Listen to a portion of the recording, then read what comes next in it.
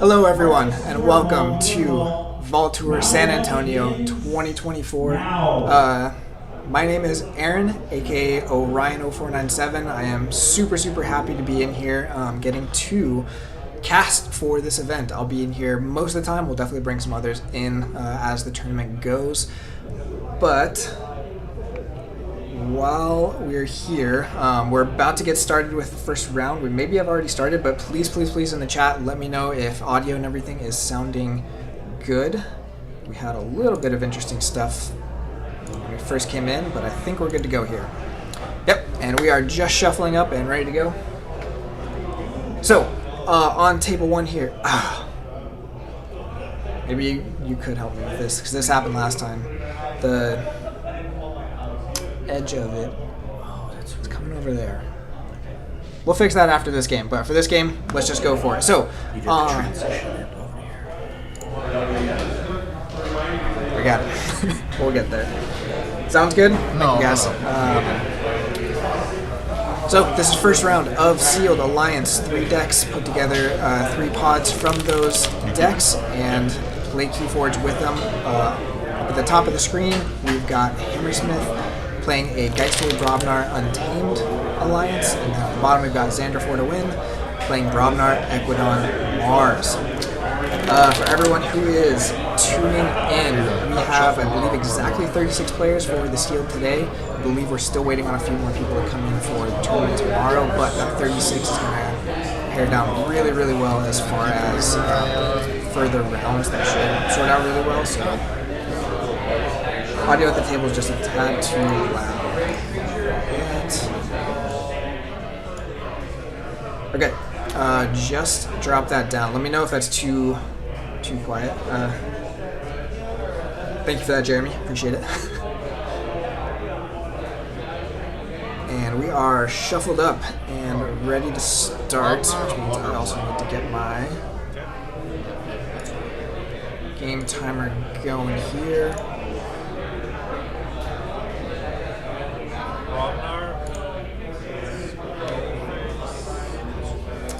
And again, we do have a little bit of an issue with the screen overlap there. We will fix that after this round, but don't want to miss anything of what's going on here with the round.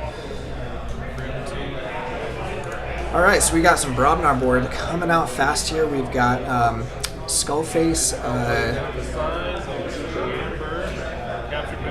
Crim Torchtooth, and I'm going to have to remember that middle one.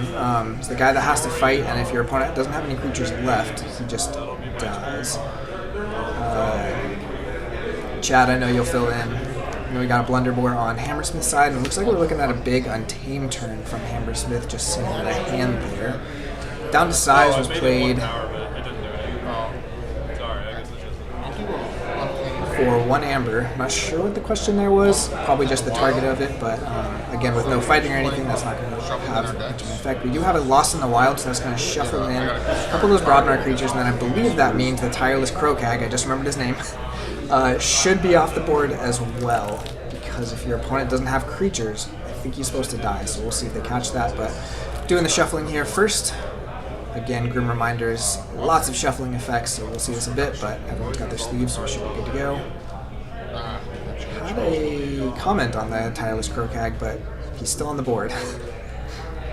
Let's see. And just so we're clear, we've got the keys in the upper right corner for Hammersmith there, and then keys on the lower left for Xander. I'm not 100% sure what that other KeyForge card in the Ugly Sweater sleeve is, kind of in the middle there, but we'll take a look at that at some point. First round, everyone's just kind of getting in the groove of things and stuff, so should be good to go. So we have the Lost in the Wild.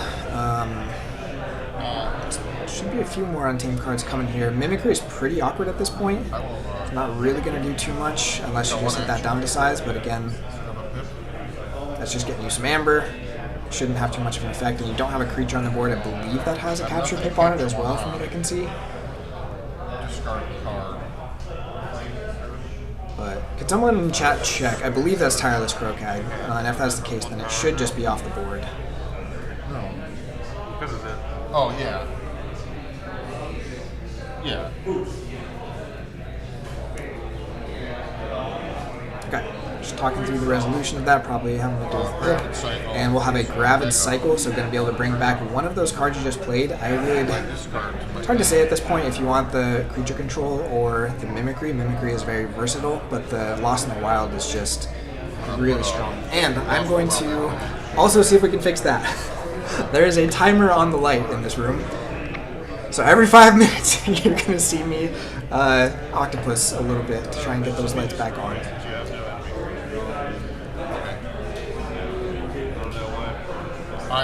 Okay, there we go. They caught the Tireless Crowcag now, so that is now off the board. And we've got 3 amber on Hammersmith's side, and it should be Xander's turn now because the Gravid Cycle is Omega, so that will end Hammersmith's turn. Yeah, maybe I should just leave the light off, set the mood for this Grim Reminders weekend. But people will probably forget that I'm in here. I got my own room for this, which is really cool. It's a fun place here down in San Antonio. Shenanigans Games, and they seem really excited to get some KeyForge going in this community again. All right, we got an Equidon turn from Xander for the win. We've got a Elena. It's not Elena the Charming, because if it is, it should be on the other side. I'm not positive. I think that's one of the Equidon rares. And then we've just got the. Oh gosh. I should know the names. Anyways, what's really important is the market fluctuation, which is going to be discarding 3 cards from both players' hands. Xander is fine with that because that's just some Mars cards he wasn't going to be able to use this turn anyway, so he'll get the draw back up. But this is going to be pretty rough for Hammersmith, just losing 3 cards before start of turn. We do see that Lost in the Wild goes, along with a Kingafant and a Grim Reaper. Yeah, I'm going to have to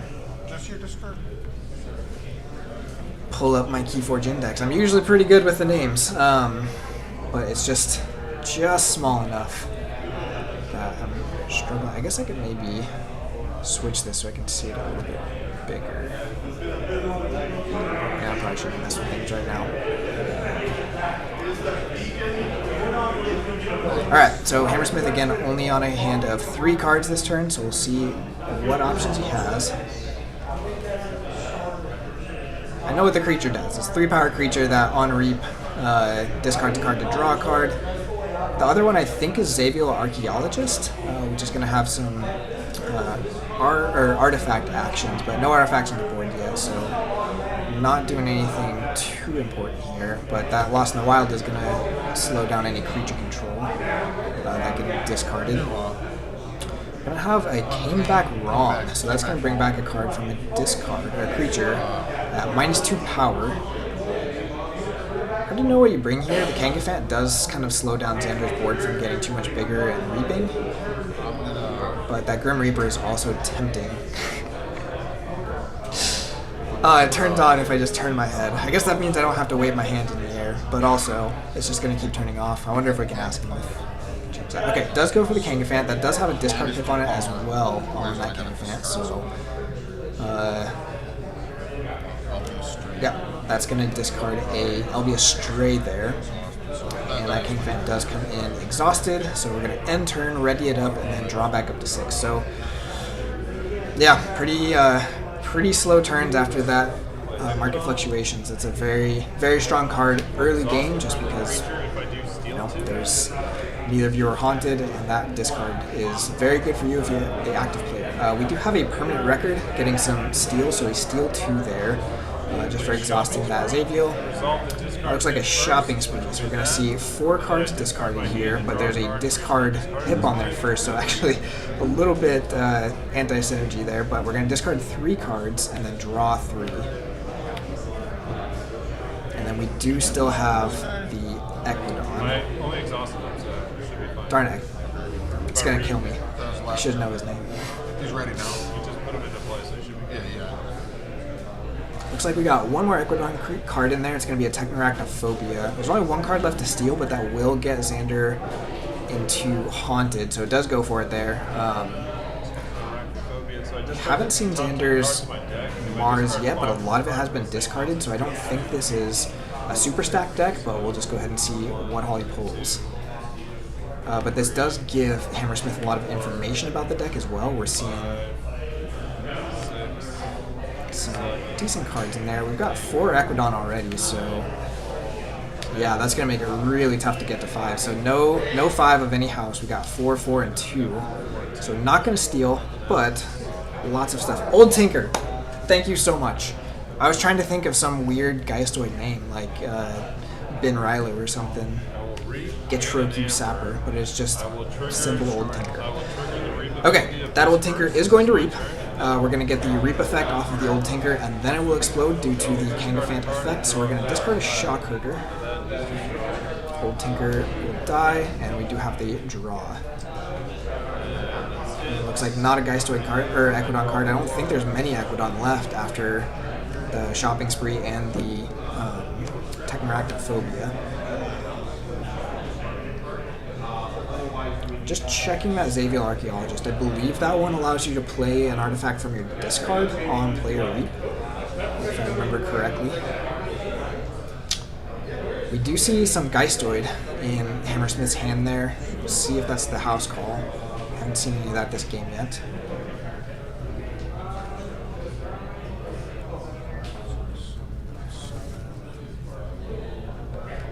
Interesting start. We are at 5 amber to 1 amber, but not a ton of pressure yet from either of these decks. Just kind of lots of handcrafting, trying to kind of get to the bigger plays. We do see, I believe that was a Wind of Death, and then also a In Here Somewhere, which I don't know if Hammersmith is haunted. We haven't seen haunted tokens used by either of these players. I might ask that in the next round. Okay, so not haunted, so we are just going to have the discard off of the In Here Somewhere for 5 cards. See, just a mix of stuff in there, some Brobnar cards. Gonna swap out that damage pick for another bit. And for those of you watching, I did start the timer just slightly late, so the timer should be around 33 minutes instead of 35. We'll be more on top of that for later rounds. First time is always some fun stuff. Actually, Jeremy, I don't know if you're on here, if you know what happened to make the overlays a little bit awkward like that. Because we did have it zoomed correctly before, and then something disappeared. When I brought it all back, things were like wrong place. So, as long as you're haunted during your ready. Quick tips. Yep. Yes, he will ready the one time. Okay, we do have the Harvest Skimmer, and then looks like a discarded Winds of Death, so probably good. Xander has discarded a lot more cards than Hammersmith at this point, so that probably just give him a lot more value. We're going to see some Brobnar coming down here, just lots of big bodies. I don't think we have any way to ready and fight with any of them. Again, that Shock Herder did get discarded. That is a big, beefy board. No worries, Jeremy. I know this happened one of the other streams too, either the last or first Vault Tour, and I'm not positive what happened to fix it, but we'll figure it out. We're tenacious. There's a better word for that, but we'll do something until it's fixed. Okay. Looks like we got a reshuffle there on the draw for Xander, so no longer Haunted. Again, with sequencing there, the Awakened Titan does ready before the draw step, so it is correct that it is ready right now. Hammersmith going back into Geistoid. Gonna reap with the Harvest Skimmer, see if we discard a creature. We do get a Brick Nasty, so that will be another Amber. And then that Harvest Skimmer should be blowing up from the Kangafut. There we go. Oh, yeah. Yeah, I'm really excited for this weekend. It's a fantastic crew down here. Again, 36 is not massive, but lots of the AC people. We got a good crew down here from Austin. Should be some other commentators coming on here as well as the weekend goes, so I'm excited. We do have a Winds of Death. We've got a damage pip on there, pretty relevant. That will kill the board, and because Xander just flipped, that's actually super, super good for Hammersmith. You get several cards archived on their side and no value for Xander on that one. So really well timed from Hammersmith. We are going to get... Oh, he's just off the table there. We've got some Brobnar, some Brick Nasty, Blunderbore, Haunting Witch, Stray, and Grim Reaper in there as well.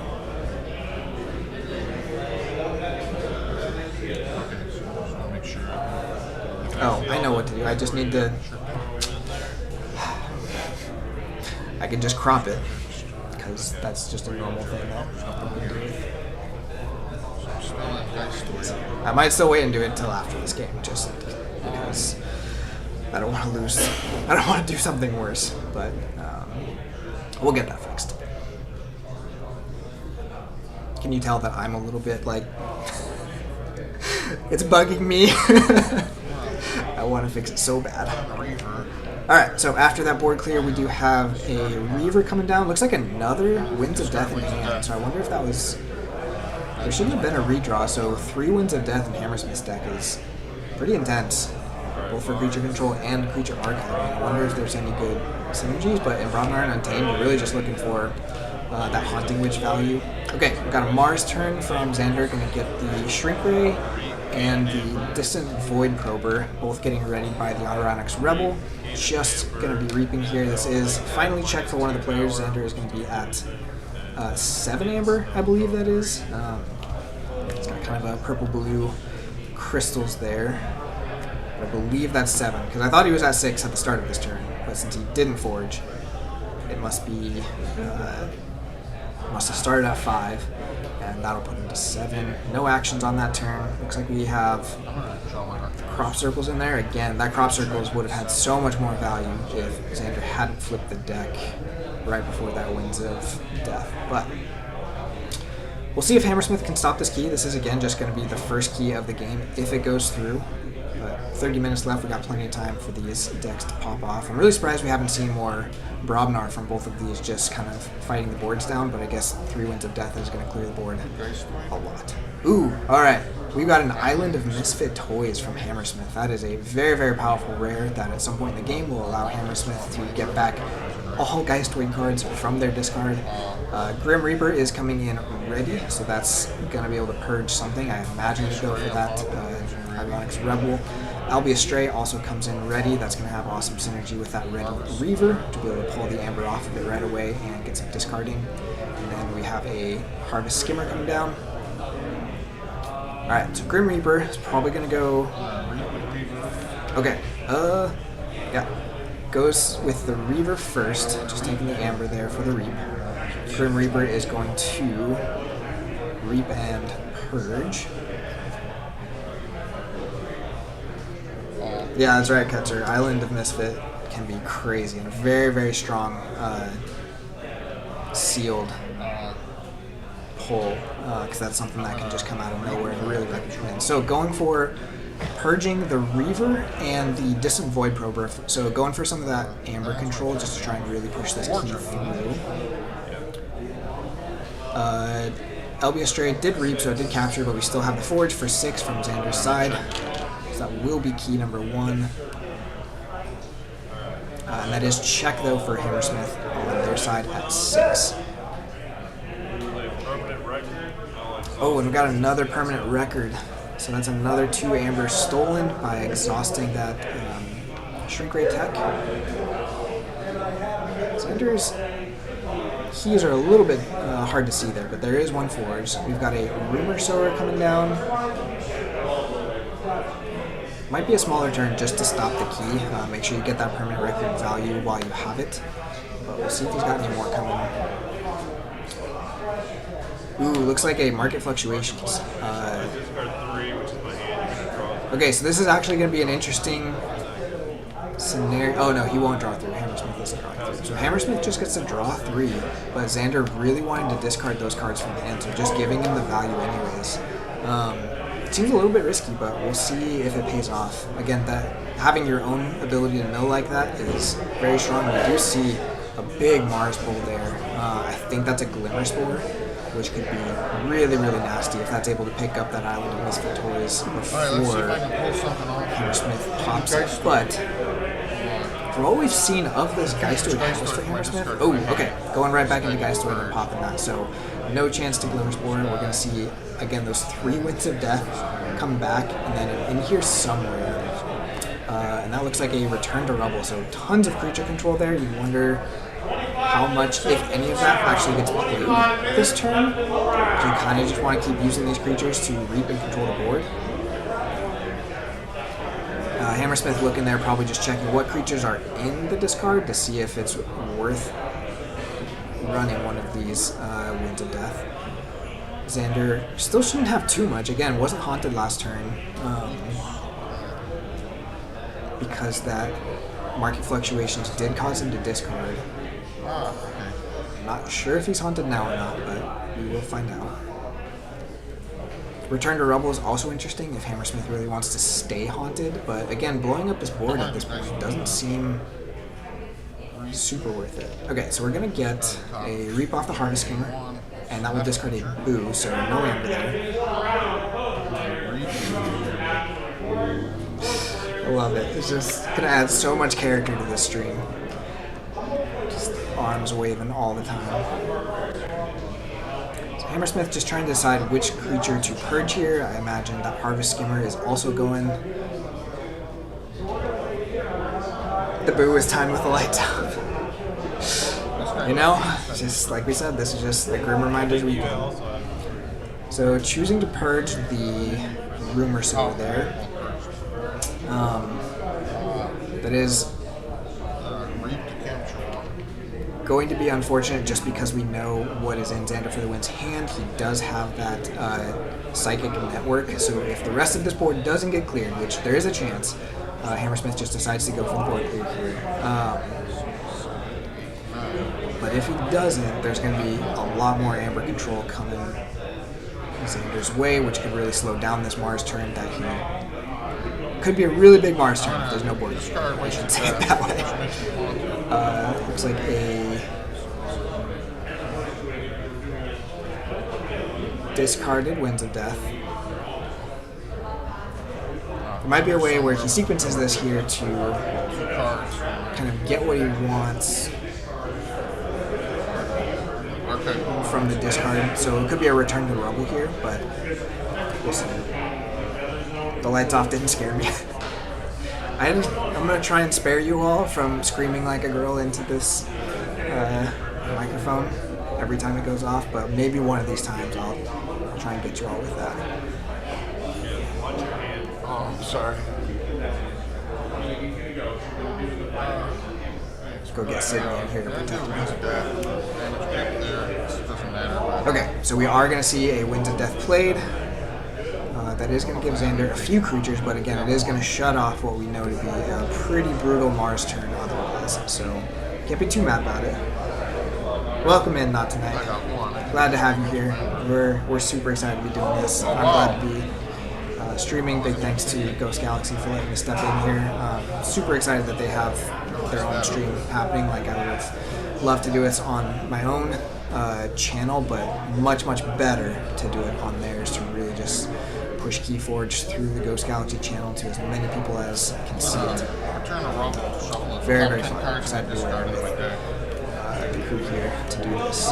Looks like also playing the Return to Rebel, so again, gonna keep himself haunted there. Well, maybe not actually because of that reshuffle. It's actually a lot of cards with that and all the Archons from the Winds of Death, so maybe making himself not haunted. I am not currently planning to play. We will see how the weekend goes. Again, depending on what they decide to do tomorrow with the two formats. If Alliance and Archon run concurrently, then I will probably stay in here. If they run back to back, I will see if someone wants to hop in and cast in my place for the 2 rounds before I lose.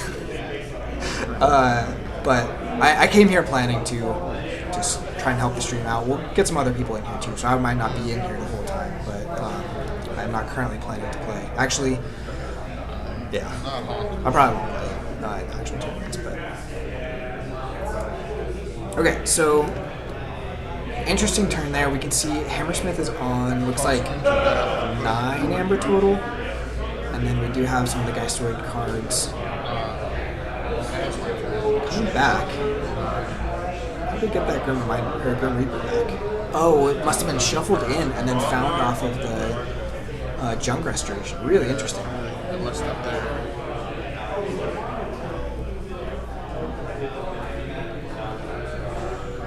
Did Hammersmith use it though? Or he just choose not to because he doesn't want to purge his own stuff? So, big Brobnar archive there, it looks like, for Xander for the win, and then some stuff in hand as well. So really helping out there. I guess that line that was blown up by the last Winds of Death was all in the discard now. And then we do see the Shock Herders. We are going to get a little bit of value off this Brick Nasty. But if you're Xander, you kind of know there's a lot of board clears in Hammersmith's decks, so being able to use this board more than one turn could be tough. Okay, so we do see a down to size on the... I'm assuming the target is the Grim Reaper, but that's going to also have a capture pit going on the Awakened Titan. Yeah, so Grim Reaper is down to 1 power for this turn. See that Shock Herder coming in. Gonna get some value off that Blunderboard. I don't believe Xander is haunted, so this probably won't get the full -2, but it's still some amber control. This trigger, since I fought, I gain an amber. And after 5 If only that were true. If only I was just sparing the community from getting beat down by my decks. Now, I have some fun stuff. I've been enjoying most of Grim Reminders. The top end that we see in Archon is a lot, but there's some really interesting things there. So, but I love doing this. I love interacting with you all. So it's fun. Okay, so we've got the full line of Brobnar, not haunted. So only 1 amber was reduced by the Blunderboard, and we can see the Awakened Titan did not ready. So that will be a forge key for Hammersmith. We're at 1-1 now. Xander, I believe, is back on 5 amber again. I can't quite tell with those purple gems. We do see the Winds of Death in hand there, so this is going to be another board clear, but the Boo first is going to give a lot of value to Hammersmith before that gets played, just to get as many creatures in the discard as possible. But Hammersmith, I mean, at this point, is going to be able to basically have almost every creature in hand with 3 Winds of Death and a Boo. That's just going to get you just about everything because your board is also clear. And yeah, we're going to see plenty of Brobnar in there. I still am not seeing a ton of Ready and Fight on the Brobnar side there. You see the Winds of Death, so shouldn't be too much getting archived here for Xander this time, although the Ironics Rebel is still in play, so that could still come back and do some damage. We haven't seen if there's a big Mars combo for Xander's Mars pod there, but Ironics Rebel is always good value. Hammersmith, though, is just building a massive hand of creatures. So it's kind of who's going to be able to stick the board the longest, and both players just showing what is getting archived there. I'm not sure if Hammersmith is going to have any other Greystone cards to play this turn, though. It looks like a big hand of Untamed, big hand of Brobnar.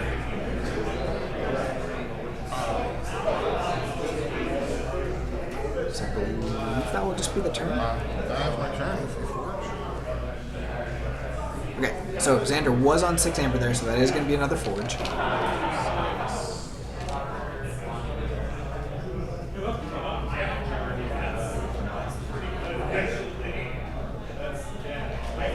Interesting, really interesting deck on Hammersmith's side. It's got a lot of the sort of recycle it back into the deck, but if it wants to do some big Untamed bursts with those Haunting Witches, it really wants to stay haunted. So definitely a balance of like how much you want to bring stuff back. But we do see the Haunting Witches in there. I said Haunting Witch, which is a word that includes haunted. So the light turned off. I'm gonna have to start coming up with different poses to do that, and just to keep you all entertained. So only one Mars creature to come down with that Ironics Rebel, Shrink Ray Technician coming down, getting the Reap, but there was a steal there as well off that Psychic Network from that one creature. So plenty of Amber Burst this turn. We're gonna see the Mars first also getting a Reap there. The lights are programmed for keywords. That would actually be fun. Wow. Okay, so really big turn here. It's double Mars first after the Ironics Rebel and the Psychic Network steal. I believe that's going to get Xander into check for key 3. We can see he's still got that Don't Believe Your Eyes and Glimmer Spore, but neither of those are really doing much here. You might hold the Don't Believe Your Eyes for one more turn just because you know there's a big board of creatures coming. Now, chooses just to discard it. Knows he's got to find some stuff to do with this board flood that is about to occur. Looks like Hammersmith is planning to go into Untamed here. If Xander's just at 6, that Bog Spitter that we can see in hand there could be discarded to stop this key. But that does limit your Amber gain that you're going to get off of the Haunting Range. I guess it's about the same because it's a steal versus the on play. You do see a Blunderbore as well, so that Blunderbore with a Cacophonous Riot. Take down 2 Amber. Xander's either at 6 or 7. I think whether he's at 6 or 7 is the deciding factor of this game at the moment because he is on 2 keys. Hammersmith has to have an answer here. I think the Brobnar is enough. Oh, is it 2 Blunderbores maybe? 2 Blunderbores would be intense here with a Cacophonous Riot and a Brick Nasty.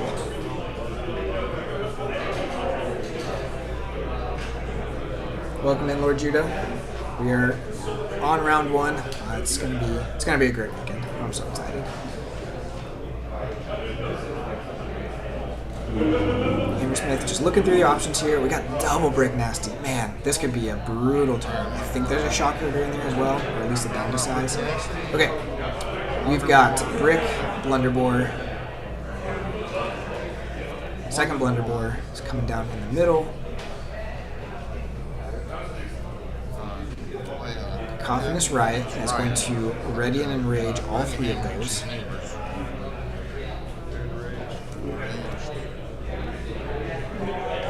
Very, very big turn here for Hammersmith. This is going to do a lot of Amber control.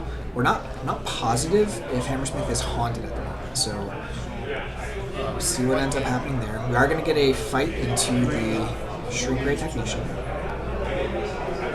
So that will, let's see if it's 2 or 1 Amber.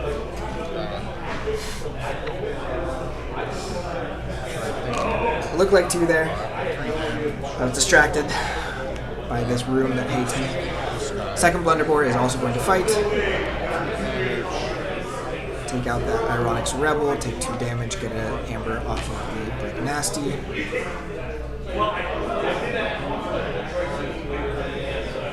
Very interesting what Hammersmith is choosing to hold here.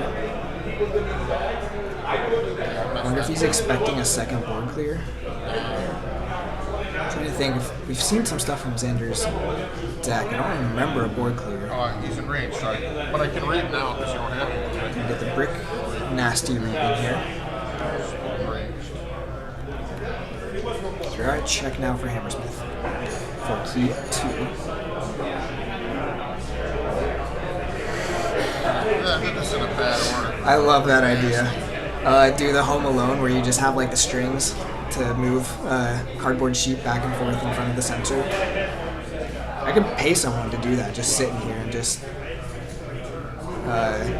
what's the song? Shopping around the Christmas tree or whatever. Just dance with it the whole time. I'd keep the lights on. That's a fantastic idea. If Marcus wasn't so busy judging, I'd have him come do that for me. Okay, so we've got second Brick Nasty coming down, and then the Shock Herder coming down, readying that Blunderbore and reaping with it, just to get another Amber, and then we've got the down to size. And then we've got the Crim Torch Tooth going on the end there. So again, a little bit of hesitancy on that turn in terms of sequence of play. Probably deciding halfway through whether it was worth going all in or holding some stuff back in case of a board clear, but we'll see what Xander's response is. We do see the Archaeologist and then a Generous Offer, which is not going to be quite enough to stop the key there. We'll see if he's got any more, but that does put Xander to 5, it looks like. Then we're going to have a Trade Secret. Oh, this is one of the things you really got to be careful of. Okay, not a huge one. Wind of Death, though, plays into Trade Secrets very, very well. If you get a bunch of your Equidon creatures archived and then can just discard all of them to steal, that can be really scary. But I believe that gets Xander back up to, I think that's 7 again. And no creatures on the board, so the Blunderbores are essentially turned off. Also stopping the key there for Hammersmith. So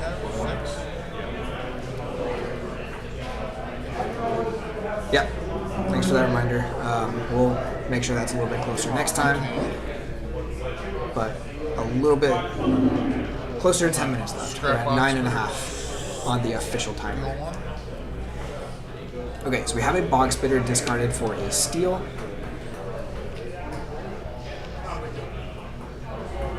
Both players doing really good on the upkeep. There are less than 10 minutes remaining in the round. Less than 10 minutes keys and remaining everything. in the round. Haunting Witch comes down, that should be gaining an Amber. Haunting Witch does trigger itself if you're haunted. We see the Dust Pixie with a Draw Pip.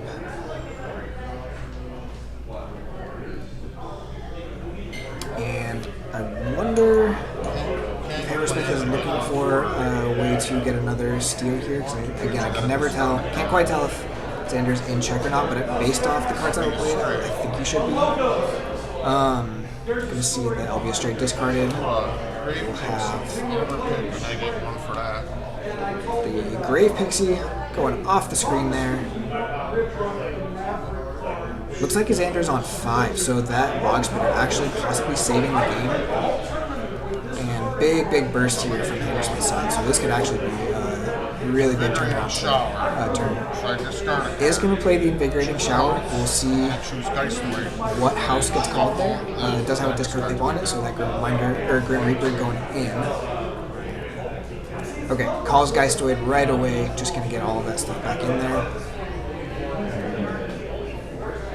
Choosing not to go for Untamed. We do see that Spooky Charge in the bottom of the deck there. Instead going for the Geistoid. And shuffling that in, which I believe makes the entire draw pile of Geistoid now.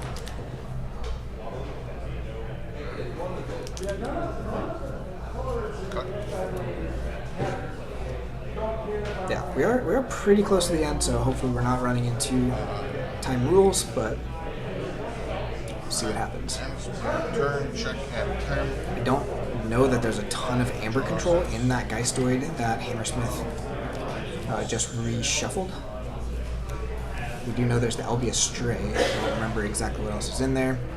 Xander for the win, going into a fast Robnar turn, discarding that Ornar Skullface to take out the Haunted Witch, Tireless Krokag, Blunderbore, and that is it. So no check again for Xander. We do have KeyForge for Hammersmith and a massive board of Brobnar just waiting to punch things. It's going to be tempting to go into Geistoid here. We'll see what Hammersmith decides to do, but 4 amber to 5 amber, both on 2 keys, is a very, very tight game. Really rough turn there from Xander. Definitely bet he's wishing he had a amber pip on that turn, but needing to have some form of creature control down. I got this. So after a reap, just destroy the creature. So I'm going.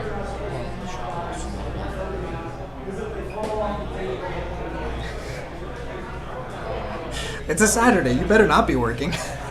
Oh no, it's Friday. Never mind. Ignore that. Tomorrow you should. Pretty sure watching like an official presentation of like your company's channel, like that should count pretty much as work, right? Robnar already? Robnar. Okay, yeah, I'm done. You want them? We see handshake there. Okay, so Hammersmith flipping the last key, so that's going to be a concede from Xander, just knowing any way Hammersmith slices that turn, it's something that Xander can't stop. So, round 1, game 1 is going to Hammersmith there with the Geistoid Brobnar Untamed. Really, really interesting Geistoid house. Just 3 Wings of Death and a Return to Rumble and Boo and stuff. It was really interesting how that cycles the deck, but also pulls a bunch of stuff out, as we saw that Untamed turn, able to get a big burst because of that. I forgot that you got a big discard pile. But great game, very, very close. Just barely able to take Xander off check with that Bog Splitter discard. I think that is all that saved Hammersmith on that turn, but it was enough. Quality control, that's right. Hey, that is a job. Quality control people have to respect. You too. Lots of jobs. It's not easy to be responsible for that stuff. All right. So with that, let's take it back to me here really quick. Thank you all so much for tuning in. We will be back in probably pretty quick because we did make it to just about the end of the round. There's 4 minutes left in the round. I'm gonna take you to a we'll be back stream while I get that other thing fixed up on the view and all that, and then we'll be back with round 2 in just a few minutes. Hang tight all, and we'll be back.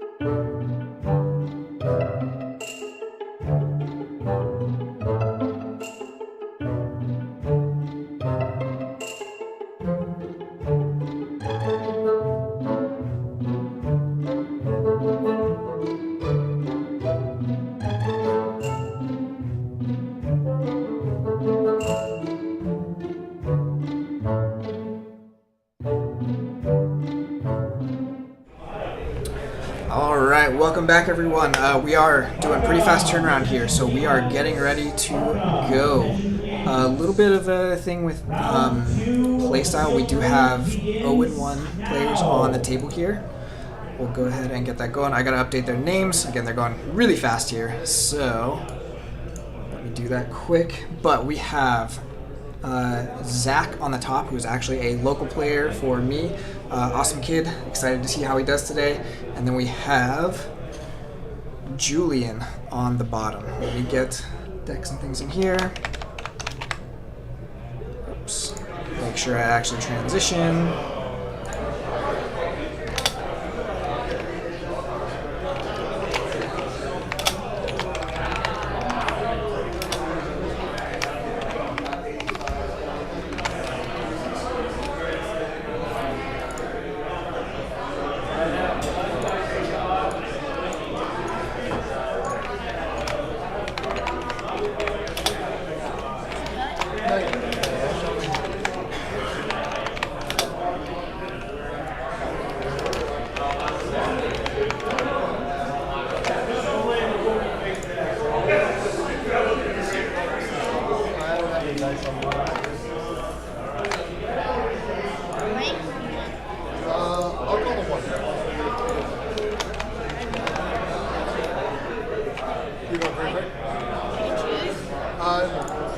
Okay.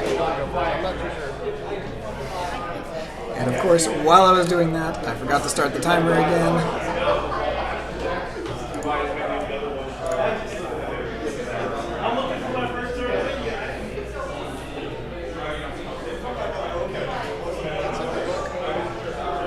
Oops.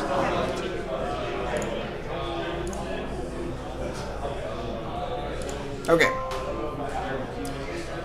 I think everything is looking good. Everything's sounding good. Yeah, I am the clock problem. It is not a Ghost Galaxy thing. I'm struggling. All right, we've got. I got this. Yeah, we're good. Okay, so we've got Zach on top playing a. What is her name? It's not. I think that's Halasta. Starlight's creature, and then Julia on the bottom doing a touchstone into a boot with a capture pip. No amber capture there yet, but that is going to be the full turn. Didn't quite catch what all was discarded there. Probably be important later, but update for round 2. Thank you. Good catch. There's a lot going on here, which is very useful. It's just I gotta get used to doing the upkeep. Zach going right back into Star Alliance, getting some more creatures on the board. We've got a Scout Pete. Didn't catch if he did the first, the top of deck look. And then the Halasta is gonna reap to stun, and then we have a Garcia on the board for no real effect at the moment. I do see a near future lens in Julian's deck. Very, very strong card from this set, especially in sealed. If you don't have an answer for it, that just creates so much value.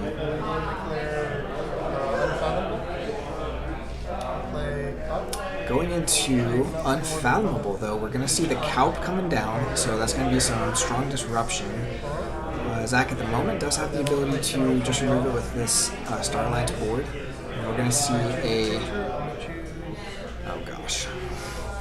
It's going to bounce one creature. I'm going to try and remember the name really quick. But since Zach is not haunted, it won't bounce through. No, you have to stay up. Come on. It's not even that late there, right? It's like 11. It's worth it for KeyForge. Now, luckily, these are also all recorded and on the Ghost Galaxy site after the fact. So, lots of good KeyForge to watch. That is going to be it. Julian maybe kind of waiting for a bigger Starlight's turn that we're not really sure what's coming, but Julian also has the purple crystals for Amber, so we're going to have to just try and keep track of that, but is playing them off to the side instead of on the Archon card, so that might be a little bit easier to read.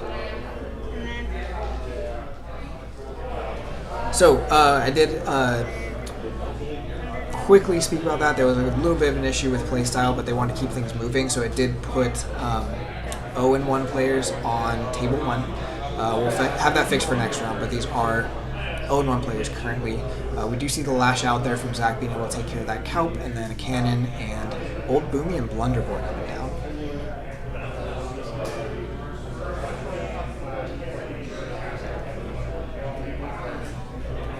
Zach, big fan of Brobnar, so no surprise that he's got that going on this sealed deck. Ooh, got a Rogue Operations there to discard top 2, and it is going to be 2 different houses, so that will be 2 Amber stolen from Zach for Julian. Julian going up to 4 Amber there. Yeah, I'm putting one there. Okay, just checking where the Amber's at. So this is going to be a pretty big Starline's turn. We have the Near Future Lens coming down. We're going to be able to see the top card of the deck here. That's going to be a Gate Watcher? Gatekeeper? Gate Watcher. Gatekeeper is a second card. I think it's Gate Watcher. See a Strength from Diversity there. But we all can win. And then a New Frontiers. So this will just discard the top 3, and he calls a house. And it's to archive the house that he called. Don't know what he called, but I guess it'd be Unfathomable just because of the... Ooh. It must have been Geistoid. I didn't see any Geistoid there. I do see a body on top of the deck. Amber from that card. Let's see, we're going to have... Is it going to be enough? No, it shouldn't be enough to forge. Let's see, we've got only 4 houses on board right now, so you'd have to get to, I think, 9 to forge before we all come in. Choosing to not play the rest of the Star Alliance and just call it turn there. Maybe you really wanted to get the KeyForge. We do see a Staff Sergeant Rhea on the top of the deck, a very strong card from the set as well.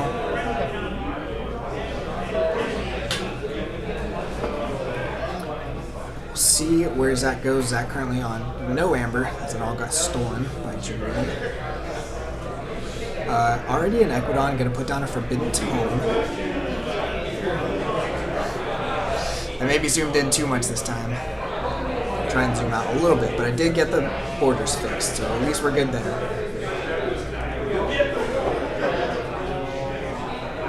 Looks like we got a, I'm not sure if that's Freelancer upgrade.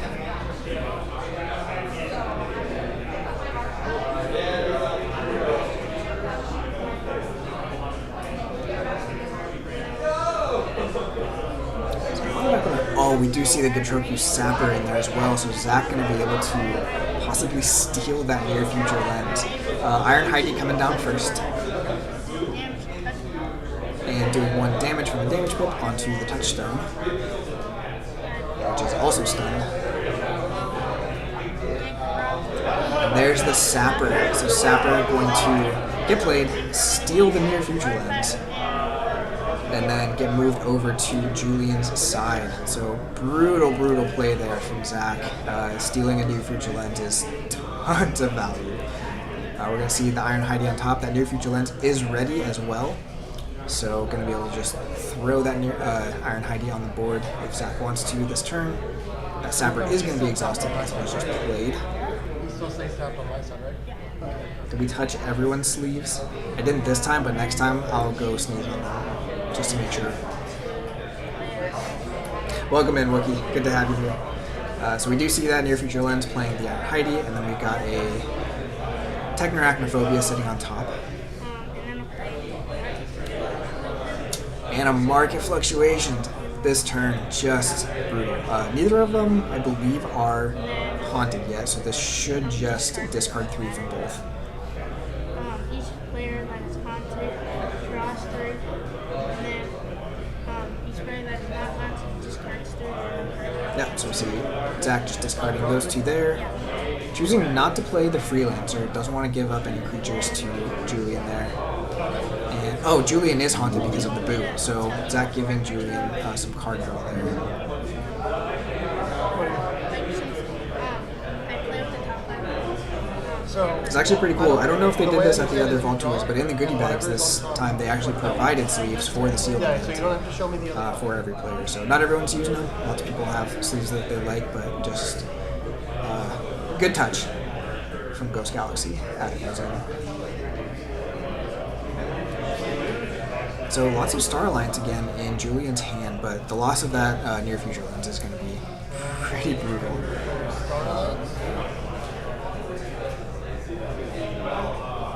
It's a very strong card for Zach to be able to steal. And a big board too. We are going to see the Rhea get played there, which is going to allow unstunning of the touchstone, if I remember how Rhea works. And of course, as soon as you touch a Geistoid card, my light turns off. It's going to be the running theme of the weekend.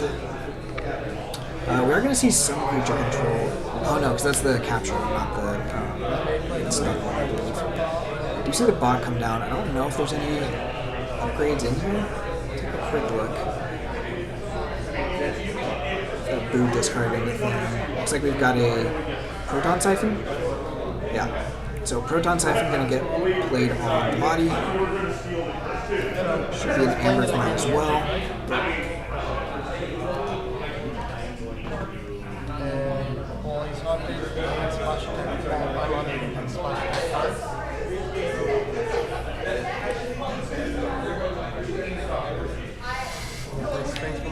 I know you all can't hear it, but I can hear it from here.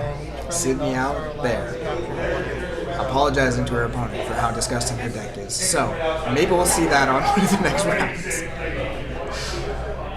So we are going to see the strength from Diversity, which is going to capture onto the non-Star Alliance. There's only one Amber to capture there. Again, Zach has had a little bit slower start on the Amber generation, but lots of setup happening here.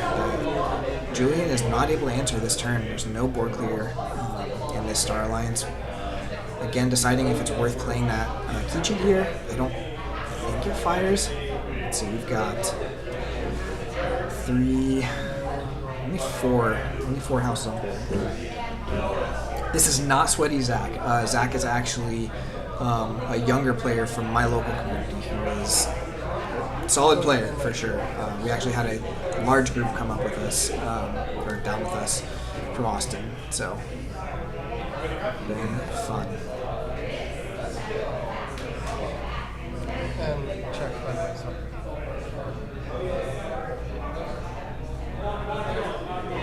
Would have been fun if Sweaty Zach was here.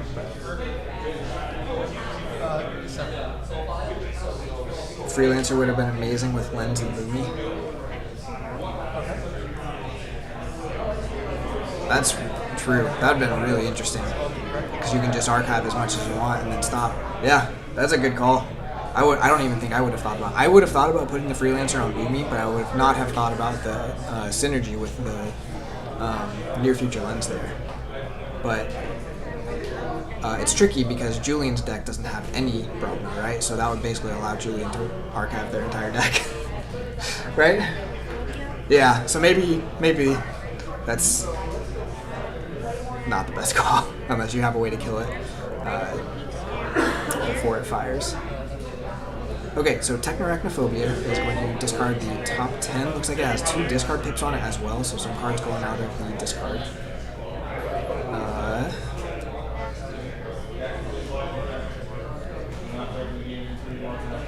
So discarding them a little bit off the screen there. We've already got 3 Brobnar, and we haven't seen a ton of Brobnar yet, so it's possible we get that.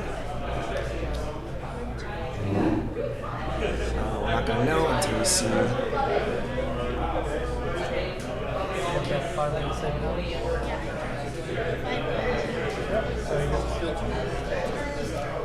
It looks like we do get a steal there. Yeah, looks like we probably had 10 Brobnar with Recklessness on top. Probably sad to lose that Recklessness, but for steal 2 in a game that's started kind of slow. Ooh, and we get the Berserker Slam on top with the near future Lens ready to throw that out. Good targets on both sides.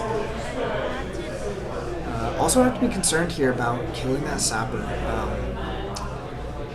It's not a great play for Julian, but Julian does have the opportunity to get the near future lens back if that sapper survives. Especially with Rhea on the board. Okay, so we are going to see the Berserker Slam get played, blow up the body, and that will cause Julian to lose 1 amber. And remember, we are in House Equidon. This is an Equidon turn so far. That should be haunted now for Zach as well, especially after the Technophobia, so those Iron Heidies do have the extra armor. Double checking what's in the discard here. And unfortunately not seeing...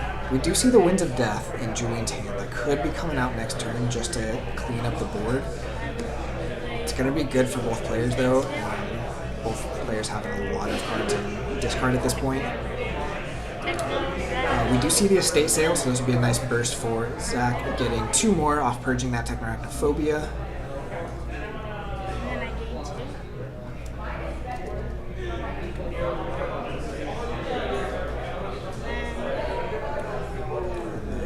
See if there's any more guys doing.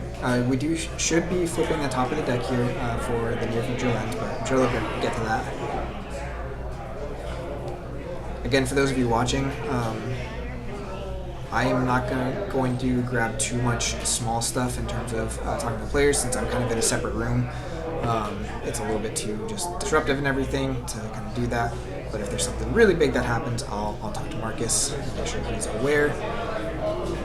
But for something small like this, we're just going to let the players play it out unless it's really impactful. So we got Fight from the Iron Heidi and a Reap from the other one.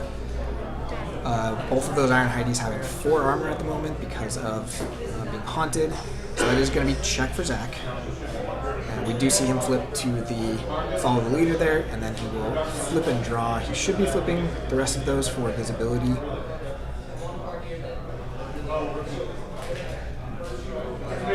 So we have exactly 36 players today,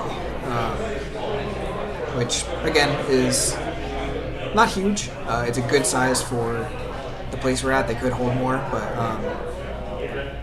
it does make for a very, I believe, a fairly clean top cut for the 2LO. It's going to be a fun group, though. I'm super excited for this weekend, which I've been saying. What I'm not excited for is what I know I'm going to get flack about.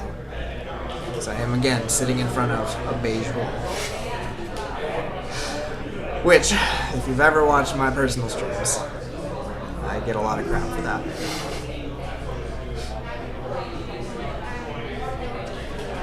But it's okay. It's a cool place here they got, and they have a good setup with a stage and everything, and then a dedicated streaming room.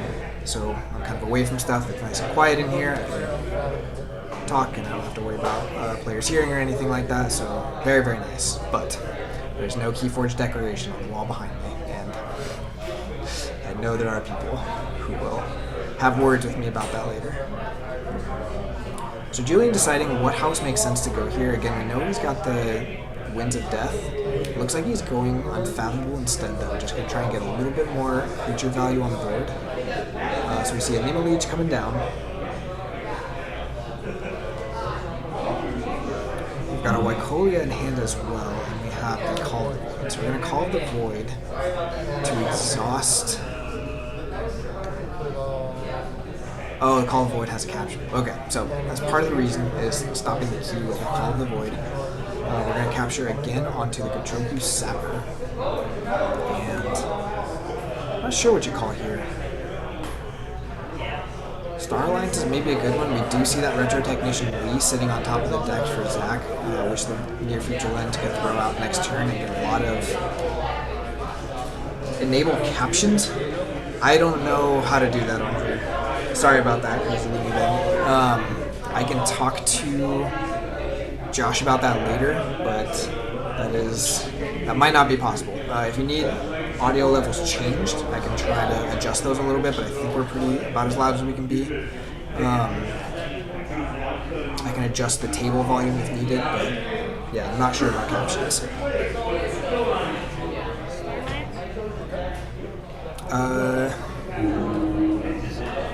Did we discard the Wycolia? I missed it there. Mycolia didn't come down, so maybe just holding it for later turn. We do see Retro Technician Lee coming down. Should be entering play ready, I believe. Zach should be haunted at this point.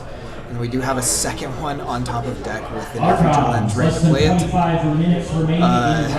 This could be a brutal turn. This could be a really strong turn for Zach. With 2 Lees on the board.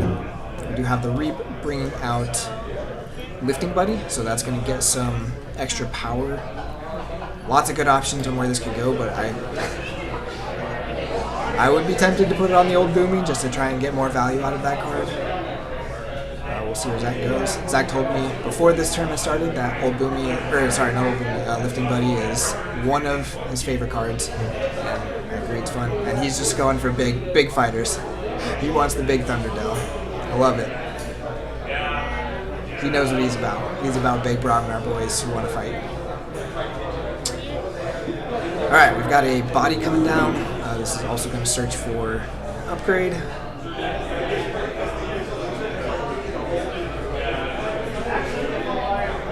And for those of you watching, just a reminder that our timer is off by just a minute and a half. So there is a little under 24 minutes left in the round. I will do my best to be more on top of that for future rounds. But there's a lot of things I'm trying to get used to with their setups. So that looks like an anachronometer that Zach is pulling back. It's a very strange upgrade if you've ever played with it. It kind of does weird reshuffling mechanics, if that's what that is. Probably won't be super impactful this turn, and if Julian is going for the Winds of Death next turn,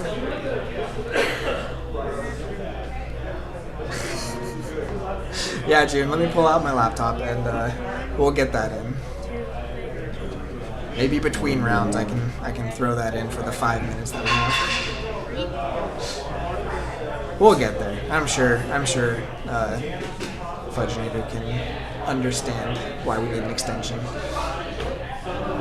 So we've got the I'm not gonna remember what that upgrade is. Starline's upgrade, when you play it on a creature, it makes it -1 power for each amber on that creature. We do have the second Lee getting played from the Near Future Lens, bringing out a Brick Nasty. I imagine we're just going to get some reaps out of these last 2 Starline's creatures. Going to be some stunning from the Halasta there. Essence and Tangle. Thanks, Doc. Appreciate it.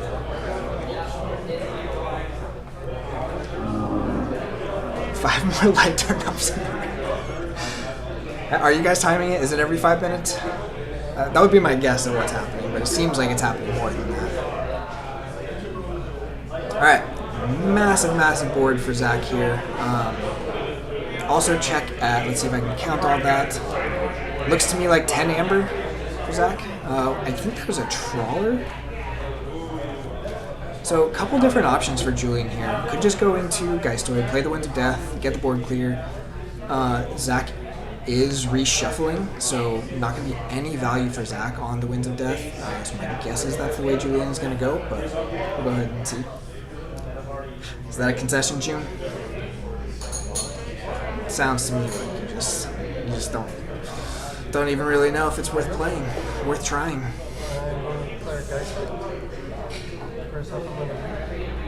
Okay, so we're going to get a Reap from the Touchstone, which should be draw 2, which is the last 2 cards of the deck. We do see the Elbia Stray getting brought in here as well.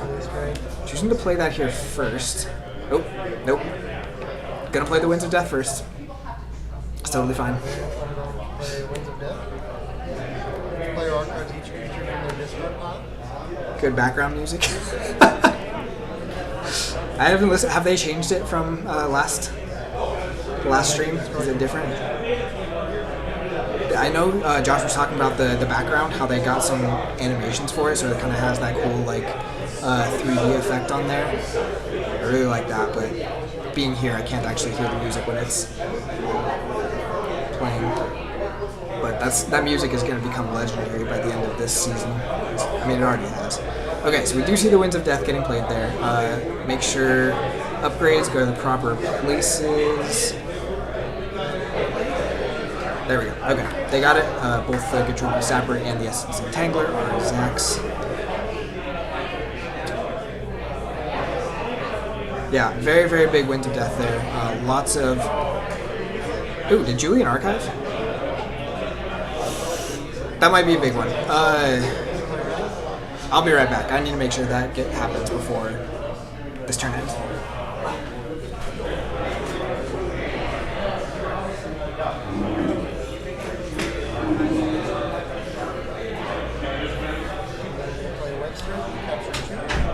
You guys just Winds of Death or something? You should archive. Sorry, that's a big enough one. Just want to make sure Julian gets his full value of archiving the creatures. Those were the board white. All of them? All the way down here? Okay. Okay, cool. Thank you. Uh-oh.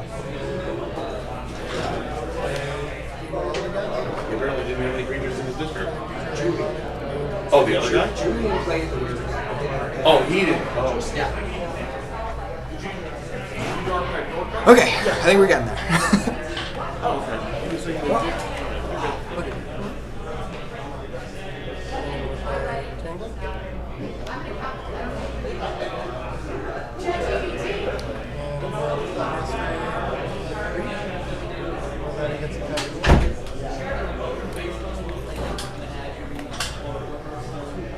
I must have just missed it. I'm just blind. I saw the Nemo Leech on top, and that's my bad all. You're all distracting me with too much banter. Too much talk about lights. Regardless, very, very big turn there for Julian. Getting some capture on that Webster. Demo is down as well, although it is going to be a reshuffle. Always pun intended. We've got the LB Stray down. Demo is going to turn off because that is only destroyed effect is active when you're haunted, and we do see Julian shuffling here. So Julian also on a ton of amber. Zach is going to get the first key here and on 3 amber. We do see the Berserker Slam on top of the deck, ready to get played by that near future lens, so going to see some value from that. Demo does have 2 armor, so I don't think he can take out that unless he's... I guess he could cannon it first if he goes Brobnar, but we'll go ahead and just see where Zach goes from here. On the bright side. You're the one that made the pun. I was just assuming I was being funny. Apparently not.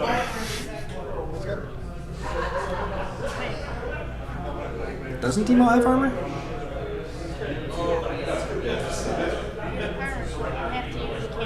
Okay, cannoning first, and then, yeah.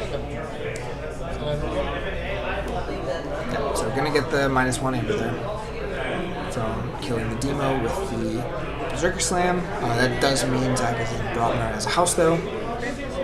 And I've also not been watching to make sure people are getting the tone draws. That's too much to keep track of from here. We do see a Recklessness come down for Zach, so we're going to do a little bit more disruption of the hands there.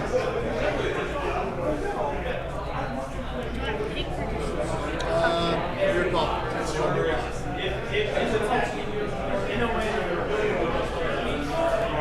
Zach being very careful about which cards are getting drawn. We do see that Kichi go, as well as the Bottomless Depths and a Lycolia.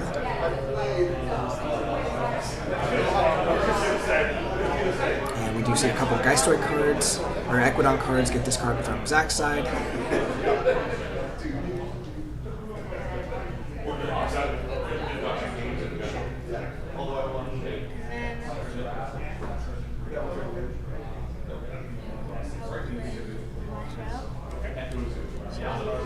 Get a Lash Out. I don't believe Zach is. Oh no, Zach probably is haunted here because he had flipped his deck and then his whole board got wiped, so a lot of creatures in this card at the moment. So yeah, we're going to see that kill the Tangler and then deal 3 to the Stray and the Webster there. I can look at my archive before I can play a house, right?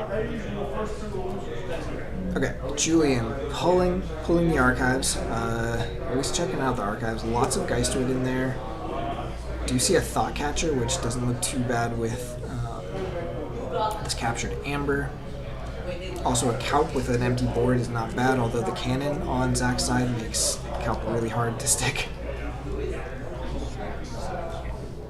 First to Forge for Julian, so it looks like Julian was on 7 Amber, so 1 remaining there, and Zach is on check for key 2 here.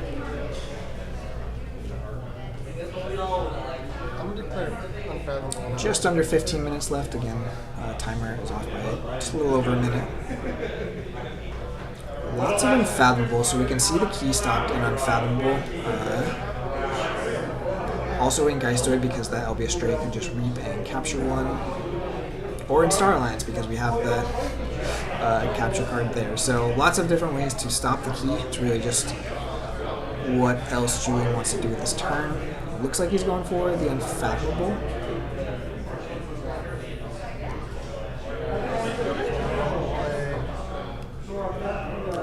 Gonna get the Covetous Hema down first to capture 3, and then that Trawler will probably come down and capture the rest. Assuming Julian is actually haunted. Discard Pip there is going to discard the Scout Pete with some capture pips on it. Discard pips are tough to see from this angle, and especially on the Geistoid and Unfathomable cards. Oh, let's see, that's one of the Unfathomable artifacts. I believe that's the one where you throw something on the bottom of your opponent's deck and then exhaust each creature of that house. Nightmare Inducer.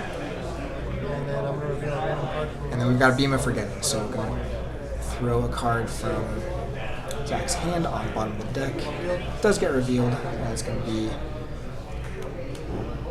Equidon Artifact, Incarnation Pod. Thanks, not tonight. You got my back. I appreciate it, because I'll get up to speed, but there's definitely still some things where I'm gonna blank. Okay, still plenty to play here. Gatekeeper, Gatewatcher. I don't think I ever got that one right the first time. Gatewatcher? Watcher of Gates. Gonna come down, providing some taunt for that Calp. And then Nemo Leech and Trawler. Nemo Leech gonna give Covetous Hema that elusive. Might be holding the Trawler. Yeah, so Julian's gonna hold the Trawler just in case the Hema gets destroyed. So there's a lot of Amber captured right now, so if there's any kind of board wipe, Zach is going to burst up pretty high, so the Trawler can't stop that, but that will be the only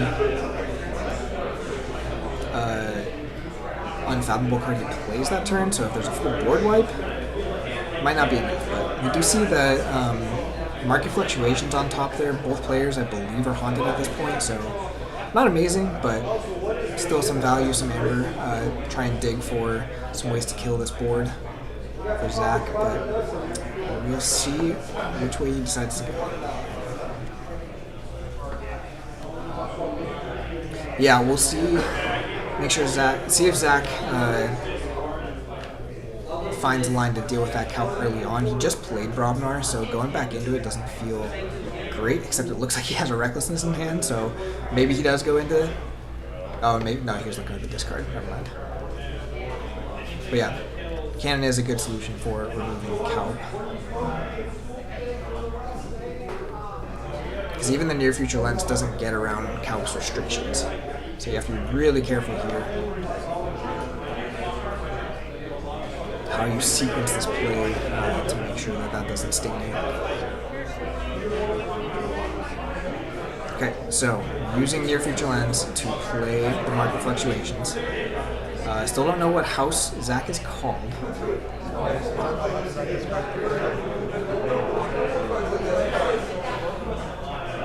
Ooh, and Julian looks like he's not haunted, so this is going to be a discard 3. Julian does have a hand that's bigger than 6, so not like backbreaking, but still rough. It looks like we have a discard pip on that market fluctuations as well, so Zach getting his draw 3. 10 minutes remaining in round 2. 10 minutes remaining in round 2. Let's see what this random discard is.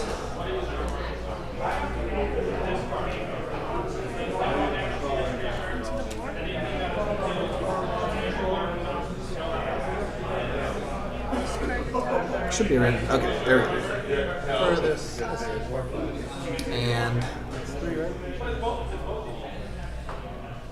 alright, Zach should not be able to play the... Oh, I don't know if I should go back.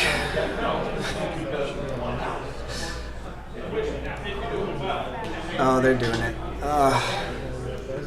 Should not be able to play that because of the calc, right?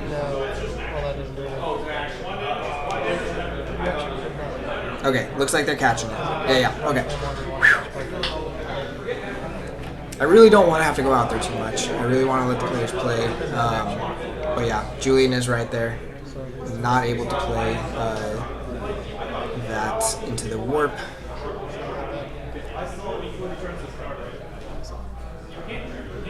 So we'll see if Zach has another way of dealing with that kelp, but good chance he doesn't. Disaster averted, but it's also rough for Zach. That's going to really hurt this turn if he can't find another way to deal with that kelp. That definitely wishes that Soul Bomb was down earlier.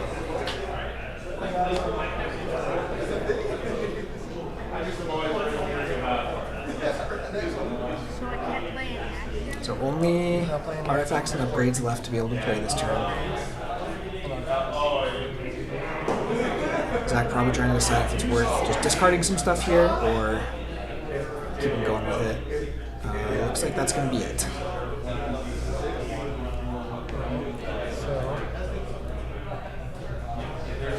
And we are pushing time here, so this might be kind of a rough end of match. Got about 8 minutes left. And only one KeyForge on each side. There's a lot of amber on the board, captured. But Zach needs to find a way to get at it.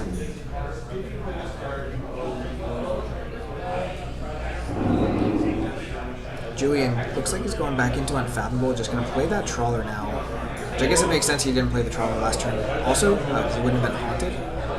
So we're going to reap 4 times. We'll see how much gets stolen off this name each here to see if we're actually haunted or not. I guess with the discard off of the market fluctuations, there's a good chance Julian is haunted now. Yeah, steal 2 there. Okay, so that's also pretty rough. Good for Julian.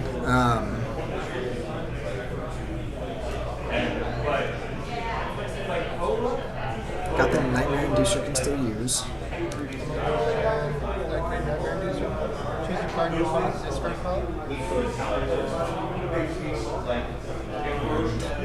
Could just go for something that doesn't exhaust the Scout Peak, but just really hurts Zach's game plan. But Zach doesn't seem to have not a ton of recursion for either side on this one, except for that Winds of Death. We are going to see a Retro Competition we get put on the top or bottom of the deck, and that will exhaust Scout Peak here.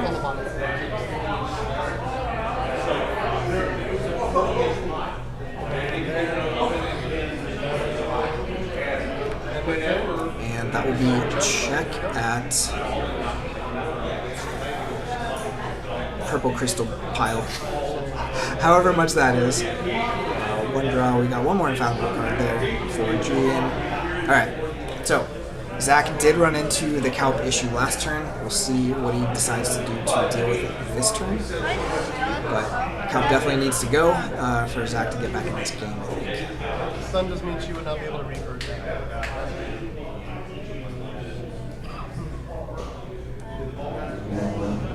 Alright, now we see back into Starlines for that Into the Warp. And we're going to see Geistoid get hit. So that is going to be the 2 middle creatures with some of that Amber captured. But the Scout Peak still not able to fight because it's exhausted.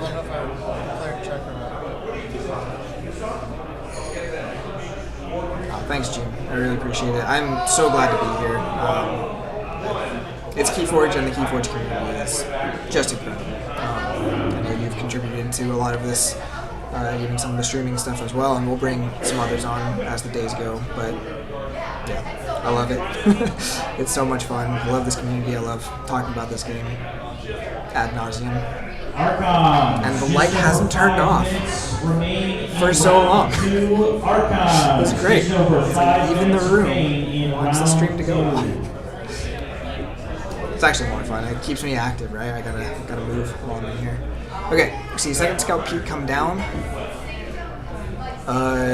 Near future lens can't play that retro technician lead either, so rough couple of turns for Zach there. That's pretty backbreaking to not be able to deal with that Calp. Again, just missed kind of the sequencing there on turn 1 to be able to remove it, and right now that Nightmare Inducer is just going to be used to put the Into the Warp right back on top of or on the bottom of the deck. Or not. Is that going to be reshuffled here?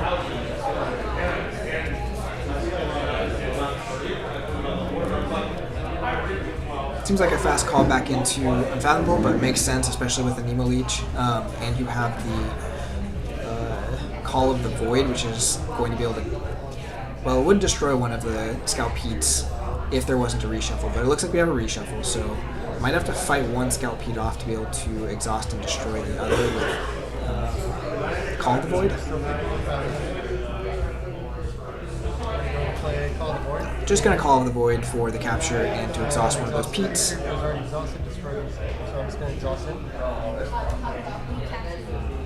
That will take Zach off check. But the Nemo Leech was going to be able to do that anyways. This Steel 2 from that thing really is going to be really rough.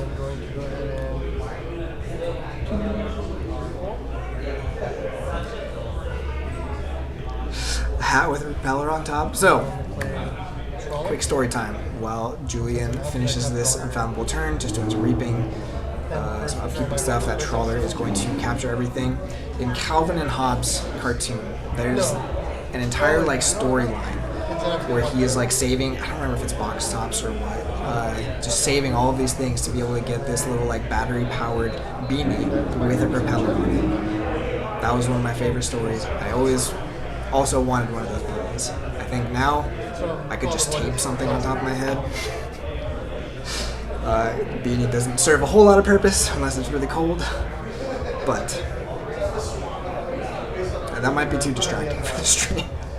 There's already enough going on with these lights and everything. Calvin and Hobbes was just a gift to children growing up in our time. So good. Okay, Zach looking for a way to win here. We are going to see the market fluctuations. Just going to be a discard for Zach. Maybe he's not doing that.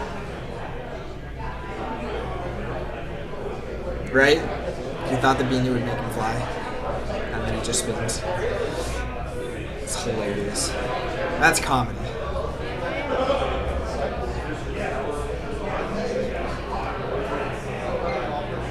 Chocolate frosted sugar bombs.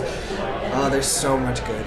And like, how much vocabulary did we learn from Calvin Hobbes? Like, dude just knew so much more than I as an adult knew when he was 6 years old.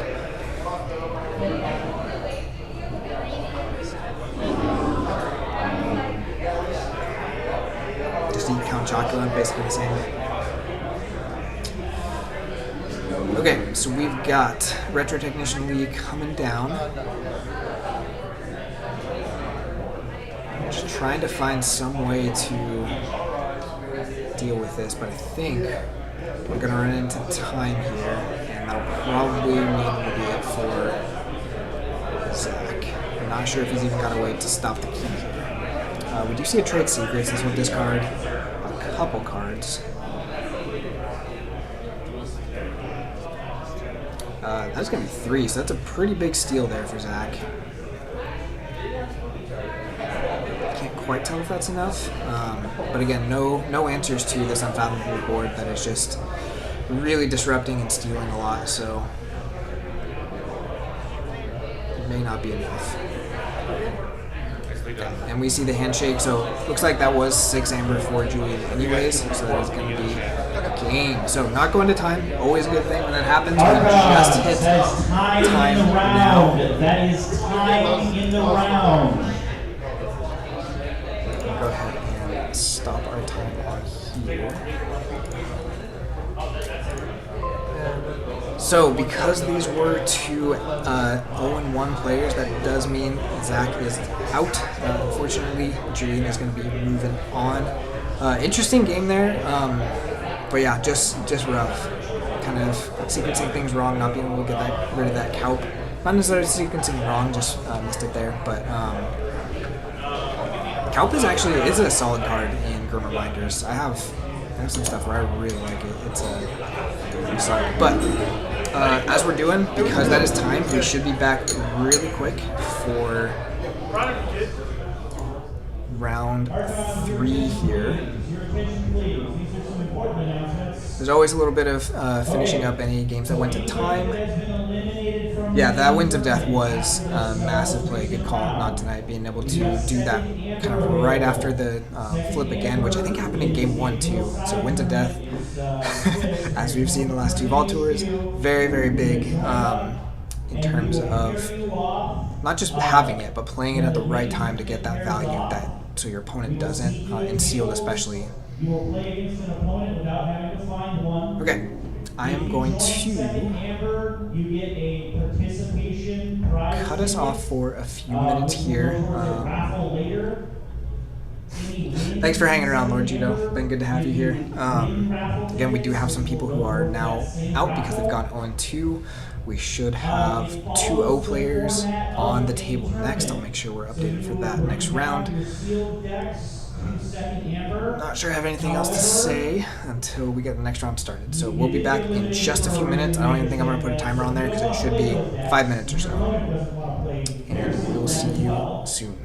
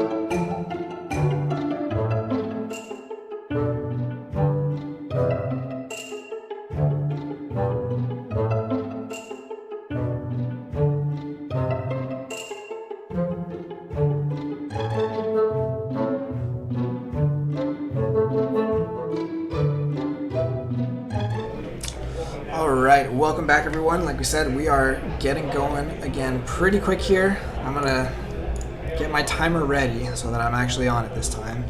And Alright, before we launch the rounds of the tournament, last call for anybody. they're getting the second amber going, so always a little bit more of a transition this time. I know you've been running towards tournament HQ. Okay, good sign. We are round 3.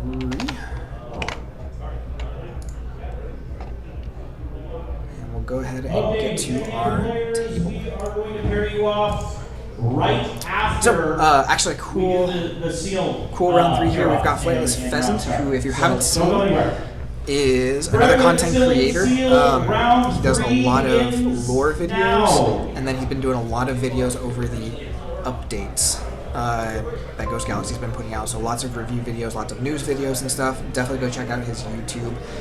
He's on top with Geistoid, Mars, and Untamed, and we've got Demonte on the bottom with Equidon, Mars, Untamed. And unfortunately, we are still on the X and 1 players. I'll talk to someone. I'll try not to be too forceful with that, but that's fine. It's KeyForge. We're gonna have a good game. It's gonna be fun. We've got a fast Untamed turn here for Demonte, and we've got Teliga. If I remember correctly, Teliga's not actually in this set, so that probably means we either just have a one-off Legacy, or it's going to be a Witch Queen deck, which will be really intense. Flightless Pheasant going straight into Mars with that UFO. Didn't quite see the discard, but it is going to be a big Mars turn here. You can see 4 more Mars cards in hand. Got a Doctor, got a Mars first. So gonna discard the Grabber Jammer. And we're gonna play the Doctor, and Mars first will let the Doctor bring that Grabber Jammer back. But that Teliga is just getting value each time these creatures get played. So we're gonna have the Mars first ready and use the Doctor, which will play the Grabber Jammer there in ready. So that is 2 amber for Demonte from those creatures getting played because of the Teliga. And then I'm just going to use the Grabber Jammer to fight off the Teliga.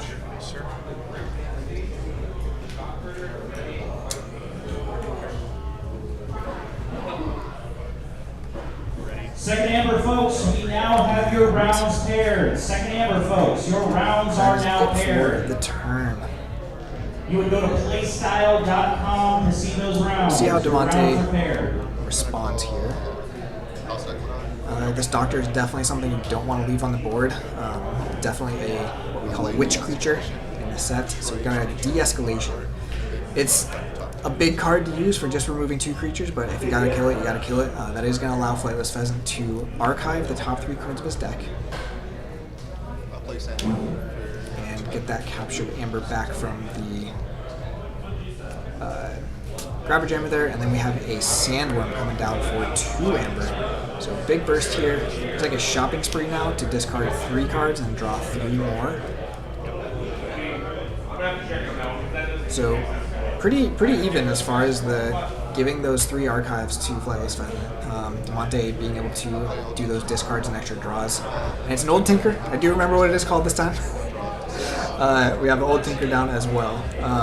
It's a pretty efficient turn there for Demonte, just getting board control back, getting a big creature on the board, getting some amber, and just cycling some cards that are not really worth having right now. It's interesting, I think one of those cards was a came back wrong. If something does happen to that Sandworm, having that came back wrong to replay it could have been really strong there, but getting that cycle is probably more worth it at this point. Again, assuming Demonte. Both of these players know their decks better than I do at this point. We have a Lost in the Wilds, and shuffle those back in.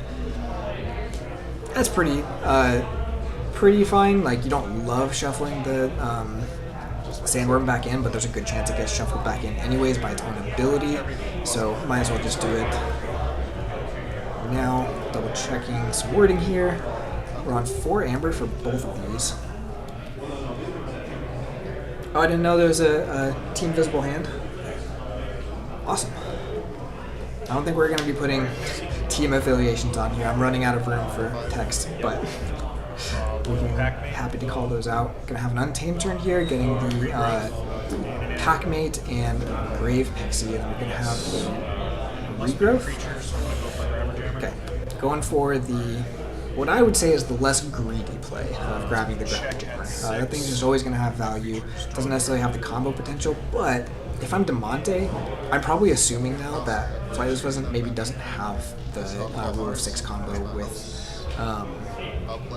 Doctor and Ironic's Rebel, and so is instead just going for some of these other Mars creatures that are going to give just more from hand value.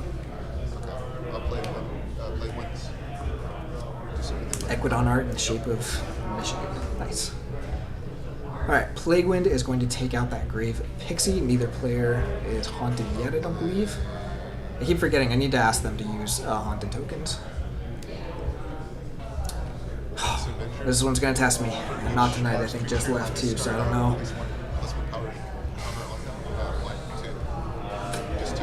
Oh, what is his name? So he's going to get plus power for every Mars card in the discard.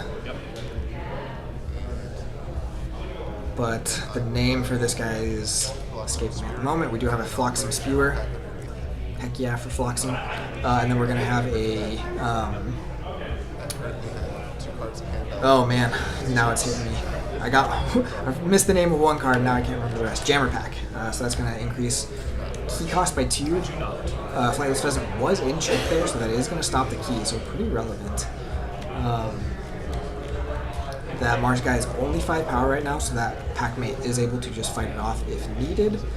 But we'll see how Flightless Pheasant responds here. Ixalit Avenger? It seems too long. I feel like it's shorter than that, but maybe that's what he's called. Some kind of Avenger. Okay, so we do see the Untamed Call from Flightless Pheasant. Just going to go ahead and fight that guy off, get rid of that Jammer Pack, which is stopping your keys. DeMonte not in check yet at 5 Amber. I don't forge because I only have 5 Amber. I will call. You said you check at 6. I do. See what else Flightless Pheasant goes for here. Or maybe that's just the whole turn. Just the fight and then I will call. done just to get rid of that Jammer Pack. Really trying to get that key through for 6.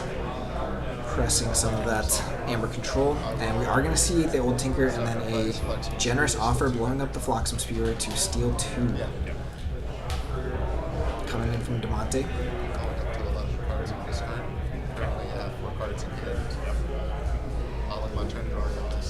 And that is going to be turned. So lots of just really close to check jockeying here. Just nobody doing anything big, nobody showing all their cards yet, just kind of really a lot of small back and forth to try and get that first key through.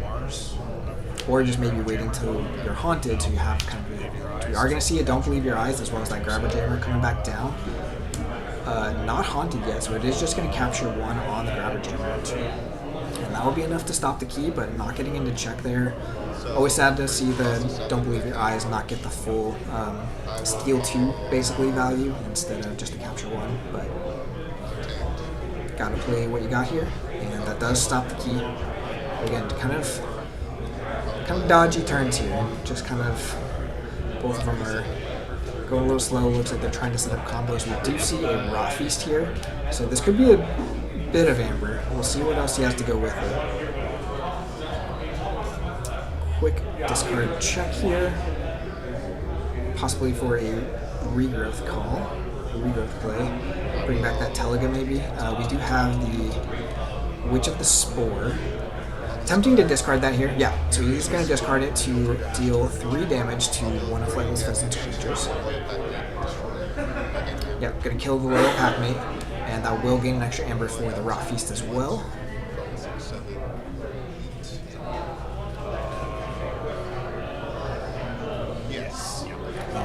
Quick count there, looks like we're at 9 Amber, 8 Amber for DeMonte. Came back wrong. Okay, so one of those creatures coming back, and this is where it's actually almost better that the Sandworm was not killed for Flightless Pheasant, because that would have been an extra 2 Amber. But we are going to go for the Teliga instead. It comes in at only 1 power, but that again just really limits Flightless Pheasant's options this turn. For how they can respond to this check and really just develop this turn. You don't want to give more Amber to someone who's already on check. It is just barely checked because of the Grabber Jammer is taxing for 1, so it is 8 amber, right? Yeah. It's just over. Looks like we're going to see a Geistoid call here for Flightless Pheasant. And call it check at 8. But I don't see. Looks like he's got almost all creatures in hand and then an upgrade. So this is a tough call. I don't know exactly what I would do in this situation. You really want to develop and kind of keep your hand, keep your cycle moving forward, keep the pressure up with board presence, but the Teliga is just brutal. You can fight it basically for free with a Grabber Jammer because it's only 1 power, even though it has poison. Grabber Jammer has the armor, so you're not taking anything back for that, but you're not stopping the key. You're capturing another one on a creature that probably isn't long for this world. This is a really interesting Untamed pod for Damonte, though. I think that's the second came back wrong we've seen with the Teliga in there is a lot of disruption. But you could also, if you're Flightless Pheasant, just discard this hand of Geistoid. Doesn't feel great, but you really just, it's really tough to give someone that value. An extra 4 amber just so you can play creatures. Possibly you play one of them. I think one of them was a protective playmate, maybe 2 of them, which would give some taunt for protection for the Grabber Jammer. I promise I'm just trying to make this. But having a long think, which is totally fair. This is a very, very tough decision. Yeah, I'm gonna play Mars. I'm gonna have Grabber Jammer. Okay, and just goes for the Mars play to go ahead and fight off the Teliga there. So that will be the turn, the capture there. That's going to be enough to tax for the full 7 that Damonte's got. Try not to drop all of these. And then I'll forge a key. That's the first thing to do now is House Declaration. I will declare Equidon. And we'll see where Damonte starts to go next. We do see that Cauldron now, just going to start stacking stuff up. We do have a Geistoid call, or sorry, Equidon. There's a lot of weird names in this game, alright? Sandworm is back for that quick burst. Old Tinker is going to give some good efficiency as well. Going to reap with that. Get a discard and draw here. Discard a card and then draw a card. I'll discard. Ooh, man, we see another... Circles. And then I draw a card. Sorry, another Steel 2 in hand. It's going to be an out-negotiate first, though, so it's going to be a big turn of Steel here. And lots of bursts from Damonte. Just call what you go for here. You could just go for the Pixie. Pretty safe creature to throw on the bottom. Gets it out of any other regrowths or anything like that. I'll put regrowth back in. Just going to be the regrowth, which also makes sense at the bottom of the deck. Pretty fair to assume that that's just going to be in hand after you flip the deck. So not really super useful there. There's a generous offer. With a discard bib, seeing the Felix the Disintegrator get discarded there. Interesting to see what he decides to destroy with this. He seems to have a lot of recursion, so yeah, okay. Decides not to do the Sandworm, which is fine, but we have seen a lot of recursion, but maybe he knows he's seen most of that get played already, so just leaving the Sandworm off on the board. Top card. Reveal the top card. Okay. Not sure what that Archon card was. We have My turn. one of the Equidon dudes that cares about artifacts. I can't keep them all straight. I don't think that one's the Archaeologist. I thought we had that earlier. I definitely get that. It's not the Sapper. I don't know. If someone can get me the name of that Equidon card, that'd be great. But it's a creature that I believe does something with artifacts.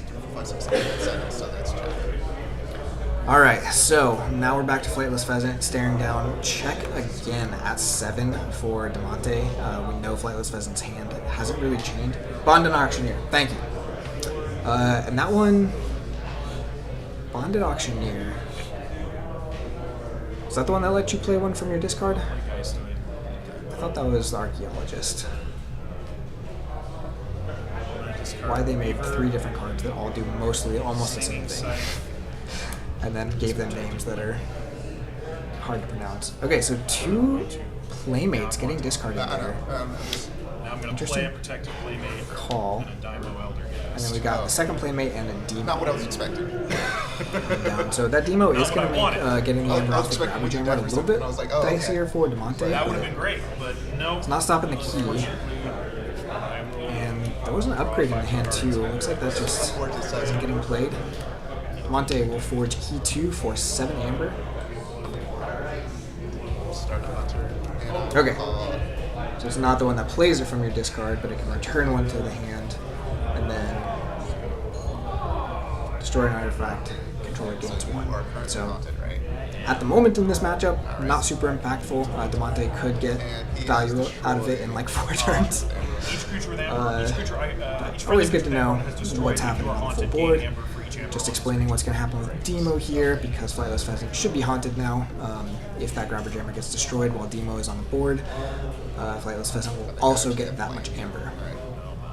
It's important to remember to stay haunted when you're trying to activate that ability to yourself.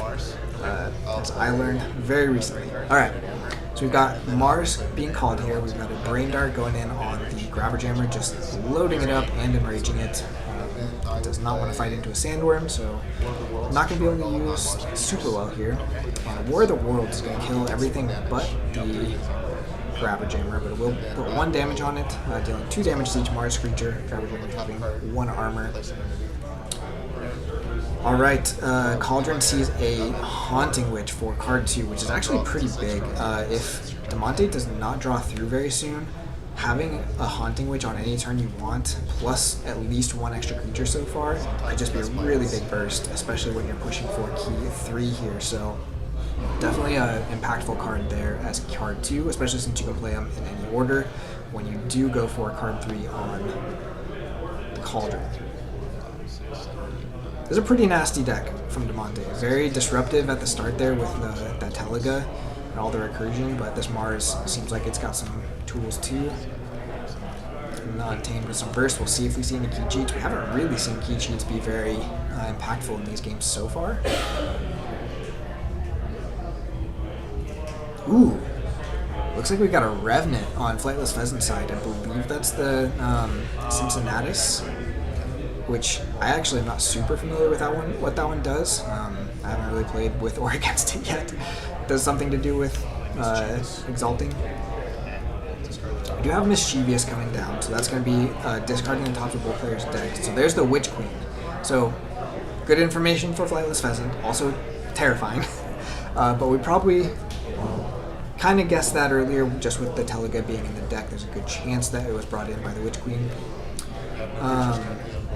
If Flightless Pheasant plays more cards, there's a chance he could actually mill DeMonte all the way down so that that Cauldron can't actually fire. Does have a capture pip on this boo. Flightless Pheasant deciding where to do this, and it looks like he is going to boo DeMonte. So yeah, turning off that Cauldron and basically making that Haunting Witch not effective anytime soon.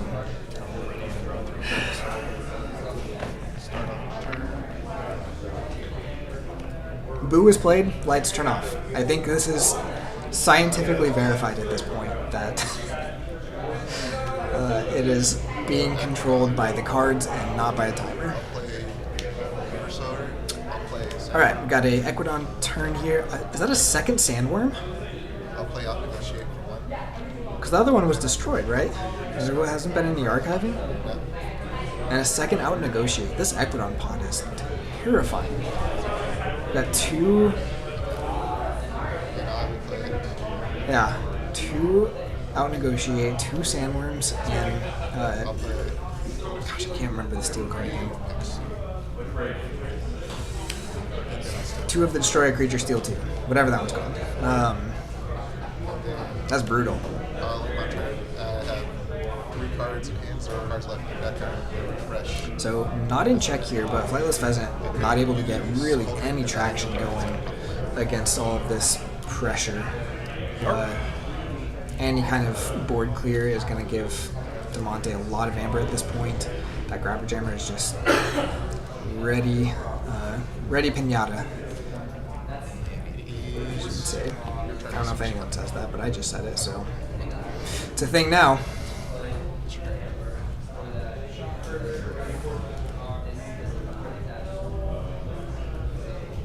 Man, it is amazing how getting in front of the screen can just make specific names just completely blank from my mind. Generous offer. There we go.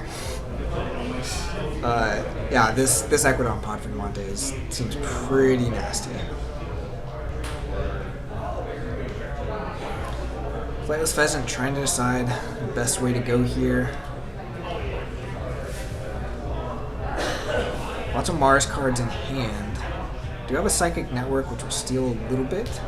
Maybe he wants to try and set that up for a turn later, just to really have a big Mars hand, but you gotta expect that that Grabber Jammer is not surviving much longer. Still 24 minutes, so plenty of time to figure this out for Flightless Pheasant. But really needs to find some traction. Okay, so we do see the Psychic Network get popped here, going to steal 1 for the ready Grabber Jammer. UFO. So mill until we find another Mars card. Lots of Untamed going there. We do see a Winds of Death. And there we've got the robot. That's another one. I don't think I've ever learned the correct name of that thing. I just call it the bot. The robot, the capture robot, whatever it is. Let me just put one of mine. Makes me sound like a great streamer, right? Thanks, Zach. Appreciate it. It's good to have a forgiving community, right? Okay, bot comes down, the Revenant comes down, and it looks like it archived exalted 3 times. So it must have something to do with the amount of amber or creatures on the board. Sorry, I just do not know what the text is on that So one. he has on destroyed if you are onto. He goes to my archive. Is it better with the lights off? Does it look more on theme with Grim Reminders being the dominant set here, with us doing the Grim Reminders sealed and everything? I'm gonna look up on Arcana. Quick speed dial.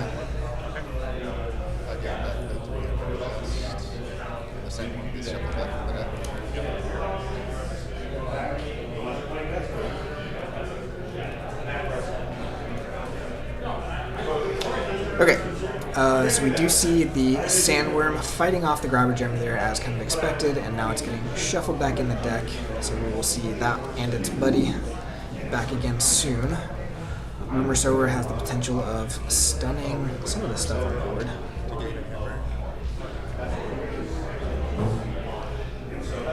The problem with Arcana is, how do you look up a card if you don't actually remember its name because you're trying to find its name?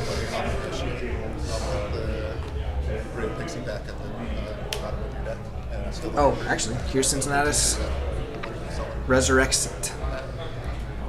So on play, capture 2 and exalt Cincinnatus resurrect this. So on play, capture 2 and exalt once, and then when it's destroyed, oh, and that's also an after fight. And then it has +1 power for each amber on it. It's a 6 power for armor creature. Destroyed if you're haunted, it goes back into your discard. So Demonte playing again that second Sandworm. Another out negotiate, just so much amber being generated and stolen by this Equidon. It's pretty brutal. Have 4 cards left in the game. Find it here. Calling check. Bot is called. Oh, did I miss it?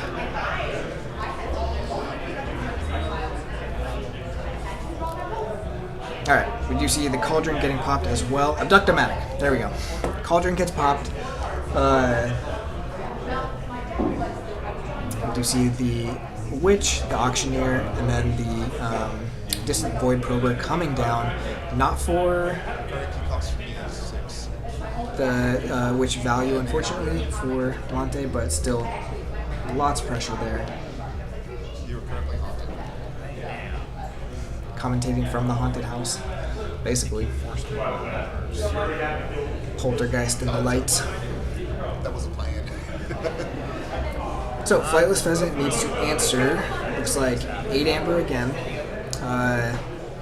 The Abductomatic is not quite enough. I'm not sure if there's any other... Actually, no. The Abductomatic and the Cincinnatus together can do it, but the problem is they're not really dealing with the problem. They're not getting you forward. You need to get some... You need to get some of your own amber going. Pheasant does not have any keys yet. There's been a lot of stealing from DeMonte. It's been pretty brutal. Just the sandworms and then the out-negotiates and generous offers have been really keeping things at bay. Flightless Pheasant not really able to get a board going against these big Geister creatures as well. So there was a War of the Worlds, but really, it was the Teliga early on. There was a Teliga that made it so Flightless Pheasant just couldn't develop a board. I think if that board had gotten out sooner, it'd look a little bit different, but yeah, it's a brutal one. It's not over yet. We got 19 minutes. He does have a way to answer this key on board. We'll see what he's got in hand, but it is looking grim. He is going Mars. So we're going to take out the Haunting Witch and capture 2. It's happening faster, right? Like, last game, I feel like I only had to get it to turn back on once. It's because I said haunted. I said Haunting Witch and the light turned on. It's just... Somebody's out there with just a button. Just to mess with me. So we've got 2 captured. Still on 7 amber there. Am I seeing that right? I believe that's 7. So we are going to have the Cincinnatus fight as well. We've got target Archive in the Winds of Death. I wonder if Flightless Pheasant has sort of a key abduction line that he's been trying to get to, but just been way behind on tempo. Cincinnatus is going to fight Distant Void Prober, which is going to be another capture 2 and an Exalt. Yeah, that Exalt part of his ability is pretty interesting. There's not a whole lot in this set that really wants that. It makes sense for him being a resurrected, creature, right? But it is interesting. So, DeMonte on 5 amber. The key does get stopped, but it's like every 2 minutes now. Do I just need to, like... I really don't want to sit here and... Let you archive. Bob. Yeah. Okay, we need to make sure if that's actually enough to kill that. I believe it is. It's very close, but he should have +1 power for each amber that was on there. There was 6 amber, which is 12, plus the 4. So yeah, exactly enough to kill it with a 16 power Sandworm, which is rough. Also rough for Flightless Pheasant, who also was not really able to get too much, really any amber on that last turn. No. It does archive itself because Flightless Pheasant is haunted. And I will As reverence do. use Cauldron to play the top part of my... Going to Cauldron to get a card under there, but if this Bond Auctioneer reaps, I believe it's going to just destroy that Cauldron and get another Ember.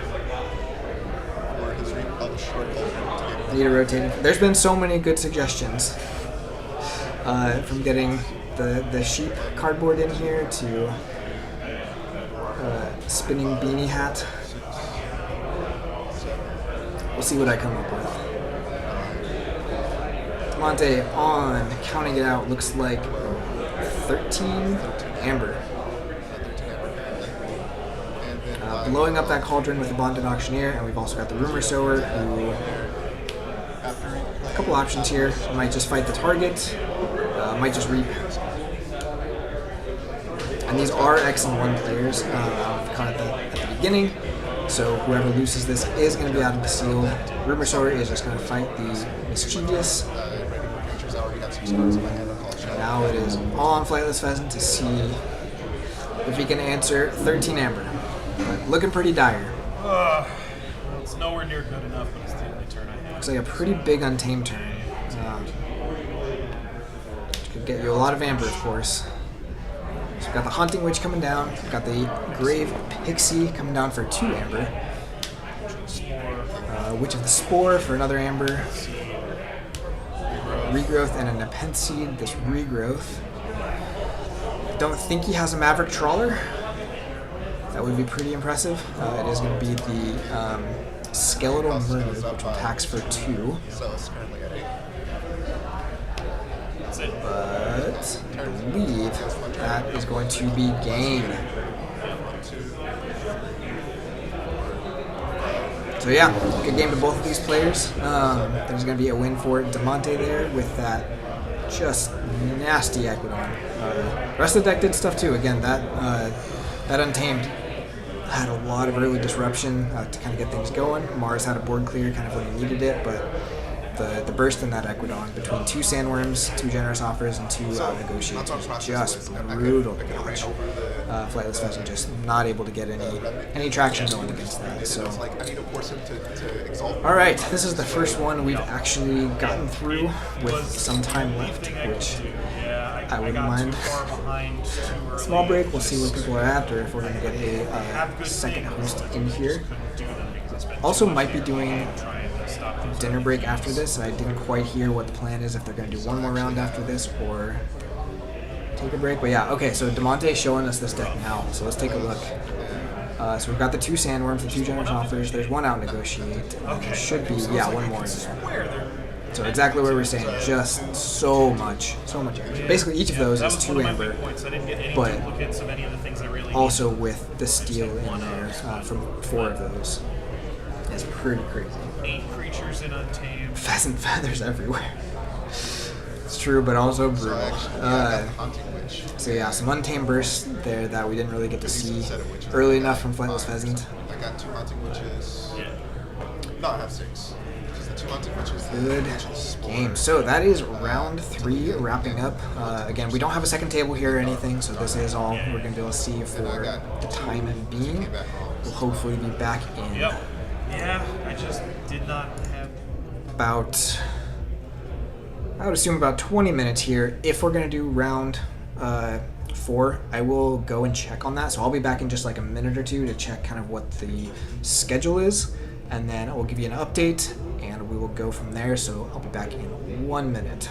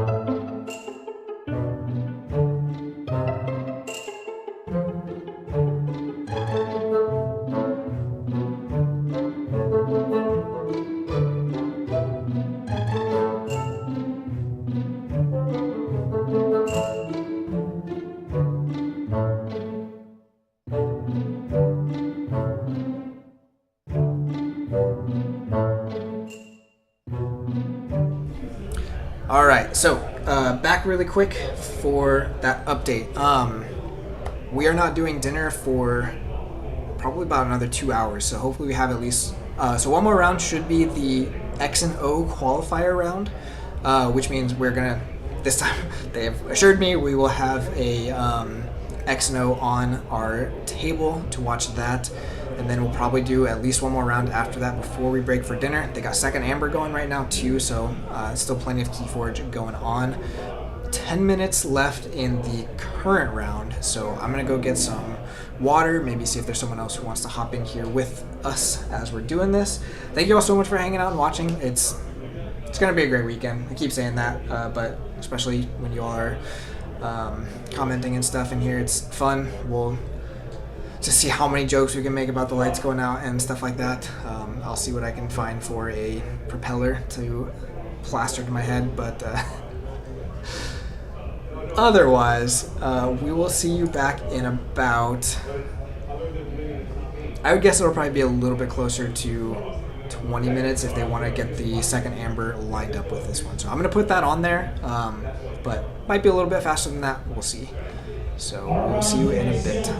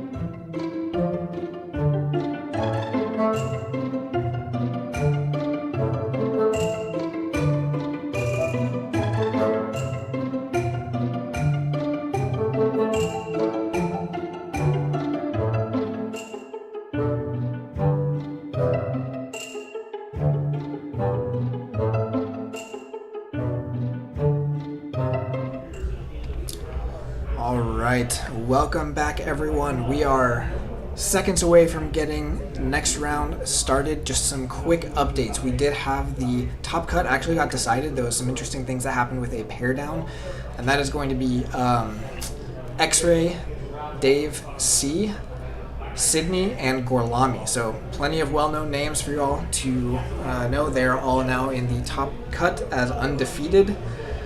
We should have, I believe, 2 more rounds now. So I'm going to get my chat pulled up here. Make sure there's people watching and everything. And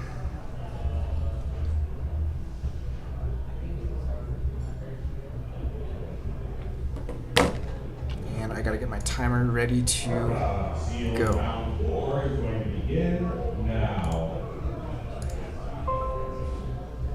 Second Ember also paired. All right. Second Ember this round and has been paired. So that's the announcement. Should have about 2 more rounds now before we go to dinner, and the top cut might be decided, so we might actually do top 8 On this one though, we have 2-1s. Let me get my. I guess score is still updated. I just need to update the round here. We have Dr. Sheep up top with Geistoid Mars Untamed, and Magic Duck, who is one of my good buddies and local, who is on the bottom with Geistoid Star Alliance and Unfathomable. Again, both of these players 2-1 at this point. All the chance in the world to make it to top cut still, but they gotta get through each other. We do have haunted tokens for both of them this time. Magic Duck's on the bottom there is the little ghost token guy, and then I believe Dr. Sheep will just be using the haunted tree, which came in the I was key up. I forged my second key. I finished my turn. I have 11 amber. local play kits, I believe, the store championship kits. So It doesn't matter. Sheep in the play-in. I don't. Yeah, I guess these are kind of play-ins at this point. Maybe one more round, unless we have to go to a third round after this. And that will be, I don't know. Something weird happened. There was like a pair down, and so we thought it was going to have to be 4-0s, but it was just 3-0s, and they're all good to go. So that is where we're at. Timer is actually accurate this time. Light's still on a timer, so can't do anything about that, but we should be getting started. So on Magic Duck's side, we do see kind of a split hand there, a little bit of more Star Alliance. I didn't catch if there were mulligans or not. Magic Duck also sporting those ABR sleeves, ABR Season 10. Those are awesome sleeves. And Dr. Sheep has the Alliance playmat there. Triangular Newsome coming down. Looks like it might be enhanced with something, but I can't quite tell what's going on there. I just saw your namesake sleeves on Dave's deck. They're beautiful, have to say. So we'll hopefully get those on later tonight or for the top cut when they come back to playing. But they're pretty fantastic, and they're winning at the moment because Dave is one of the undefeated players. Dr. Sheep going with a Junk Restoration. Didn't quite see if he grabbed anything off that, but 2 Haunted Houses right away. It's pretty rough. It's going to generate a lot of value.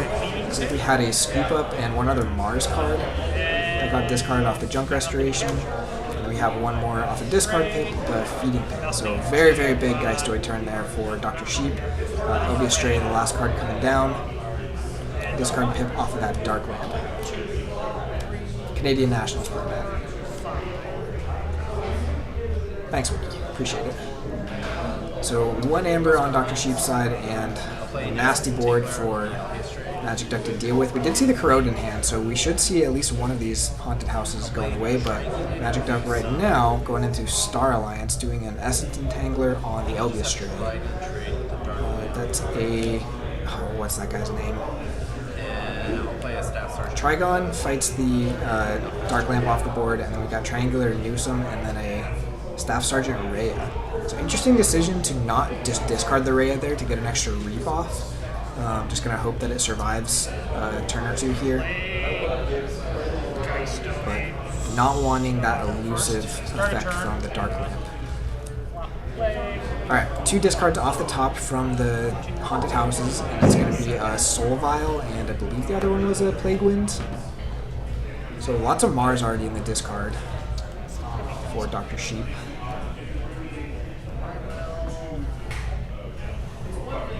Cardboard Sheep looks too comfortable in Texas.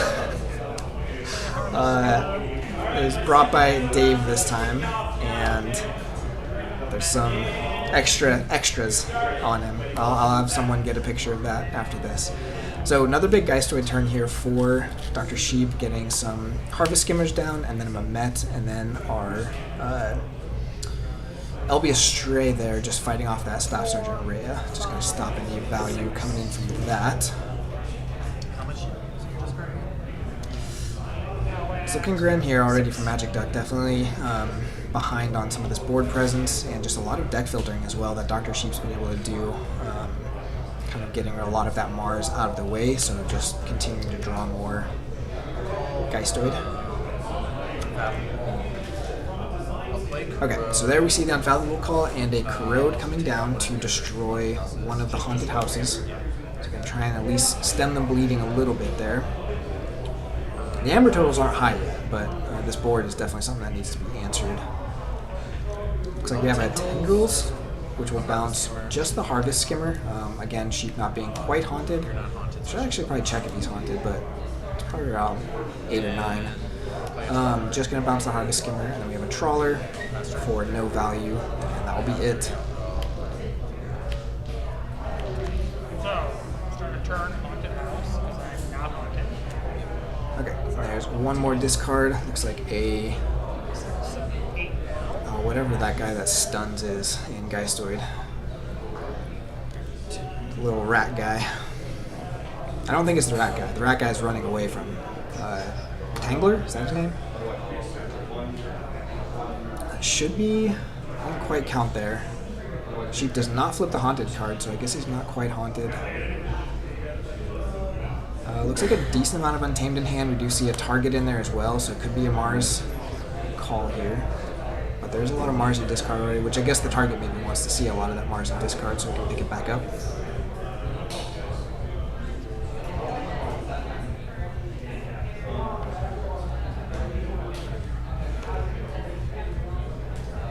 I'm trying to decide if it's worth just using this board for another turn before it possibly gets wiped, or just pushing with your hand. Taking the Archives there, so probably go in a different house. If not haunted, I think I saw a Haunted Witch in there, so... Oh, nope. Just gonna go with the Geister. I guess this makes sense too, because this Harvest Skimmer maybe gets you to Haunted. Does not get the extra value, and discards a Don't Believe Your Eyes, which is... I'm sure Magic Duck is happy to see in the discard.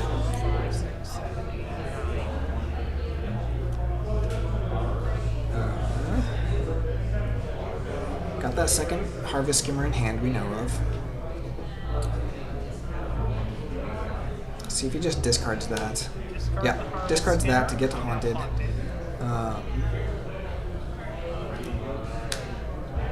Plays a Soul Vial, so that's the second Soul Vial? Oh no, the first Soul Vial got archived by the Mehmet, so it's the same one. And then we do see the Haunted House getting procced there, some reaping happening. So this is going to be check for Dr. Sheep, and that is an Amber captured as well on the Elvish Stray. And now that that Soul Vial is down, that Elvish Stray basically just going to keep coming back the rest of the game until we're not haunted. And Magic Duck just checking the discard there. Again, lots of Mars already. But probably checking the creatures. Possibly a Winds of Death coming here for Magic Duck. Just got to deal with this board, so checking what all creatures get archived. But again, that Elvish Stray will also be getting archived.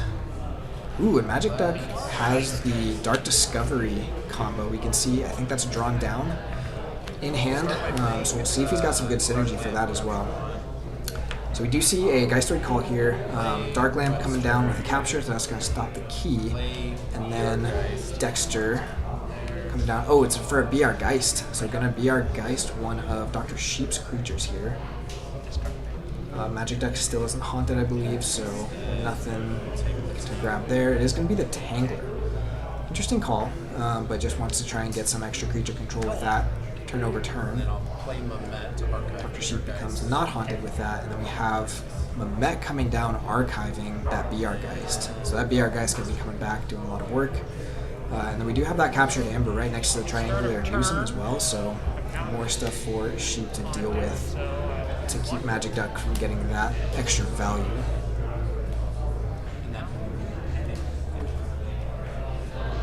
Sheep's still a decent size. Oh no, I guess it's just regular hand.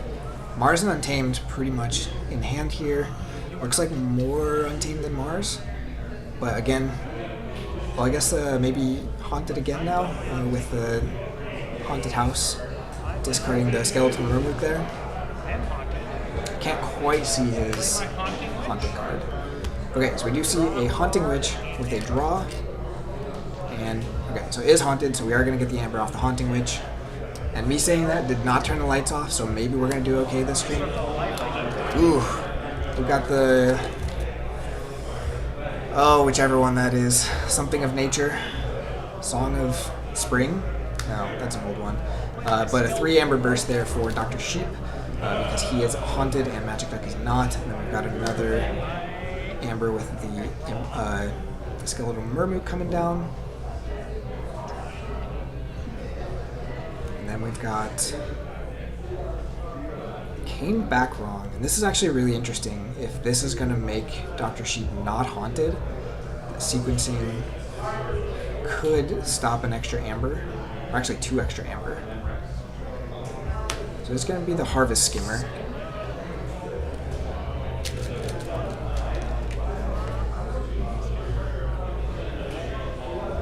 Okay, they're not checking, so I guess the that Untamed action keeps you haunted there. But they're going to double check here, looks like. Yep. And that will be a Haunted House to go up to 12 Amber. So really, really big burst turn there for Dr. Sheep, that Untamed. Doing some work. We'll see what Magic Duck can do to respond. A decent board of Geistoid stuff, but it's not really going to be doing too much more capture here. Your Trawler's already on the board. Might just be playing for key 3 at this point, and you kind of also have to deal with this board.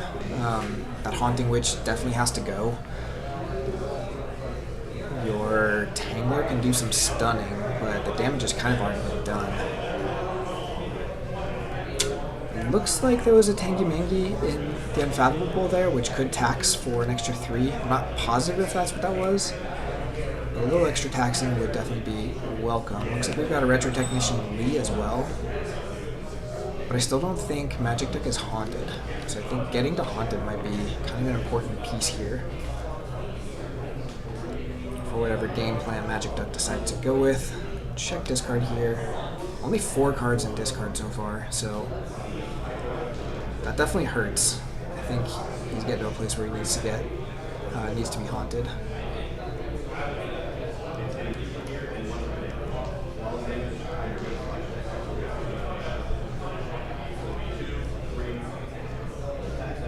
Taking some time to think. Again, we are actually on time with our timer again, finally.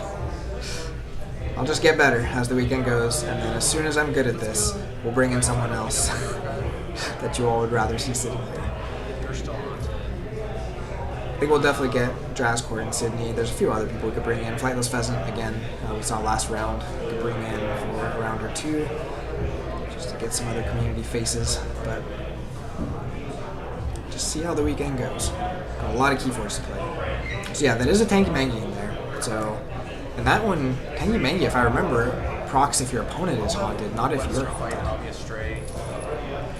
Okay, so Webster is going to fight the Elbia Stray. Elbia Stray should be going into the archives here. Yep, caught that.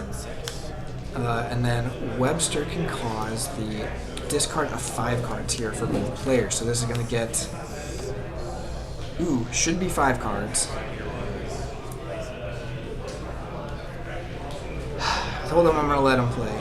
But because there's the Amber on the Elbia Stray, the Essence Entangler should make it 5 power instead of 6.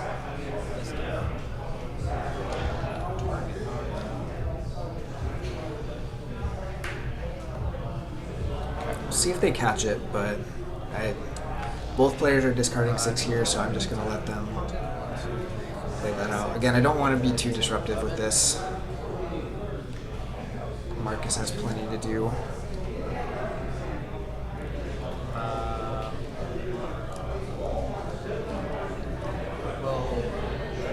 Okay, Tangler is going to reap, and that's going to be a stun of...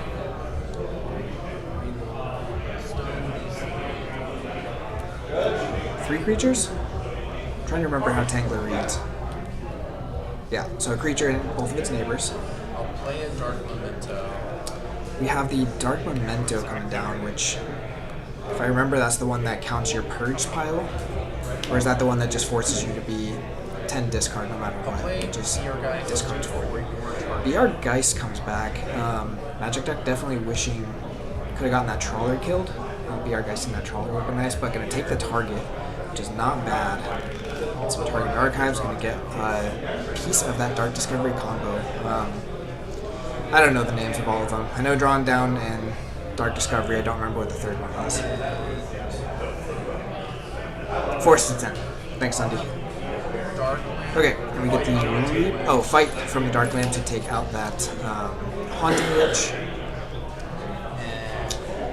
And that might fight here just to get that BR Geist archived.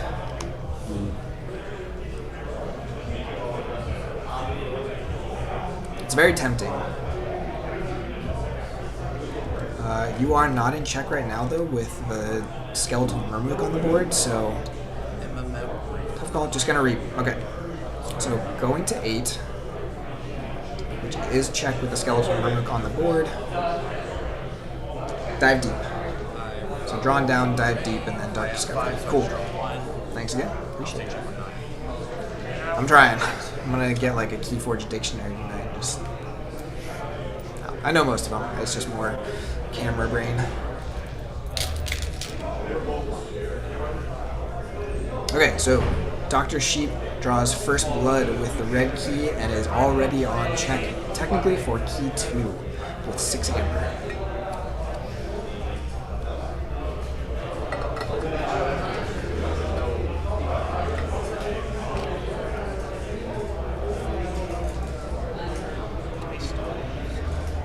Expect kind of a Mars call here, except we again have seen a lot of Mars already get discarded, so just gonna go with Geistoid, get all these stuns off. Saw a couple other Geistoid cards in there.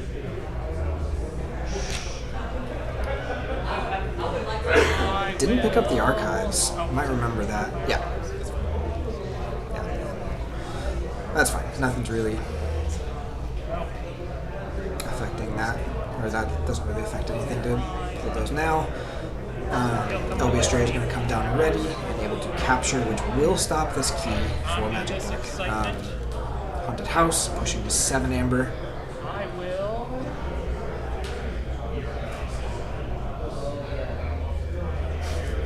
Forging the red key like a boss. Targeting you.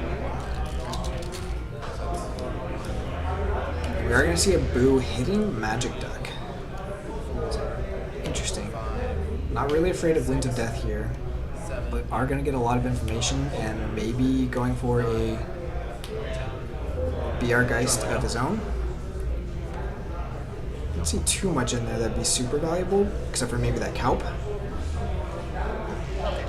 then I will play. Password, is it? Okay, so that is... Damage the Which card is that? So it's got a damage pip on it, which is going to kill the Met and archive the top card there. But it's going to be a stun and exhaust on one of the creatures.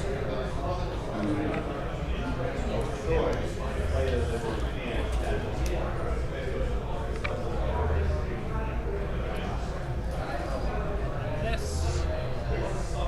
Phantasmal Visit, thank you. Oh shoot, I'm so sorry, Crazy Leader Ben. I forgot to check on that. Kill this.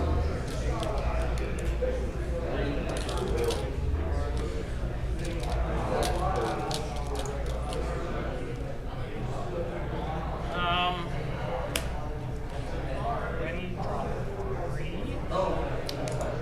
Okay, so for the live stream, closed captions are grayed out. It doesn't let me turn them on.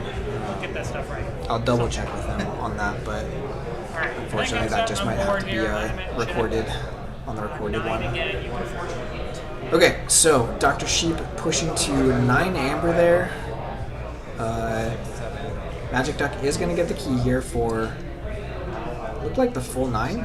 Tax required. Or 8, it should be 8. For first. Could have stopped the key there with the LB Astray, but choosing to fight instead. I'll start with draw down so I get some. Okay, so we see a Drawn Down.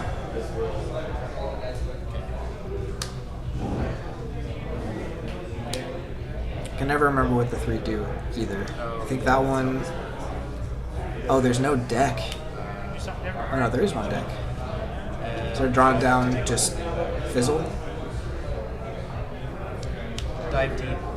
So discard top card, Going to dive deep, The top card of a thing. and then I get to put a creature. which will discard the top and then put the imprinted Murmook on the bottom. Already this far. I'll play the Dark Discovery.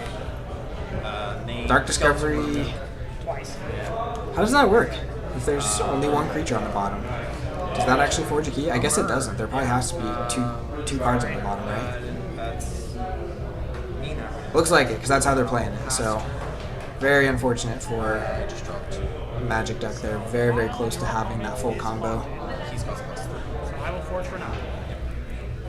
Alright, Dr. Sheep is going to forge for key 2. And should have, I think, 3 amber left? Yeah, so you have to be able to name 2 cards. It makes sense. So, unable to get the forge there. Am I missing tax? Oh, Tangy Mangy is going to tax that for the full 9. So, bit of catch up there for Magic Duck to be able to tax for all of that amber. But still a big Geistoid board. Not really dealt with. You gotta expect a pretty decent Mars turn coming soon here. Alright, I will take a space buck. Okay, so don't know what house is called yet, but we do have the Haunted House trigger, and then it's Mars, so we do have target coming down.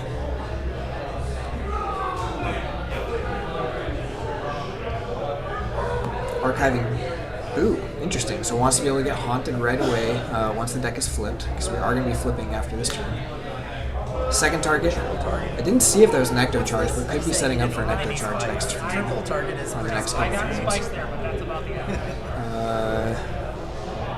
Okay, Junk Restoration, so just getting a bunch of those value Geistoid actions archived. Third target. Oh man, that's brutal.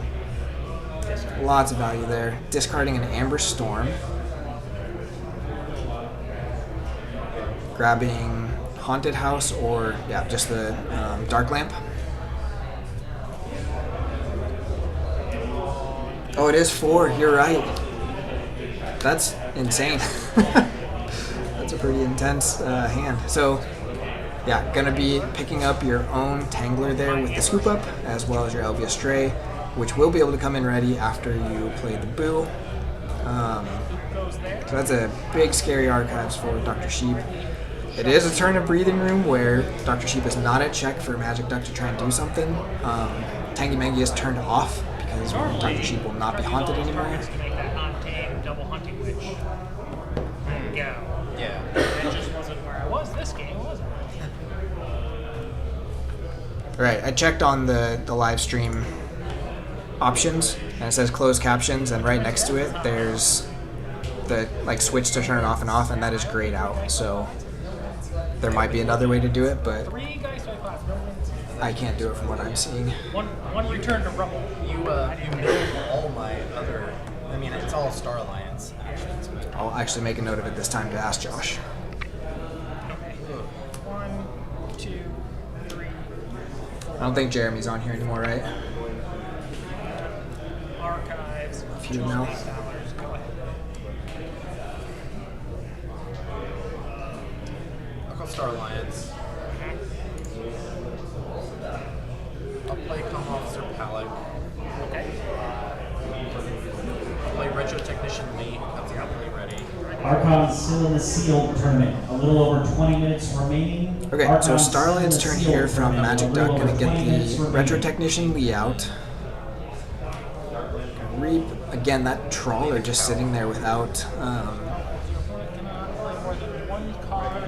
being destroyed or anything. We do have the Calp coming out, so gonna force a little bit of work from Dr. Sheep's side to play extra cards, but if Dr. Sheep wants to go into Geistoid, there's plenty to deal with that at the moment. I'll play Unprepared. Ooh, gonna Unprepared to stun the Geistoid, so that makes the Calp a little bit better there. That's fine.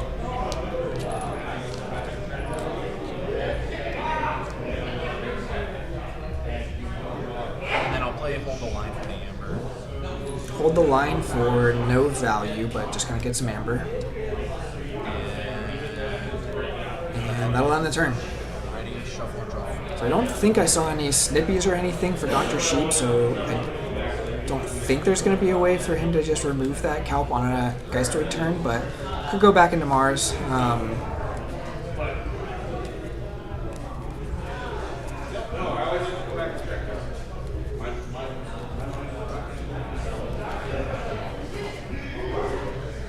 Okay, Dr. Sheep taking the Archives, so still wants to do the Geistoid turn. Oh, just taking a look at him. Oh, good. He has to be haunted for Albia Stray to come in haunted, though, and he's not come in ready. He's not haunted yet. So he could boo and then Albia Stray, yeah, but yeah, that would definitely work. Good call again.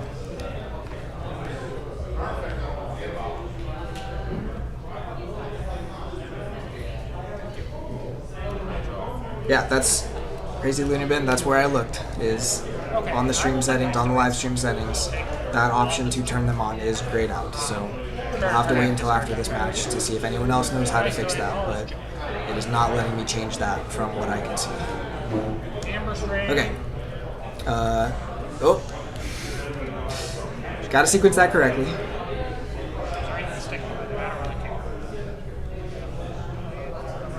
So we'll probably see the boo first here. Discard 10 of his own. I don't think I can play it.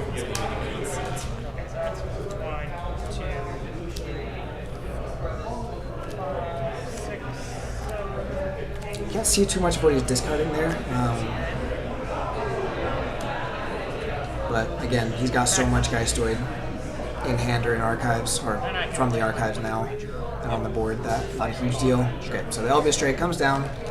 So like we said, I believe he did. There was a terrible teammate in the discard pile when he started this turn, which I don't think was there at the end of Magic Duck's turn.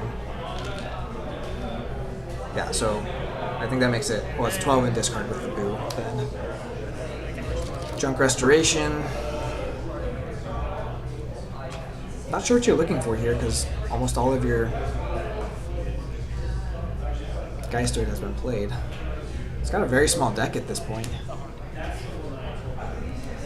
Lots of cards in hand. Going to Haunted House for the Amber. And we know the Dark Lamp is coming. There's the Phantasmal Visit, which is going to stun and exhaust. Okay.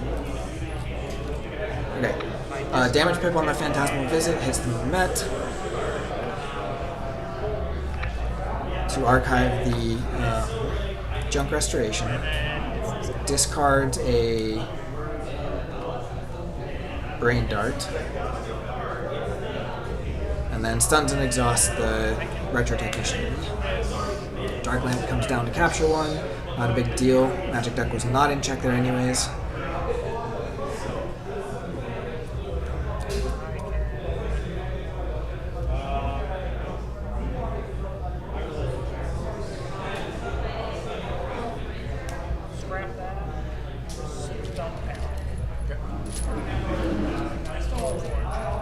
And then it looks like a discard on the Tangler to stun Comm Officer Palak.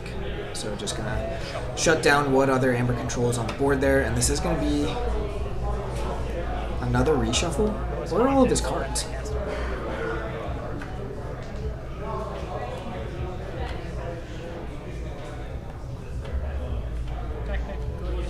Seems like he's getting through this deck really fast.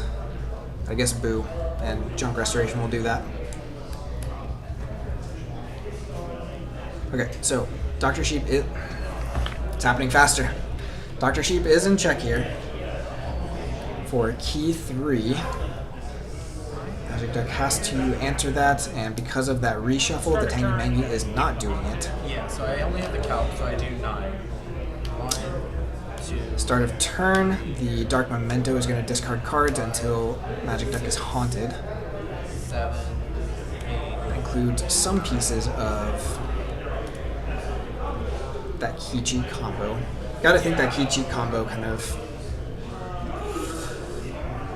probably needs to go off for Magic Duck to get back in this game. There's just so much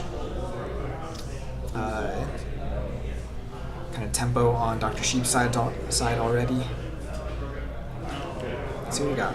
There is the BR Geist there, but again, that Trawler just not being in the discards is killing him. He really needs to be able to bring that back. Lee being stunned also hurts that kind of recursion combo.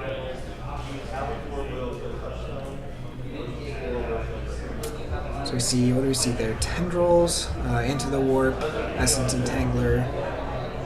So not seeing a whole lot there in Star Alliance. We have the BR Geist and the Geistoid. I think that's game. I don't think it can take you off the one. You're not on top. Oh, well, your opponent is on.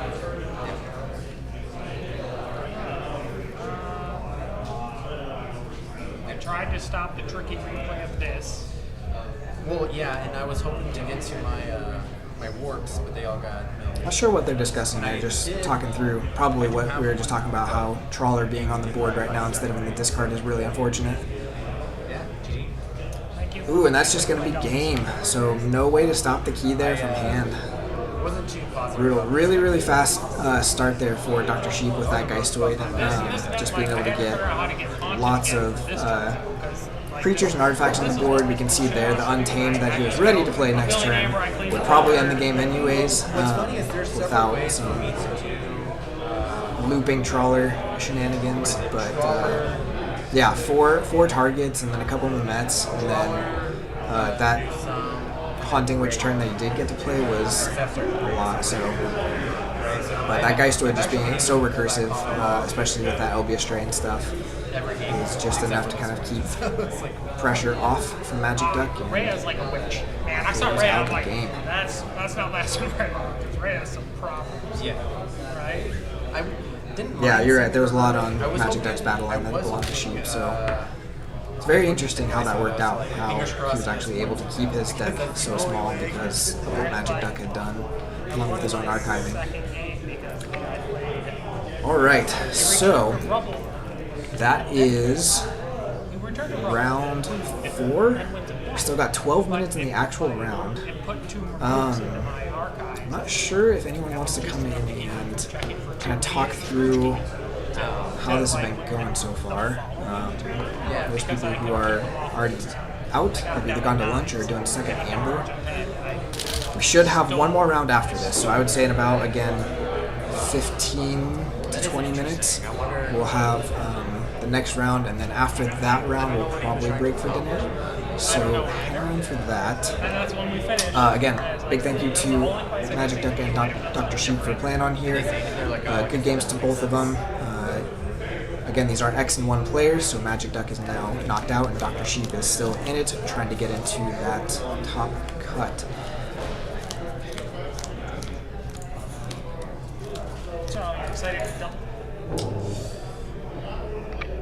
Beep Beep Sheep.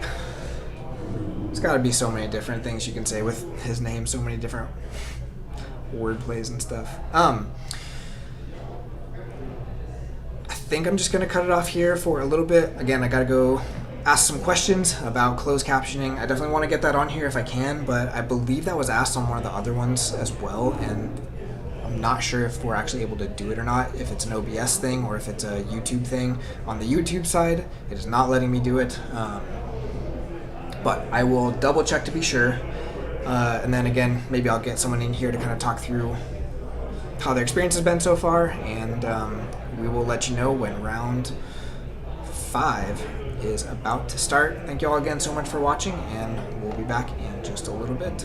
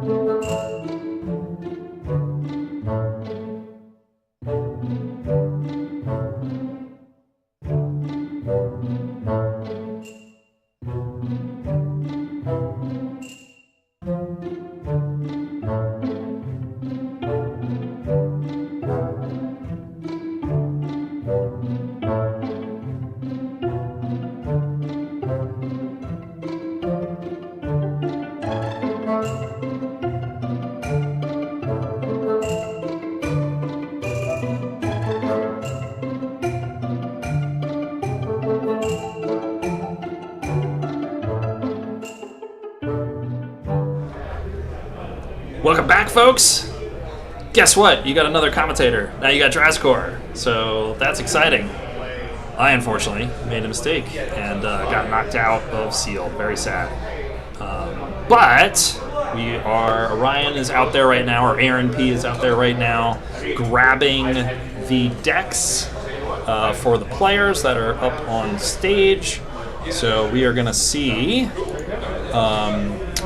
You're going to see what they have. I think I heard that Flaming Hobo might be on stream, if I heard correctly. So Flaming Hobo has... I was chatting with him about his deck. He's got fire. He's got Winds of Death, Double Key Abduction, I think, and in here somewhere, a target. It's pretty silly. Is it Flaming Hobo that's playing? Yeah. It is. Okay, yeah, he's got crazy stuff. Who else we got? Demonte. I don't know Demonte. So, okay. we have seen Demonte on here already. Welcome in, Drazcor. Awesome Thank to have you. you here. Thank you, Sorry thank you. you're out, but so we did get to see Demonte on here a couple rounds ago, and he has a nonsense Equidon. Okay. So it's 2 Sandworms, 2 Generous Offers, and 2 Out Negotiates. Okay. So it's just blazing fast. This sounds super familiar. I feel like maybe I faced this deck, or it's just very familiar. It's very similar to a pod that. It's pretty brutal. Let's see if this is. Go ahead and get to the table, and then I'll start doing the. We got. We got the Wookiee sleeves. Wookiee sleeves. There you go. Yes. Everybody knows. Let the Wookiee win. those stuff updates. in Yeah. here. So let's see. We've got Some fancy chairs they got here, by the way. Like, chairs are fancy. The rest of the room is questionable. Wait, just the headrest? I don't know how to adjust the headrest. Just very nice. So let's see. Up top is going to be Demonte. There's Archons and Necrodon.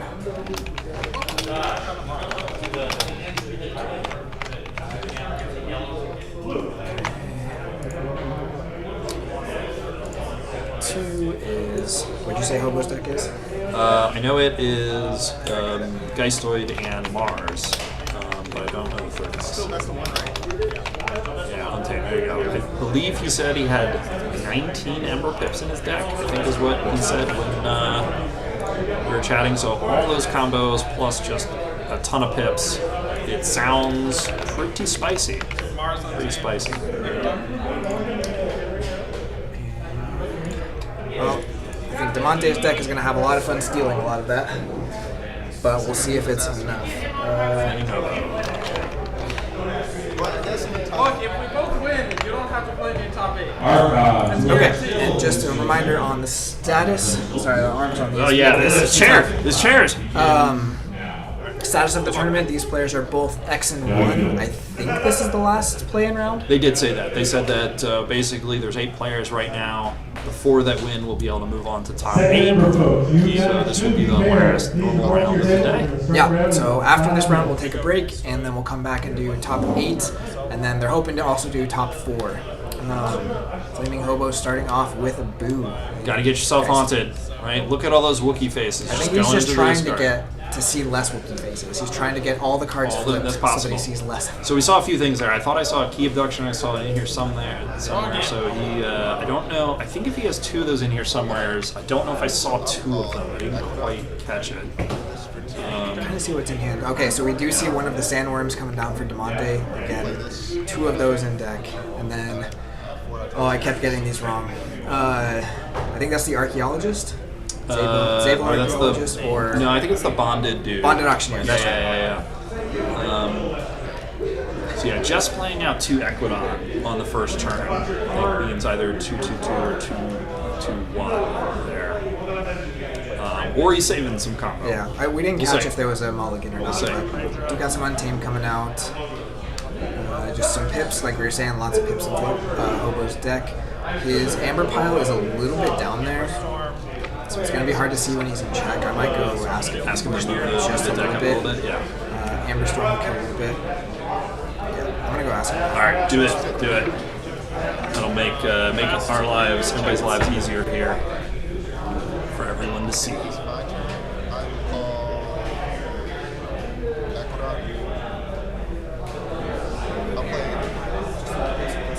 Oh, there we go. Now you can say, oh, look at that pile of Ember. Look at that pile of Ember. Drazcore in a closet, yep. This is where we record. The closet of recording is, I think, what it says on the door, or it should. So, we didn't. Yeah, you distracted me. Ha! Successfully distracted. There we go. All right. That time is pretty close. Alright. What's happening? So, I don't know. I distracted you. You too. did, yeah, This is great. This is great. We're gonna get our rhythm here. So it looked like when the So- Out Negotiates came out. Yeah, so some fighting with the sandworm, shuffle that back in the deck. Hey, if we've got all those sandworms, all those out negotiates, getting those the pip engine going is going to be important for Demonte here. He's got to build that Ember pool. He's got to start forging some keys before Flaming Hobo's able to combo out. Yeah. Did you say Hobo also has the key cheats, or is it just 2 of them? 2 key abductions and a Windows of Death is what he told me. So That's it's pretty Archon level Yeah. combos. Yep. Looks like we're not stopping the key here anyways, so getting that first key through is already bad news for Demonte, but we'll see. I did ask him if it was a natural or if the deck or if he comboed out. So he is. Oh, is a discard pip on the target? Look at that. That's That is very beautiful. good. But you gotta imagine. Well, do you grab the key abduction at this point? No, he goes for the in here somewhere. So so he can get both his key abductions, set the whole thing up. Yep. Because we haven't seen the winds yet, right? don't think so, unless he flipped it off the top. And then that look over, or don't believe your eyes. So he's perfectly okay just setting up his combo, not going too fast right now. Makes a lot of sense. That Wookiee face is just killing me. It's killing, yeah. Just right in the corner there, I like just- it almost looks like he's down there. Right? He said, call him Brian Kibler, which I know that name. I'm not as up to speed on the other card games. He's like is he a Magic player? I don't play Magic. Play Not a KeyForge. KeyForge player, so. Play KeyForge. Alright, so discarded Witch of the Spore. Haunting Witch, yep. Take out the target there. And make some Ember, right? Remember, Key Is he Abduction haunt- with is target, he has got to, he might not be haunted. I don't see him putting Ember in his pool, so maybe he's not.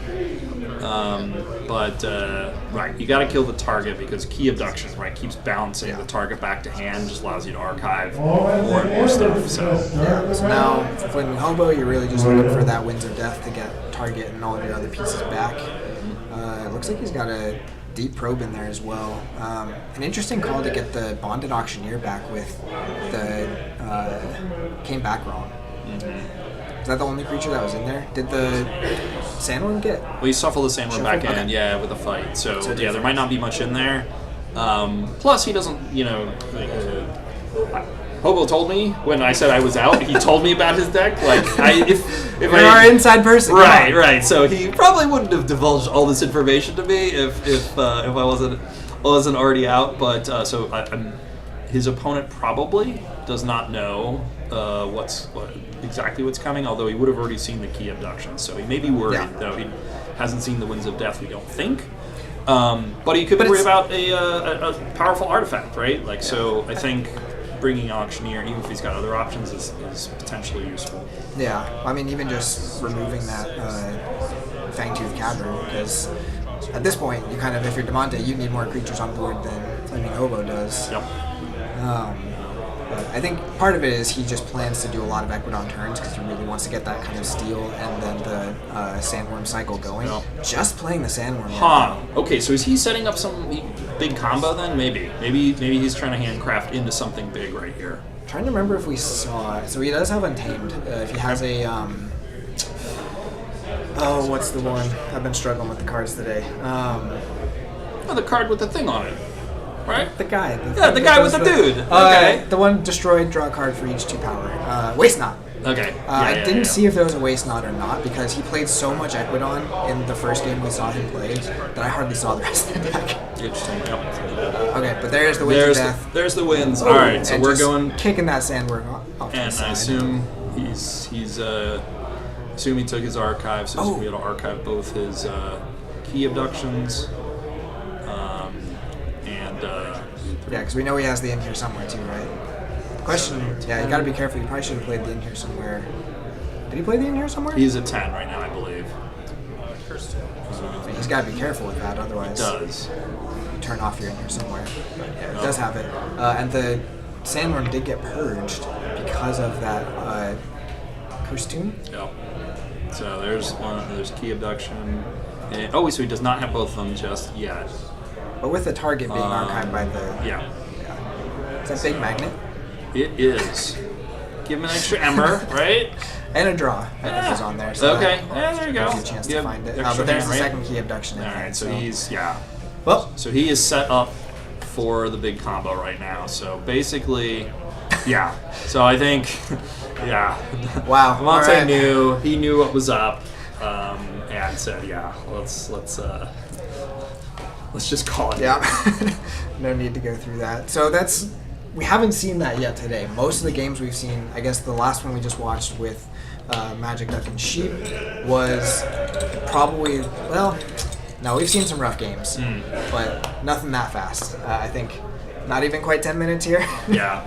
I mean, is guys a record. are with GR, right? There are so many fast decks, so many fast houses. There's not big scaling Ember control, right? So in a sealed environment like this, you don't really have to worry so much, except for Memorialize the Fallen, and that you can play around. So making Ember is the way to go, I think, in sealed GR. Yeah. and then Winds of Death into Yeah. double key cheat doesn't hurt either. What else have you seen on stream so far today? What other cool stuff have you seen? We haven't seen a ton of Brobnar, which is surprising. So no like beanstalks or anything. We did see a Witch Queen, but it got milled. Okay. But what was really cool, so this is actually in Demonte's deck as well. Demonte's deck is really cool, so I'm sad we, we didn't really get to see see it. more of it. So Yeah. he has a Legacy Telega because of the Witch Queen. Okay. And he has the 2 it came back wrong. So he actually used that really, really Yeah. effectively in his game against Flightless Pheasant. Yeah. So I did play him. I was describing the deck more, and so I did actually win that game, but just barely. It was I had to combo at the end, and huge Ember Burst, and then Forge Key next turn, and then Spooky Key to Spooky Charge to come over top. But yeah, all the ways to bring back those sandworms were strong, but they just didn't have time to make it happen here. Yeah. Just to let you all know, we're going to be breaking for dinner, and we will be coming back at 8. Okay. So, It's a dinner call. Dinner bell is being rung. Any questions This here in the round is chat before actually we? no, just All right. Wookiee exalted in Just his the sleeves Wookiee. winning. Yes, there you go. I think that's the reason why. I think because of the sleeves, that is We have him backwards. that is what happens. still playing. So, yeah. Sorry, ignore the names on there. We're not each other, but. Or are we? But yeah, I'm trying to think what else we've seen so far. Lots of Geistoid for sure. Not a ton of Mars. I feel like we've seen Mars in a lot of houses, but it hasn't been very impactful. Like, no big Dr. Z combos yet. Or like Zip, we saw Hobo's deck had the Zip, but didn't really do a whole lot. I mean, it just got discarded, right? Like I said, Brobnar has been pretty hit or miss. Unfathomable has not been great. We've seen a lot of decent Untamed burst. Definitely some Witch Queens doing stuff. What about you? What kind of other stuff did you run into? So I encountered a lot of Equidon Steel. So just generous offers and permanent records, out negotiates. Lots of steel. Yeah, the permanent record. I forgot we saw another deck that had some of those. So my deck wanted to just burst and didn't really have almost no Ember control. Had one generous offer, and Gotta go for it, right? and I had like one other card. So you had Ember control card. Equidon.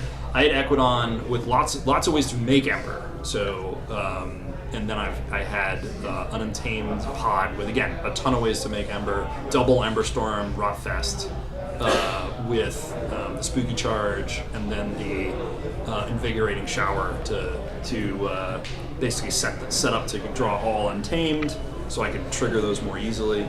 Plus, I had Geistoid with the Island Misfit toys. Yeah. So and Triple Boo, and Dark Memento. So just always haunted, and just mill my whole deck in one turn. Island.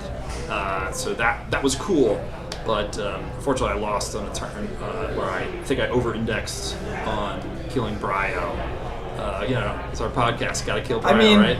And, it's hard to overvalue. Well, killing Bryo. I triggered the island early to kill Bryo, and instead I should have just left him alive and waited to build up that giant turn. And then I could have gotten to my Snippy to kill him that way. So, but I didn't do that. So, wah wah. Oh, I forgot to transition this. Oh, they're just Sorry, staring y'all. at the table instead of looking at us. They didn't even know what we were talking about in terms of our names being backwards. Yeah, So. now you do. I could have fixed it before you even saw that. Yeah, could have. We should also figure out how to make ourselves big on the screen. I don't know. But there's a lot we could do. Yeah. For folks at home, it hopefully looks great. So. Yeah.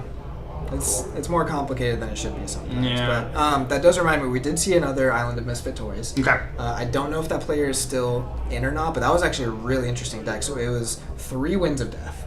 Okay. And feels then like a too Return many, to maybe. Rebel. Yeah. Okay. Well, it was trying to remember exactly how it worked, but it was definitely Geistoid stuff that he could just recycle turn after turn. And like if the board got big, he just wiped it, archived the stuff he needed again, and kind of just kept going. So it was, Nice. I have to go back and watch exactly, but that was game 1. That was pretty interesting. Came down to the wire, so that one, I think the first 2 games went almost to time. They stopped like a minute before, which is great. We don't want to go to time if possible, but Anyways, you all might speed have rounds. heard from Josh on there. There's still 31 minutes in the round, but we don't have any more people at our table, so we'll go ahead and go for break. And this will be the dinner break, so this will be a much longer one. We'll try and get, rough estimate should be around 8 o'clock Central Time. One will be back on, plus or minus something. Some amount of time. But we'll be back then, and other than that, see you later. All right. Happy forging. Thanks for being on, John Square. Absolutely. Thank you, sir.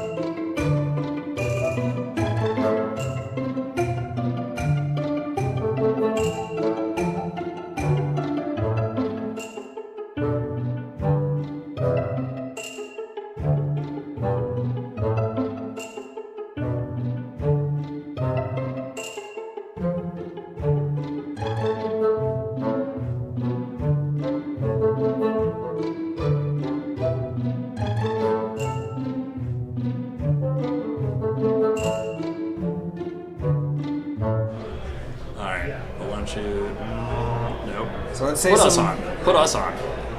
Huh? Oh yeah. Well, I guess we are. Caster, huh? Yeah, I don't know. I don't know if this is working or not. Does this work? Check, check, check. Check, check. Checking the mic. We're Hello. trying the experimental. Ooh, the experimental. Well, you know what? Let's get on YouTube. Here we go. Captions tool. So let's do. I think YouTube. for that to work. Yeah, probably. Probably not. Let's see. We have to restart the stream. No, but also this has we're to do not something. gonna do that. Well, no, we're not going to do that.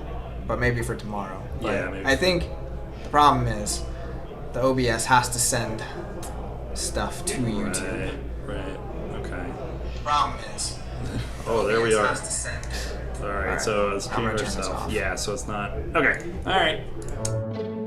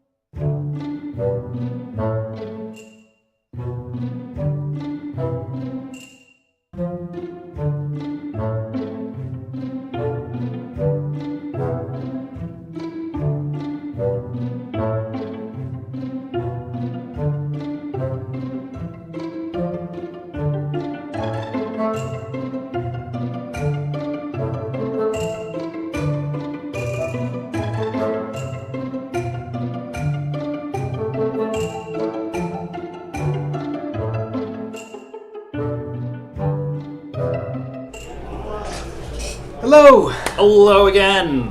We're back. Look, we have the correct names this time. And we have a friend with us. A good friend. We have Cardboard Sheep with us. We thought Cardboard Sheep was actually going to be on the table, so we were going to have Cardboard Sheep and Dr. Sheep on at the same time at 2 different places. But turns out that is not the game we're getting right now. We're going to have a sheepception. That's very hard to say without saying something else. Yeah. Instead, we're getting Gorlami v. Is he going by Dexter? Is he going by... Unfathomable is how other people might know him, but Dexter, Unfathomable, whichever. All right, so we got... And we'll get them up on screen quick. They haven't quite started, and I do need to watch for timer. But we've got... So this is top 8 for the sealed vault here in San Antonio, wherever we are. It's hot here. Need the first part. It's like humid and hot. I thought Texas was going to be a dry heat. Turns out that's not true. Depends on how south you are. Yeah, you're from around here though, so you could have told me that I was wrong. So. The closer you are to Houston, the more humid it will be. And we are closer to Houston than we need to be. Yeah, about 2 hours from Houston, 2.5, I think, somewhere like that. So we are going to get this game up here just in a moment as we lock in all the stuff for your viewing pleasure. And they are still shuffling. We got time. So yeah. So really quick, we can go through who all made the top 8. We are going to do at least the first round of top 8 of sealed tonight. We might do second. They just announced they are going to try to do Alliance or Archon and Alliance back to back tomorrow, which is going to make it for a very long day, but make for a lot of KeyForge. So they're probably going to try and get as much in tonight as they can. For top 8 though, we have 4 that were announced already, which are X-Ray, Sydney, Dave, and Gorlami. They are the 3 O's they got in. It's kind of interesting how it worked. And then we've got Dr. Sheep, Unfathomable, Dexter, who's on here, Buff Gobo, and Flaming Hobo are our other top 4 for sealed. So we've got Dexter and Gorlami on here. I think I got their houses right on there. But we'll go ahead find and out move if they're over wrong. So to the table. yeah, we scouted Sydney and Good luck. Dr. Congratulations. Sheep's decks a lot more because we thought that's what we were playing. So, but instead, we've got our new friends here. Do you think we're live? Live on my phone. Okay, so we are live. So I don't know why that window. Just close that window. Open up the open that new bad boy up. How did I do that? I thought you went down to on that. There you go. Pop that bad boy open. There we go. Yes. Now we can see as easily as you can. I don't know if you saw before how we were leaning close to the screen because it was a little tiny window. We figured out how to full screen this bad boy, so it's just like you guys are seeing it at home. Yeah. That was my fault. I was doing that the whole time. He comes in one time, it's like, why are you doing this? This is awful. Like, what do you mean? This is just how big it is. Professional streamer, for sure. Let's see, quick draw. Yeah, 36 players today. I believe they're expecting a couple more tomorrow for Archon. I don't think quite everyone made it today for the sealed.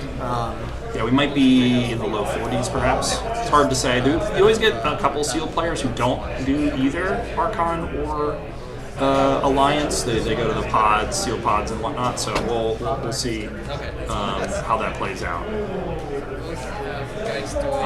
Oh, they just start the time. Okay. Dang it. Start that bad boy. Every time. I have Untamed. Other good house. Yeah.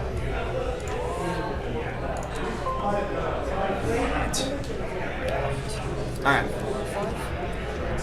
Looks like we got Gorlami on those sweet new ABR 10 sleeves. Those are really nice. We saw those earlier from Magic Duck 2. Yeah, ABR is a great time, great online league. You're drafted to a team and get to just play some great games of a variety of different formats. You and I have been on ABR team before. Yeah. So it's been a good time. So Had All too right. many captains to stay loyal, though. Sorry. Gotcha. Yeah, there you go. There you go. Well, you know, I got to drop too faster. All right, Gorlami starting off, milling 5 cards off the top. He's going to see a little bit as to what he's got here. Oh, double target with double. Oh, there's discard pips on both of them. Those are all strong cards that he just threw off the top there. Cacophonous Riot. Love that card. One of the best Brobnar cards. And with the discard pip on the in here somewhere as well. That's 7 cards in discard now already, but the 2 targets got to be some pretty big pieces for Gorlami. I'm noticing we can't quite see Gorlami's Amber. Yeah. I might go ask to bump that up or at least Push a little go forward. somewhere else. Yeah. We're just doing a way. Oh, he's just going to going for throw the down Ember. Throw down that Ember. Oh, looks like, all right. I think Dexter might have started with a 2-2-2 with that play right there. Going to try to get into something a little juicier here. Yeah. Some of the players have had their hands in different places and it's been easier to see them. These 2 seem like they're playing pretty close to the chest, which is fine for top 8. Want to be pretty careful about stuff. But yeah, I'm going to go ask you to get the Ember a little bit Closer, yep, so everybody can see. Yep, that's helpful, yep. Alright, what are we doing here? We're throwing down milling some cards. It's trying to get to Haunted, looks like. So something. Am I good? Yeah, moving that Ember forward. There you go. 9. Alright, is that 10? He's trying to get to Haunted there. It was either 9 or 10. And let's see here. So, Poltergeist Tour. It's a fun one. Oh gosh. I see your question there, Justice Blinded. The camera, the overhead camera is not the highest quality, so I don't know if I can get it much better. I can try and mess around with the settings, but it's definitely one of the more like just smaller Logitech ones. Didn't know that coming in. It's a bit unfortunate, but work with what we got. We'll try and call out stuff as much as we see it. Poltergeistoids and crop circles. You said, did he get to Haunted or not quite? It looked like he was right, very close. In here So somewhere. yeah, I think he Probably is might there. be. Yep. So he's gonna pull out. Yep. Get the in there somewhere. Okay. So I mean, Ride's a great card. It's interesting. Like, so I don't know what else is in his deck. I think the fact. Oh, okay. All right. Winds of Death. There you go. I was wondering why he wasn't taking the 2 targets Oh, man. because that all in one house. But now he's just getting all that stuff in there. He just So yeah. archived what? Yep. So he's so 6 there, so a total of 8. So he's loading up. 8 of his 11 discarded Yep, cards. all his juicy stuff. That's crazy. And of course we saw Unfathomable Dexter with the with just that 2 card start, no creatures in discard. So But he does have the Gorlami Geistoid taking too, advantage of it. so we could see the same kind of stuff coming from Dexter's side pretty soon here. Get something like a blue, and you're right there in it with some of that. It's just the Winds of Death coming out already for value for Gorlami and nothing for Dexter. It's pretty rough. Yep, take advantage of that when you can. Rock and load that archives. Set yourself up for future turns. So what do you do if you're Dexter here? Like, how do you respond when your opponent has done that? Well, we're assuming he had that 2/2/2 hand for having that slow start, unless he was really trying to combo something here. So he goes into Mars. So let's see if he does a big burst here. So it looks like, okay, he's got the Doctor. Does he have the Rebel? No. Okay. But Winds of Death did not get archived, so that might be some of the creature control gone for Gorlami, at least. Trying to think, we did see the Ornar Skullface, which could be discarded to kill the Dr. Xylox. Cacophonous Riot is one of the archives, right? So, Yep. yeah, Brobnar could definitely take care of some of this. But we'll see what Gorlami wants to do. Did the Recklessness get archived? No. I don't think so. No, I think that's still in the discard pile. But yeah, I mean, you know, in terms of moments to play, right? There's nothing on board, so as far as Dexter knows, he's like, well, you're going to have to call Brobnar based on my known things. Now, you could have other things that could deal with this board, but definitely feels like a reasonable time to try to make your Mars play. Yeah. Gorlami's thinking about it. I think he's thinking hard. Do I just play that Brobnar turn? You can't tell if he took his archives or not. It's like Dexter's checking the exact text on the Brawling Grounds. Which is a nasty card. I haven't seen that played too much in these tournaments yet, but I don't know if I think this is one of the few rares I don't know that I've actually opened or have really used. I have a couple of them. Yeah. They're nasty. You have to have kind of the right Brobnar stuff to go with it because like what's tricky about it is if your own creatures get destroyed, you also discard your own cards. But for something like Ornar Skullface, which is just going to snipe Dr. Zelox for no damage back, like it's just easy discards. Obviously it's not ready yet this turn, so Well, until we get that riot, this is what we're thinking. right, but the Brawling Grounds isn't going to be active this turn at least. Right, But that's fair. Dexter now has to consider whether it's worth playing creatures for the rest of the game, unless he has a way to destroy that. But we also see the Reclaim by Nature in the discard for Dexter already, so that's a bummer. And he's got to be feeling that right now. Sure. All right, here comes this. We're getting these boys ready. Yeah. And so he's going to use the salt to burn through the elusive. No, it just kills you. Assault kills you. I don't remove the enrage because it didn't technically fight. Because the assault does it. Makes sense. And I can never remember. Is it supposed to lose the? It should lose. Yeah, It should- he'll- yeah, it should he lose. should lose that There you go. that token. Oh, he's thinking about it. They'll figure it out. I bet. They're good players.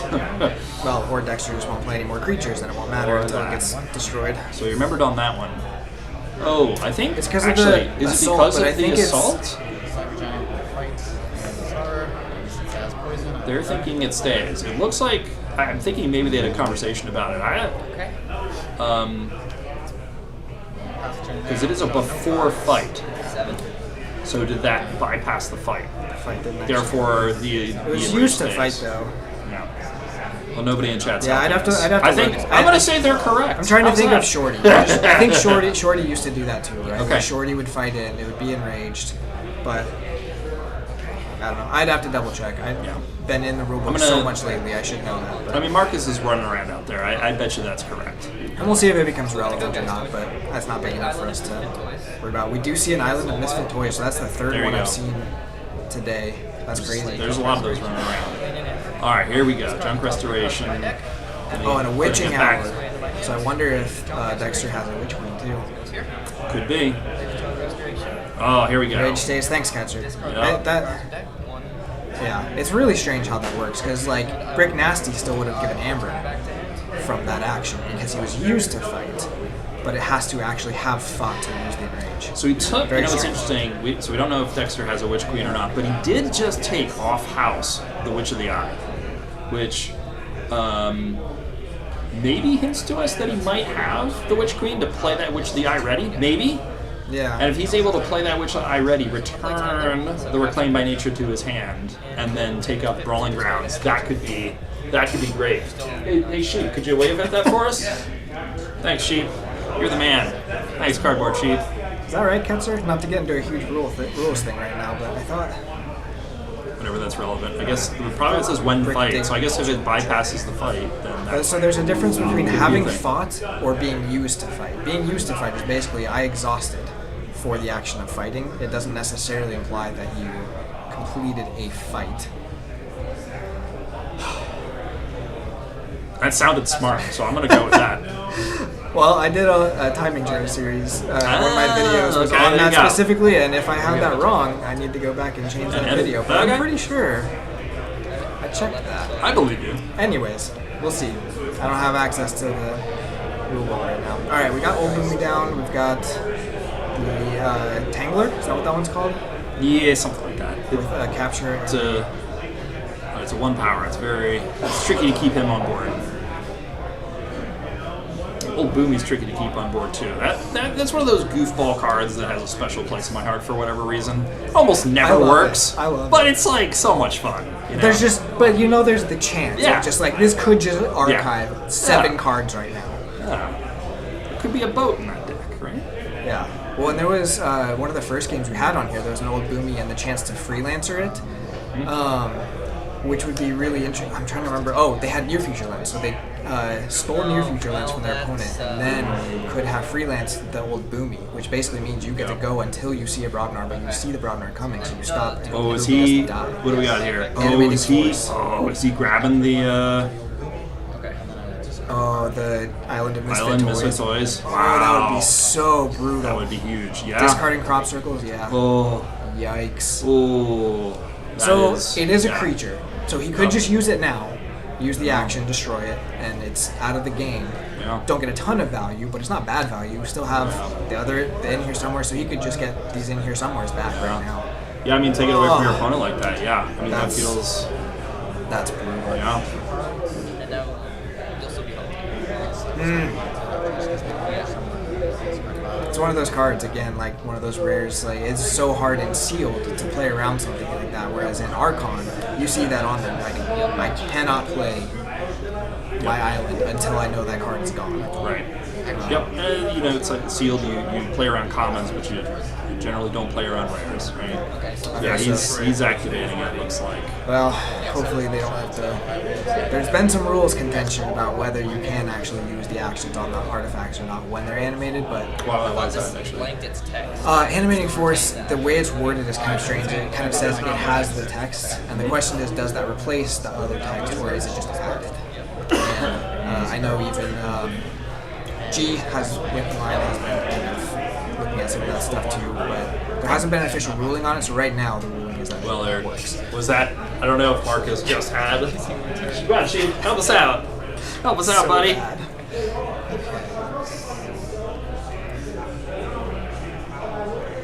So right now, this seems to put Gorlami in a really strong position in this game. Yeah, for sure. Yeah. Now there's, I mean, we don't know what Dexter has. He could have Crazy Burst. Right? Yeah, especially if it's been handcrafting towards, like we said, the Untamed burst or whatever. That could be a really big comeback. So Gorlami doesn't have any keys right now. He's certainly building himself a strong position. So we'll see. Yes, this closet only has a motion sensor light. It's, yeah. We were joking before about we need to like rig some Home Alone thing where you just pull the ropes or like get the train that like has Dr. Cheap on it riding around, you know? We need help, is really. Yeah, we need something. We're begging, yes. A fan. Yes, Somebody yes. suggested one of those like beanies with a propeller on top. See if that that's would be good, enough. yeah. I said, when you're bald, you don't really need a beanie, so we could just stick the impeller, like just plaster it straight to my head. But might not be the most dignified, but if it keeps that light on, there you go for the public. For the public, it's for the fans, right? There you go. There you go. And a fan for the fans. That's bad. Alright, so Gorlami keeping going with his turn. Again, got back all of those Geistoid cards, including the 2 in here somewheres, which is just brutal. So much value from that, especially if you're already haunted. We are going to have the discard of the... Oh, those are the archives. What was the discard off of that? Did we see? Was it the Proliferator? Maybe. It is silly, but it's just like every 5 minutes I have to just like wave like a crazy person or like one of those like air people. Yeah, the wacky waving inflatable Fan arms. people? Yeah, guy. Poltergeist toys. I mean, look, like we've got some serious. This is nasty stuff. Yeah. So Poltergeistoids. I never remember what this card does. So it like purges. It purges a something card, from this and then you card. can purge something. You can bring back a purged card of certain types from your own discard, right? Just from your discard though, so can't get Island of Misfit Toys with this? Is that what we're at? That's probably the bottom line. Well, here, no, I is can believe cycle you can that only out? pull the cards from your own discard pile. You can purge your opponents, but I'm going to go to Arcana right now. Had that up earlier. Which is a great site. But this is so nice to have someone here with me who can look that stuff up while someone else is actually just paying attention to... Yeah, I don't actually know how to spell Poltergeist toys is the problem.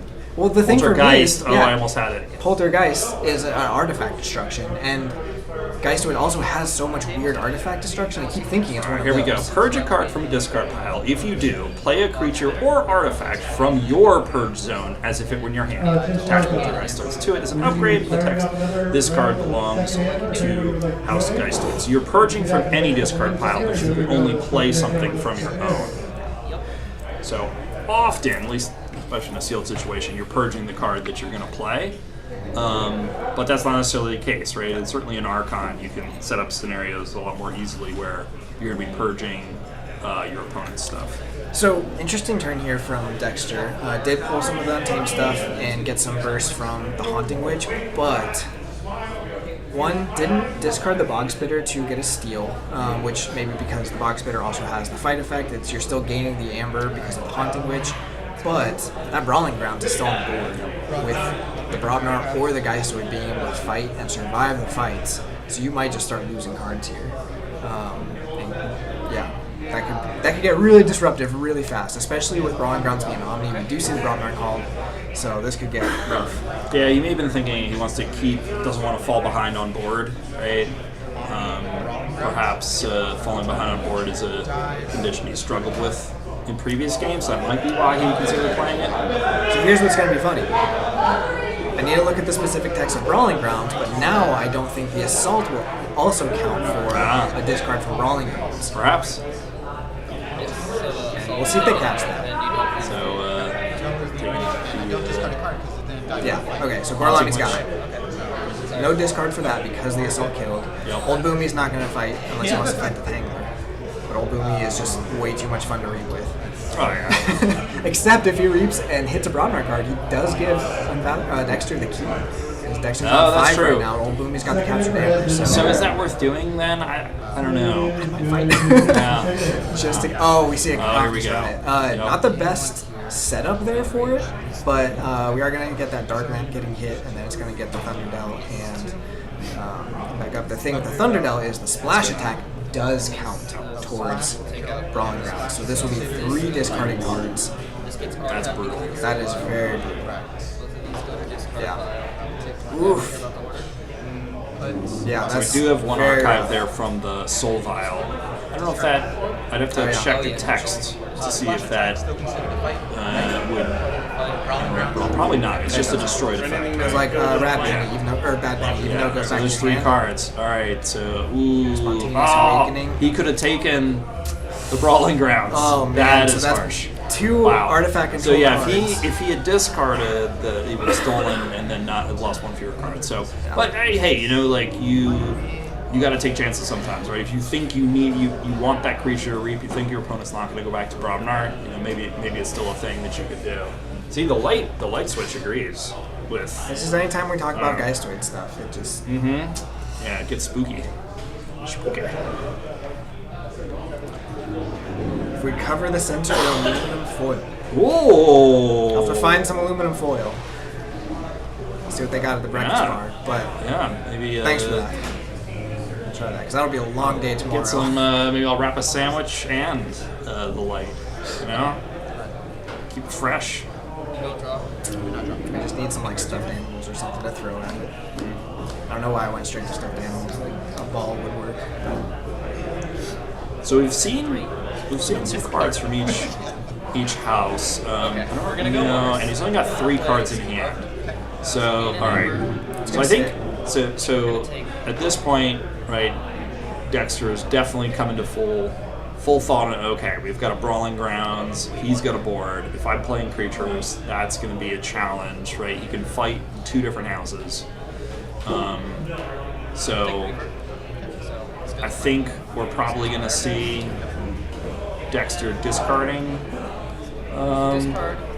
creatures at this point, or not. Maybe not. It's got poison, so that will be a random discard for Gorlami as well. So all right. So I don't mind that play then, because then great, you're at least giving a penalty. Yeah. It depends on what Gorlami's got in hand. If he just goes 2 or 3 more Brobnar cards and is fine with discarding one of the rest, he doesn't care about that. As long as he's disrupting you. It does have poison. Oh, I guess we just said that. I do like the scoop up target there of the Reaver, because there's that captured ember there. Just making sure that Gorlami's not able to pick that up. It's a good catch, but Dexter at check with 8. We haven't seen much amber control aside from some capturing from Gorlami yet, so we'll see what he's got there. But he's probably, we can't see hands. He's got to still have a decent amount of hand, right? Because he pulled the archives with a lot in there, and we haven't even seen some of those houses come back out yet.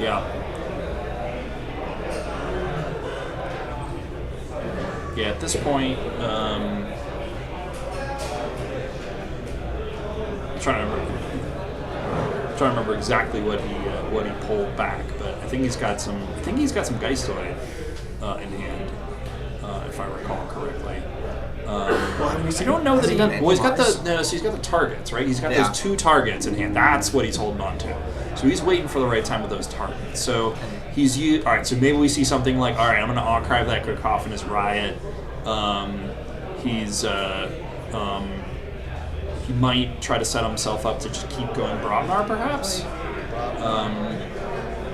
So he does have those discard pips, I believe, on the targets. So he might. Does he try to is he trying to discard things that he's going to archive is another option if he doesn't want to go back to Brobnar? Looks like he's going Brobnar. So he is. He likes to discard Yep. too much, and he wants to old Boomy. Because now he's not stopping the key unless he. Oh, was there memorialized the phone? I don't think we've seen That might have been on Dexter's side actually. But we. War of the Worlds is okay. not too bad of it there. Well, although I just want to play. Well, if he's able to like retake the board, Sure. just losing immediately, but yeah. Then we're probably gonna see. Okay, recklessness. Yep.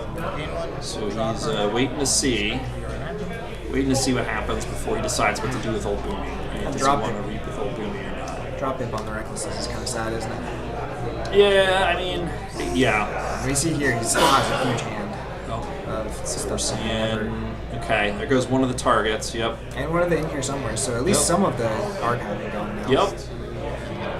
So Dexter had to be happy to see that. Oh, the spooky charge is gone. Okay. So that's a lot. So I of bet hand. if a, well, I don't know. He probably, I don't know. How many Ember did you start the turn on? He probably doesn't have the memorialize. Otherwise, Yeah, he would have. He would have by now. Yeah. He might have just drawn into it. I swear I saw that, but again, it might have been on Dexter's side. Jackie's still deciding if he wants to do it. so checking his opponent's Oh. discard pile. That makes it feel like a memorialize, huh? Could be. Could be. Is it worth losing key 2 to keep your opponent off key 1? Nope. Apparently. Maybe he doesn't have many creatures. I mean, it to discard, depends, but he's right? gonna have. If you're thinking to yourself, so he was checking his opponent's discard, I think, not just for how many creatures, but I think also checking for like, hey, how many, like, what if when he flips his deck, what am I going to see, and do I think I can go faster than my opponent? So I think he just evaluated, yes, I think I can go faster. I have board advantage. I still got at least one target in hand. I got ways to do things, right? And we did just see the old Boomy reap. He had counting cards. He knew there was no Brobnar left, so he just archived 3 right off the bat. Nice. That was the rest of the deck. So again, gonna have a big archives. And a key. And some guys on the board. Reshuffling now. So we saw And you purged my win. either target get discarded. One of them did. One of them did? So he Okay, still so has we still have one. Yeah. But I didn't see anything But that we looked like. flipped the deck at this point, so Crazy. that's no longer the. Oh, there's stuff back there. I shouldn't back up like that. Draw one. Thank you, Justice Blinded. I knew there was something else I forgot. Apparently, Justice Visible. And then Drake Vision? Justice Vision? I don't know. This is bad jokes. is it. And then we'll play Foxes. This is. Draw one, two. Top 8. No, I have to grab in there. Yeah. There you go. Okay. Sorry about that. We're professionals. Or something. I don't know how We're focusing on the game, not on all these words. Yeah. Yeah, words. Who wants words, right? Just want cards. Just play those cards. So I'm still waiting to see a big Mars that would combo stop me turn. from flipping. Like, we saw To not play the Flotsam. Flaming Hobo basically win before he got to do it, right? Like, he was ready to do it, his opponent knew it, and Yeah. conceded. Yeah, But, that's like, pretty much it. again, I was saying the Can't really do Ironics much else. Rebel, like, I don't Dr. have to discard. Xylox combo, I haven't seen that happen Yeah. yet today. I've hardly seen Rebel or Doctor do anything Yeah, today. I mean, he has 2 of them. He just flipped his deck, so unless he has a Rebel in hand. No. So he's got strong Mars creatures, but he just doesn't have the Rebel. I didn't see a Mars first. Yeah. Or anything like that, so But now these guys are sitting there ready to get fought. Ready to get- yeah. By the Brawling Grounds, so. I think Dexter is in a little bit of a tough spot, right? He's saying to himself, like, I need to use my board to win, but my opponent has the advantage Like on over the me. exact turn you needed it. I think he might be in a tough spot right here. Yeah. Well, and with things like the recklessness, you can't even assume that your opponent won't go back into Brobnar because he doesn't have anything left in hand. It's like, well, one recklessness and he draws back Yeah. into stuff. Yeah. Like, On average, you're going to draw another Brobnar card, all things being equal. Okay. We are going to Potentially more if you. Oh, Curse of Curse of Disappearance. Disappearance. I mean, you didn't draw that well. Yeah. That's a bad one. Yeah, There's I some mean, curses that so, aren't as so just painful. Gorlami's deck says, "I dare you to play creatures." And here, oh gosh, all right. So now we're gonna ping all the. Yep. So what did he state here? It's So, actually interesting. Would you play that if you're going for the Brawling Grounds disruption? Do you even play that? Because now your opponent is even more decentivized to even play creatures. Well, I think you do because you want to see your opponent's hand. But I'm wondering if you just call Mars there, thinking I'm probably not going to ping any creatures, but let me see your hand. Yeah. So, which I think is a pretty smart play. Saying himself, yeah, sure. I'm going to have all 3 houses out for fighting now on the board. And maybe he's not super scared of Dexter's creatures, so even because he does tons of Here archive, somewhere, right? yeah. So if your opponent's creatures are going into your archives and you're pulling your archives all the time, like Yep. you're going to be giving those creatures back, but they're not impactful creatures. That's right. It's really just slowing your opponent down almost, or giving you more ammo to run stuff into. Red Death. Is Yep. he haunted? No. Can Red Death do that if he's not haunted? I don't think Red Death's been ready. Well, Well, might be too late for that. Yep. I don't know if that's going to be the difference maker in the game, but I don't. Yeah, that might have been a miss. gonna matter. maybe want to keep the card. He did not play an additional card off the draw, so that didn't. Didn't affect anything Yeah. too much there. Did he do a random discard? I guess the Grabber Jammer could have fought for a random discard too. But. Play the Dew Fairy, then play the Hydra. Okay, so we got some Untamed and we got the Amber Storm for 1 Amber. Damage to someone. This is kind of defeating for Dexter, I gotta feel like. Yeah. He's trying to figure out what he can do, right? You got to pick a creature that goes. Do I draw first? Okay, gonna give the Hydra over to Orlami for the Curse of Disappearances. But I don't think it matters. You know, what's interesting here, right, is where Lami wants to use his archive in this Yeah. deck, right? He's not, as far as we've seen, he's not using it for a big I've got 1 ammo. key abduction play or something like that, or a big Mike X-ray play. So he's not directly using it to close out the game. Probably You don't should've think? waited the 1 turn So and taken your brawl. putting a whole bunch of your opponent's creatures. Well, I guess not. Maybe not. We just said it's playing creatures doesn't. Right, like I Probably said, doesn't care about it. So he I doesn't think this care is about giving all creatures gravy. back to Dexter. This is all gravy for Gorlami. He's Gorlami's in a real good spot here. It's like, even if you do clear my board, your board will not stay big. And if you don't and you keep a board, I will fight into it. Or I'll get those creatures back and then clog your hand up with them as I give them back to you. So it's a rough spot for Dexter for sure. We'll see if he's got some ideas on how to do this, but we are going to see Go. Brawling More Grounds, Brawling do some Grounds. fighting. Figure this out. So Again, it's not going to do anything hitting the elusive, or hitting with the assault there. does not Always want gonna be to enraged. Maybe he's gonna fight. And break the enrage on Old Boomy, and then the Blunderball will fight and Yep. finish off that Dust Pixie. Burn that ember. Yep. Do Fairy? Dust Pixie? Do Fairy. Do fairy. Yeah. Yeah, have a board clear or lose it territory, which I don't know that we saw. Did we see a board clear in Dexter's deck on the first playthrough? I don't know that we did. We saw the War in the Worlds in Gorlami's Yeah. deck. I don't know that we saw. Like a wind or anything? There might be, but he's had so many things just like discarded. And You see, like, this is where, like, sealed is interesting sometimes, right? It's not. Oh man. Wow. Perfect. Oh. oh man. Exactly what we wanted to see. Do you care about the word? Yeah, the scoop up was big. Yeah. Got him a Met, but we haven't seen it. Beer Geist, I don't know. I mean, you could hit like Gorlami's target, maybe, or like Gorlami's got to be haunted now. You'd hit like a target to get something back, but I'm guessing, in sealed, right? You're not going to run up as much against board clears as you would in Archon. I'm guessing that Dexter leaned a bunch into his Mars, and if his opponent wasn't able to immediately take care of the board, then when you have stuff ready, his Mars can just go crazy, it looks like, right? You can scoop up all your opponent's stuff, you can Dr. Xylofrex back, you can fight with the the weird. Another scoop up. So weird is that scoop 3 up. scoop ups? in He's that? got So a lot of that's- scoop ups. That is a lot. I suspect that is what Dexter's been doing, and just Gorlami just has the upper hand when it comes to the board, and that's why Dexter's struggling more in this game than obviously he did very well Yeah.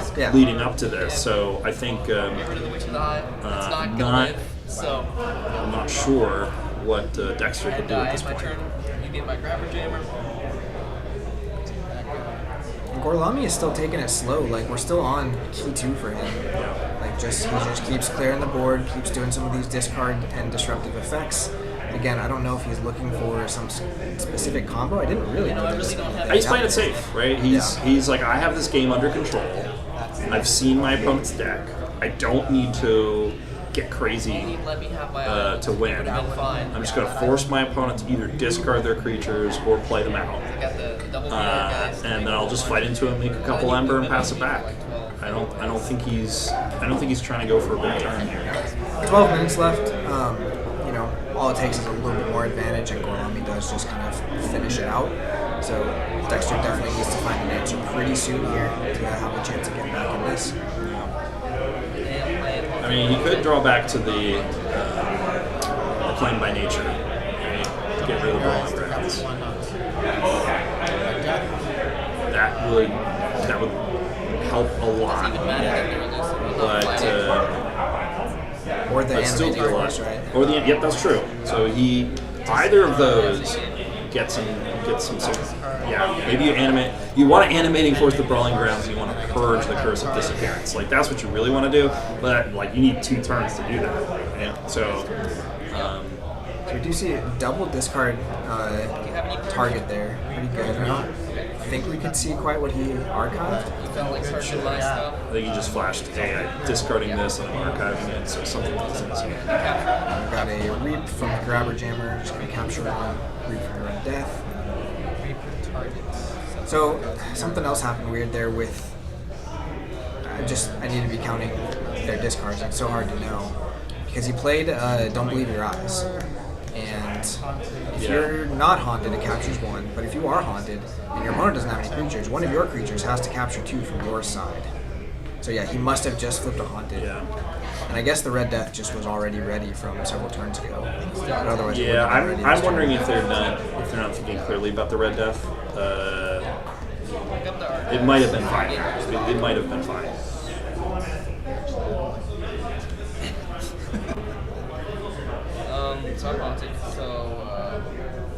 And again, smaller things so far. Hey, there's a ready creature. You could do something with a ready creature. Oh, he's still playing. All right. So a ready creature. A damage. Okay. All right. Damage pip. Take it. All right. So I wonder if we see Poltergeistoid here. So if you Poltergeistoid, and then okay. I thought maybe we would see a Poltergeistoid and then an activation of the Brawling Ground to start whittling away at Gorlami's hand while out of turn. Right? Because discarding a card in turn through Brawling Grounds is way better, right? Because you're just going to draw it back. Losing that card out of turn means you're starting your turn with fewer cards in hand than you otherwise would. So that's. And I think we're seeing a little bit else of what Dexter's deck might be trying to do. Because we have the Soul Vial. So Soul Vial with a Capture Enhanced Tangler with an Eldritch Stray. If you get a couple other captured creatures, you can basically just keep cycling those same creatures turn over turn until your opponent just runs out of ways to deal with it. But he just hasn't had the chance to get that. Which is normally good, but in this matchup, It's not good. It's not what you want to see, right? You get a Veil of Ectoplasm though to stop the key there, so that's actually pretty big. So what did he just archive for that? The Veil. The Veil, of okay. Ectoplasm, so. But then he gives up the Ment, which is actually one you're okay getting back, right? If your opponent, Right. takes the archives, and now both of these creatures will go into archives if destroyed because of the Soul Vial. Yep. Did stop a key, but they're gonna die to fighting stuff from the Brawling Grounds, right? You got an 11 power creature on one side, and you're sitting with a 1 power creature that just dies to just about anything here. So Yep. it's a tight spot for Dexter for sure. But he's not giving up. He's trying to, hey, what are my outs? What are the things I can do? How do I generate an advantage for the deck? I know I've got good artifact control. I've got hard R and I've got steel R in this deck. Maybe if I can take care of the artifacts, maybe I can squeak out, get an upper hand, right? Yeah. Potentially, right? If he's able to do that and he's able to burst at the last moment, right? Gorlami, like we said, has been going slowly, steadily, right? It's possible in theory that he could eke out a last moment win, a tiebreaker or something. Maybe, oh, here we go. Oh, look at this. So, Yeah. luckily for Dexter, Gorlami cannot purge Dexter's creatures from the discard to make this crop circles better. I don't like that rule, but that is the current rule. Looks like he's going to purge the 2 targets, though, to get 2 more captures onto that Tangler. And so now we're going to get Brawling Grounds with the Red Death fighting into Tangler, gaining 5 amber, discarding a random card, and drawing you another card because of Red Death's effect, and getting you an amber. Yeah. Like, this is brutal. So this card, it's going to be Alien Horror. There's 5 amber from the capture, and that should go into. Yep, okay, he's got it. Goes into archive. Whole pile. Red Death after fight effect. Drawing amber. Man, that crop circles. Nasty card. See Proliferator come down with a discard pick, get rid of Thunder No. Check it a lot. Was that 10 or has he got another row there? Is that I think that's 13. 13? Okay, yeah, check at 13. So he's got enough for 2 keys right now. Play junk. So Dexter is trying to find. Oh, so there's the reclaimed, there's the spooky. So That's tough. I mean, I think you have to take the reclaimed, right? Like, I mean, it's desperation at this point, right? He's not able to make enough ember, right, to get the spooky going with the Brawling Grounds out there. Get the Tangler coming back out with the discard or the capture and the damage. Goes on the Proliferator.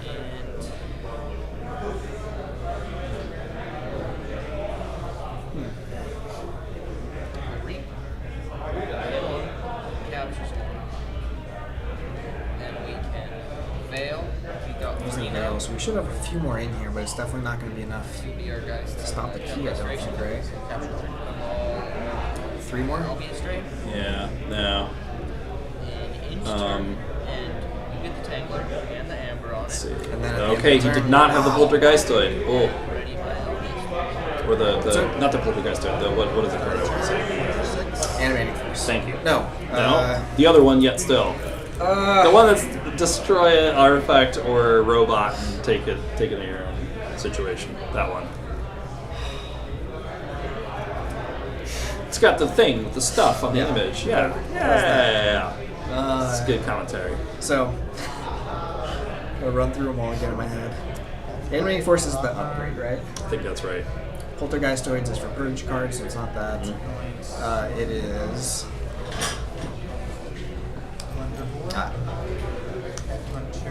Spontaneous Awakening. There you go. There you go. Right when I there. pick up my phone to go on to Arcana. That's when you Okay, get we it. get the GG there, the fist bump.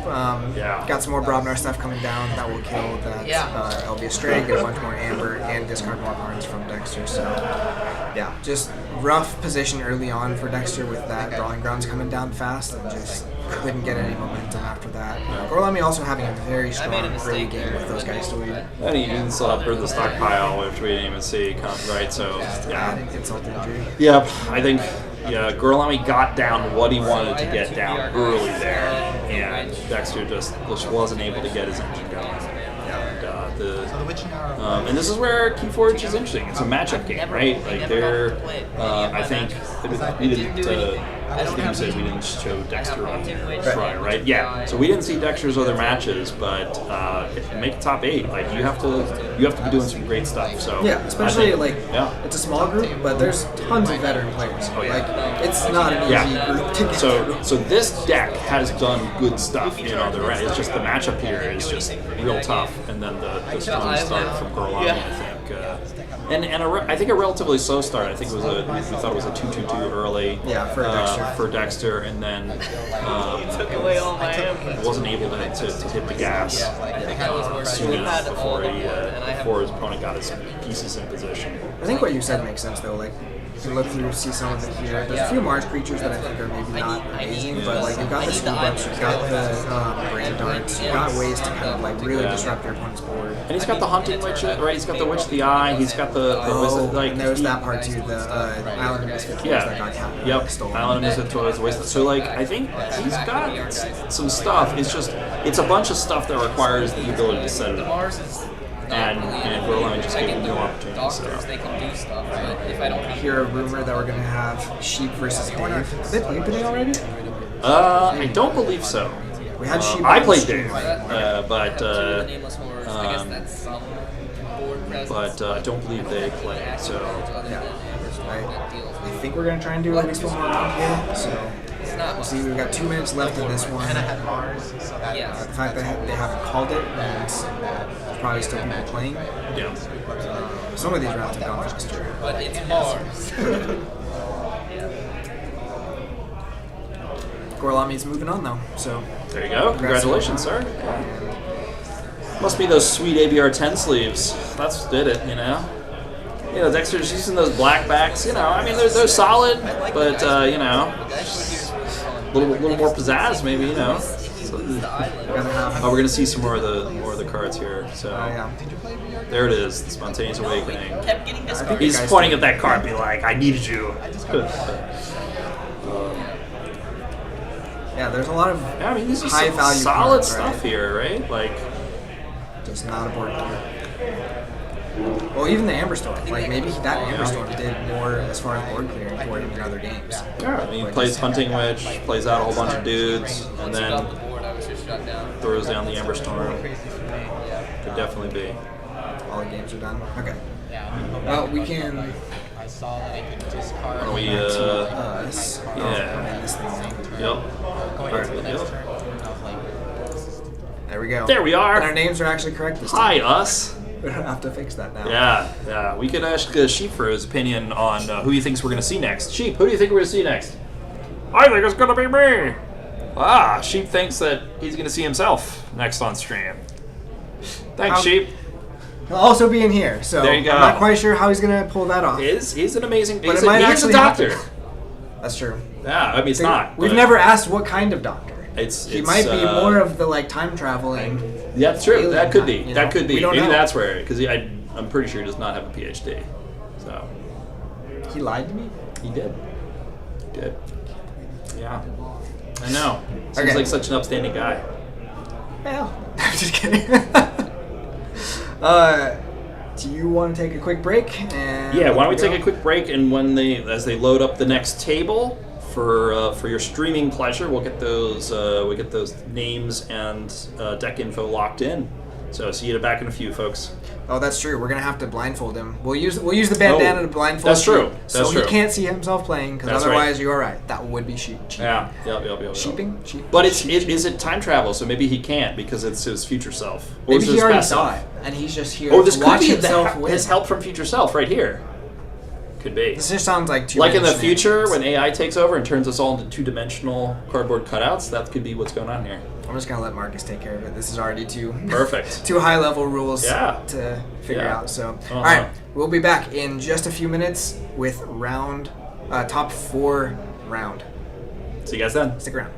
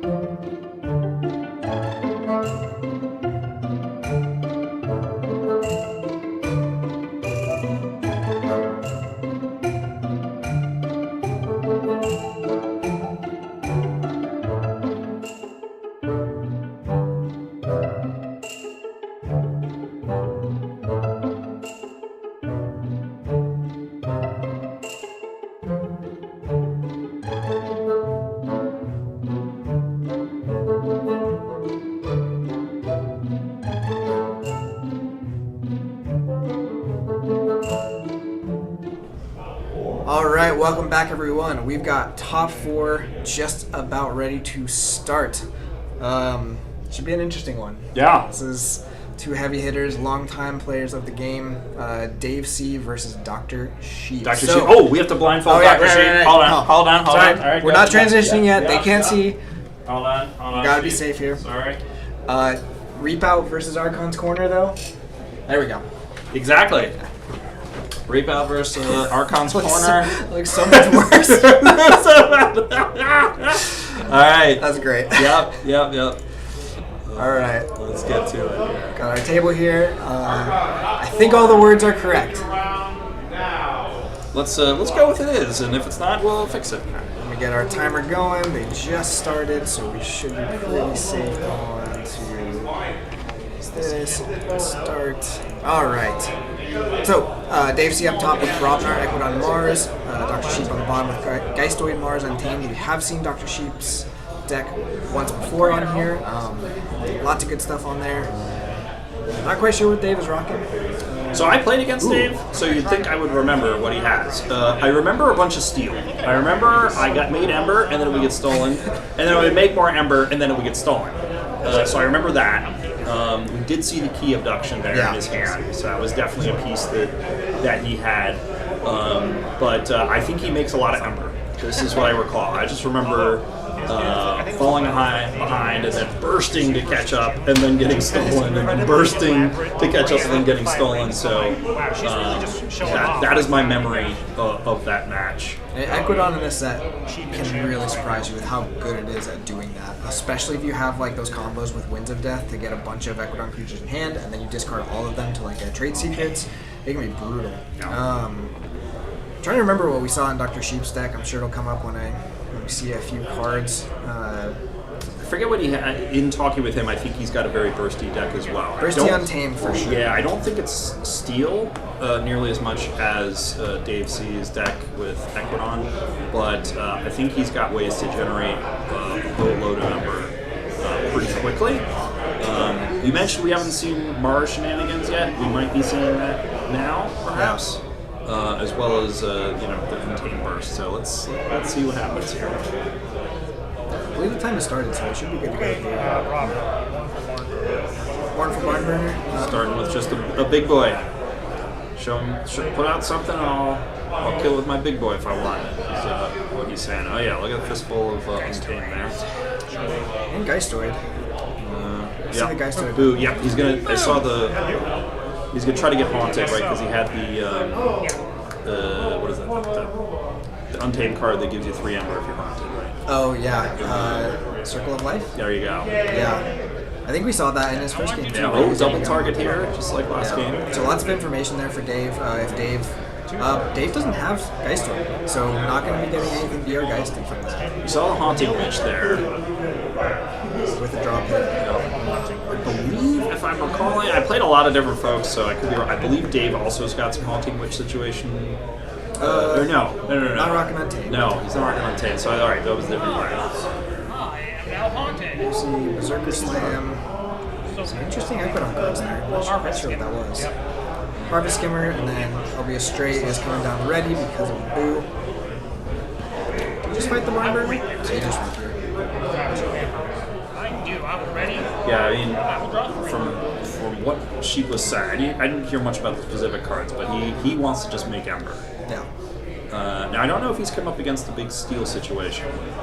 We can already see 2 of two out those. negotiates. Yeah, there. So And, you could take away all the Ember that Sheep has right now. Glimmer Spore. So we got some artifact control. I don't remember. Oh, Dr. Sheep, I think, had double Haunted House. Oh, So okay, Glimmer that's Spore big. could be picking those up. Double Haunted House is big. But what do you go here? Dave looks like he's got like a We're playing hospitality to make 3-1-2 or something. Looks like he's going It's gonna Equidon. get. Yeah, that's what I was thinking. Right, you got just take advantage of the steals while you can. I think it might unhaunt him. No, not by much. It might be like 1.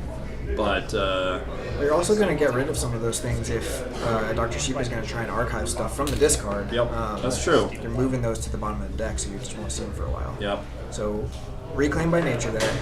I don't know if Dave's deck is really going for much artifact stuff. I don't recall there being a lot of artifact situations. But again, I played a lot of games today.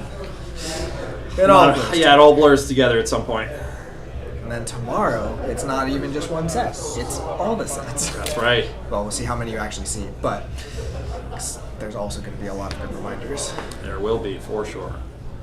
Hopefully some more variety, though. I think we'll see some. We'll see some for sure. So Dave getting to, I believe it's 5 amber. It's kind of tough to see on there, right? I think it's, his amber is Well, it's, yeah, I don't. it's see-through amber, which is not very helpful when it's already on like weird colors. It might. Yeah. It So- might be. I'm not sure. Well, so out negotiates, each have an amber pip on him, and he stole with for 1 for each, and then he had the legend of it. I think that puts him at 5. Yeah. So no check yet, and we did just see the count sheet is not haunted at the moment. Could just discard one of these untamed cards to get there, but Yep. because Give Dave, yourself the circle because you're running out of time to use the circle. yeah, and So, Dave, especially since Dave's not there yet. well, I think that's the move, right? Can't tell what the other card is that he might be able to discard, but you might just. Or the war felines, right? But do you throw Dave's stuff back in? Because you don't want to hit your own, right? I mean, does he want the steel back out though? Because I think if you're a bursty deck, do you want to shuffle the steel back in? Yeah. Because the steel is the counter to your burst. I like So he's- discarding Warfline here, but we'll see what he Yeah. says. Well, I guess he's saying, hey, do I not give myself the extra embers or worth shuffling the top 5 of my net? He's thinking about it. Okay, You got the Amber Storm too, which I doubt you could get quite enough to kill the Mournful Barnbringer. Yeah. All right. He's not prioritizing. Does the Haunting Lich? Okay, so he's gonna. All right, so he's definitely gonna try to get himself to be haunted here, but he didn't.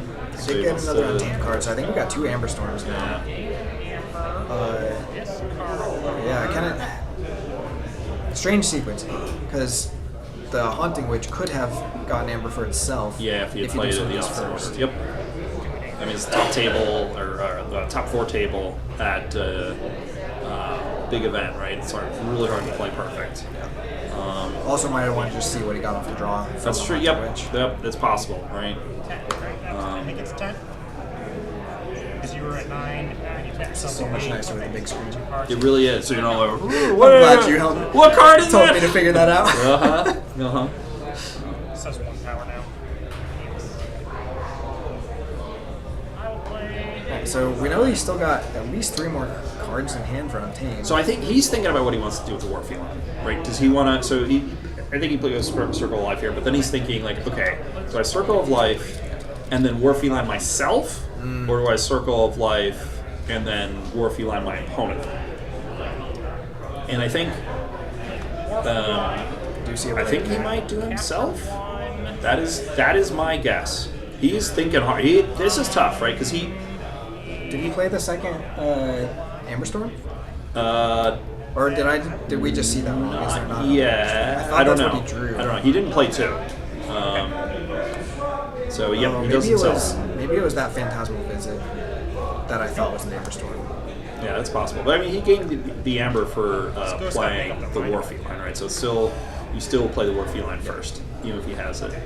I need to make an amber for playing that off a Haunting Witch because I can order it. So yeah, I like that shuffle there. Now it's he's thinking about what's the chances I'm going to draw into something that I'm gonna be sad that I'm not haunted. Marcus! But I think a couple of those pieces he wants for his burst later. They're discussing right now if he gets the Amber before the He was haunted. Warfline Played Warfline. effect believe you procs. did. It should be active player chooses the order because they just happen at the same I can time. order this play effect first. Verify. Then we're exactly I already screwed it up, so whatever. Live with our bad decisions. Yeah, I mean, if you can But order they did call Marcus. I could hear that. Yep. Swear, this is No, the shit so out. it's if you're you add it to your player resolving any enters play effect. So it still won't that be goes first, check for sheep. and then resolve play effect. But that one more Amber is still This is the after job. play, this is the result. Right. So this would play damage. this. So, okay, verify. If we think that's what's going on. Good. Yeah. We just wanted to verify. There we go. Just, Okay, so And then it's the Yep. other And there it is. So he's able to get the check. discard. and that is going to And be there's discard pip, and he's just able to take out the Mournful Barnburner. these things. And he's captured. Going on the harvest storm. It's like a weird nugget in this light. I don't know. So they're actually like plastic tokens that say rebound. Yeah, I've seen them. They look cool in person. They in this lighting. Very difficult to see, especially Yeah. sitting on his Archon card. Yeah. I'll have a talk with him about that. Dave, what are you doing? I'm gonna go rock. Look at all that ember you can pick from. Super slam. All right, so And Dave. David just like makes a big old pile. Sheep's got his all nice section, and Dave's like, I got my pile. I'm gonna crush you with it. He's using his available space. So I like that. Uses Brobnar, the Berserker Slam to take sheep off check. Was there a And, damage pip on there too? Putting some big boys out. How'd the... Yeah, there was. So the damage pip able to kill the Haunting Witch because the Haunting Witch was only at 1 power because of the King back roll. Very nice. And then Berserker Slam hitting the Warfline. Warfline? I don't know how to say it. Warfline. Warfline? Warfline? The big cat. Warfline. We've got a Recklessness here, so Ooh. Dave going for the dice. I don't know how he picked 3 from 1 dice roll, but just let him. We'll let him do what he's doing. It's magic dice. So we did see. I don't know why I'm like racking up trying to see this. what. All right, so this reminds me. Yes, so I remember my challenge when I was fighting Dave. Is the deck I was using is kind of combo heavy. It kind of needs the combos, and he kept stealing all my ember and then recklessing my combos out of my hand, so I couldn't do much. It does make it tough. Yep. Now I'm not sure how combo heavy Shuffle Cat. I like that. Sheep's Burst is. But yeah, I remember my deck had Rock Grub, double Ember Storm. And I was like, oh, I got the big combo, and he recklessed it. I was like, oh, well, now I don't. Okay, so we got some attacks coming down, and a 3rd Amber Storm. Or no, those got shuffled back in. Or at least one of them got shuffled back in. So that's the one that was shuffled back in. And we are going to tax because Sheep is haunted. So it seems like that's stopping Dave's key. Looks like he's on 7 there. So, looks like 7 to me, but it's hard to tell. The Amber Storm able to take out the Blunderbore, which is big for Sheep maintaining check here. I gotta think Dave's got a pretty well crafted hand at this point. He's trying to decide, I think, he's got a bunch of Mars, we can tell there, so does he just go into Mars and maybe not take Sheep off check? Or does he play maybe a smaller Equidon turn to stop the check? I couldn't quite see what was in his hand, so I don't know that's what he's noodling on, but that might be my guess. You can only tell the Mars. He's got Key Abduction, Target, and Rebel, which is still a big turn, right? Yeah, it's archive your Key awkward, Abduction, but that's big, right? And archive the target, right? So like, and get an Ember like that. But you're also not taking care of the Skeleton Murmurg, so you're going to be probably paying 8 for that key unless Sheep. That's probably why he's doodling, right? Slower. Slower. It looked like maybe a market fluctuations. Okay, go on Mars. Yeah. But you don't want to play the market. So he's playing the target first, so he's not archiving the Key Abduction. Well, he's going to play the Key Abduction, return the target to his hand, and then archive, right? So he's... Oh, good catch. Yeah. So get him to archive. Yep. See? So does he take a... he's thinking about his steal. Yeah. There's not much Mars in there. There's just the Glimmer Spore, maybe? Yeah. Which he's thinking about whether or not it is bad. Because you prefer not to dirty your archives by splitting it between houses, but he hasn't seen much in the way of artifacts from Sheep yet. Did you see on the discard from the Recklessness, did you see what that was? It looked like maybe one of the haunted houses, but... oh yeah, so we did see a haunted house in there. That's what he's looking for. There are a lot of artifacts in the discard pile, but they're in the discard pile. Yeah. So is it really worth worrying about those now? I think he's thinking I don't want the Glimmer Spore, but I don't love dirtying my archives. So he decides to make it a little dirty, right? He's like, hey, steal's going to be important in this game. It's worth dirtying my archives for. So now, do you still archive the Key Abduction in a second? Oh, I think you do. Right. I mean, that is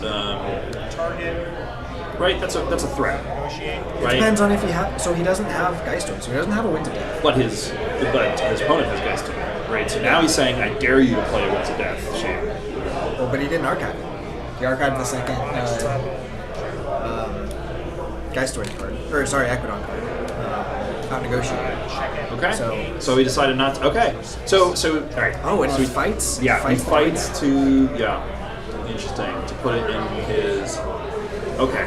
So that's interesting because I guess that's another way to tell Dr. Sheep, I dare you to play Winds of Death. Is I've got my target here. It is slower, but you got it when you're playing against Geistoid in Sealed. Winds of Death's that common. Yes. You gotta think about what if my opponent has it. Or almost assume they do. Yep. So I think that's part of what he's doing there. By the way, I don't know if you noticed the sweet keys that Dave has just brought on, the little fingerboard situations. Fantastic. Yeah, I think that's a choice selection of key right there. And there's the correct colors on the underside. We had a brief discussion about the yellow one. It's a little dubious. Yeah, I mean, it's definitely like you look at all three of them like, yeah, that's the yellow one, but like it could be more yellow. What we need to do is see if you can get custom printing on the bottom. So they're like different KeyForge cards when you flip them. There you go. Oh. Okay, Sheep is going into Mars, going to do a scoop up, assuming I'll be a stray, and then that Cyber Giant. Ricky Cyber Giant? Is that what it's called? Yeah. Yep. So it's kind of an archives where it's like you don't necessarily ever want to pick it up again, but you don't mind if you do. Either like giving it back a the Rickety, it's fine, right? That's why you don't take the Rebel, right? You don't want to give you don't want to be like, oh shoot, I'm gonna give my opponent the Rebel. Is it? Scoop up isn't non-Mars, is it? Oh, it is non-Mars. That's another reason not to do it. You're right. Yeah. So we see a target. Oh, that was the other thing. Dr. Sheep's deck, I think, has 4 targets in it. But does it have 4 targets? I think it has That's a lot of targets. in it, which is surprising. We haven't seen any yet. Yeah. All right. So he takes. That's interesting. So he takes the Dark Lamp. So there's the second target. So he said. So Dark Lamp to me isn't the most obvious card to take from in there. So he's either setting something up or he's saying I'm actually gonna just put stuff in the archives that. So not that he's got that Soul Vial, so he might archive that here. Yeah. But it looks like he's just going for kind of the heavy board. Oh, he takes the Soul Vial. There you go. So now he's got Elvia Stray and Dark Lamp, which so he's got a way to capture 2 in his archive, and then on clear archive those creatures. Okay, is that the red board or red key? That is no. Or is that the yellow? I can see that being a. I think kind of yellow. We'll get confirmation from Dave after what his actual. The blue one is very blue. I remember that because he flipped the blue first, and then the yellow, and then we were talking about the yellow. There you go. So okay, so that is the yellow. That's why it's questionable. Yeah, there you go. I don't know if that's yellow. Yeah. He's talking about the lettering is yellow. I was like, I'm gonna call Judge. Once we get into Amber Skies, that's not gonna fly. No. I need to know it's yellow. So got a Mars turn here, just getting some creatures out. Nothing's damaged, so not really a reason to discard the Shrink Ray. Sweep. 9, 2, 3, 4, 5, 6, 7, 9. Play a Brash Grabber. Yep, getting some setup. Yep. I mean, anytime you have 4 or more creatures of one house, that's a bit of a threat to your opponent, right? Yeah. And that Brash Grabber actually is a pretty good counter to what Sheep has been archiving, right? He wants to capture all that stuff. That Brash Grabber is just going to start grabbing it back. There you go. There's an Ember on board right now. He can grab it. Brashly. I will play. Very brashly because he's enraged. There you go. Yes. Such an interesting card to learn how those things work. Yeah. You can basically use him to do his effect on any turn except Mars. Yes. It's very, very fun. It's an interestingly designed card for sure. Looks like Sheep is taking his archives though, so we are going to see that Soul Vial come down, and we'll see a few more creatures come down with some capture. And that one in Cursed Tome sometimes makes up the Archon.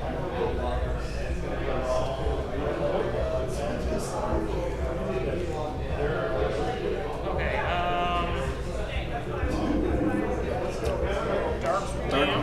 Dave actually doesn't have a ton to capture, so it's basically just going to be the Dark Lamp, and that'll be a stray that probably will be capturing here. Airlocking. So Sheep has a lot of artifacts. Yeah. Just very few of them are getting played. Yeah.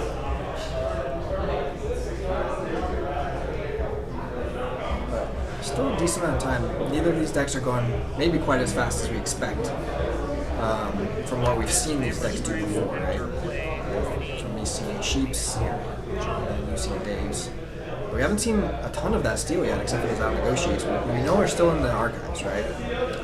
I'm pretty sure he's got it's either generous offers or permanent records. I want to say he's got a few. Watch, we're gonna go through his deck and be like, Nick, John Square totally misremembered what in the world Dave had when we played however many hours ago. So, alright. Sad Mamet, just grabbing an airlock there. I mean, maybe he likes that card, but it's a little bit slow for kind of what both of these decks are probably trying to do. The Cosmo Visit, though, is not bad. That is a good card to be able to keep recording. oh, and he pops the his Mamet with it, so I like that move. And then what's he gonna target here? I think he's gonna target the grabber tower, maybe, or does he want to protect his dudes with the shrink ray? Okay. Interesting. Wants to protect his dudes with the shrink ray. Yeah, because the Shrink Ray does just snipe the targets, right? Phantasmal Visit archives itself. Interesting with the resolution of the pips there, you have to go top to bottom, so you could have archived the Reclaimed, but the Scoop Up I think is better anyways, but in a different game, you can't change that ordering to try and get the disc, Reclaimed disc ring first, and then hit your Mamet. Alright, so Sheep is in check, or no, not quite check because of the Grabber Jammer. I guess he hasn't finished his turn yet either, has he?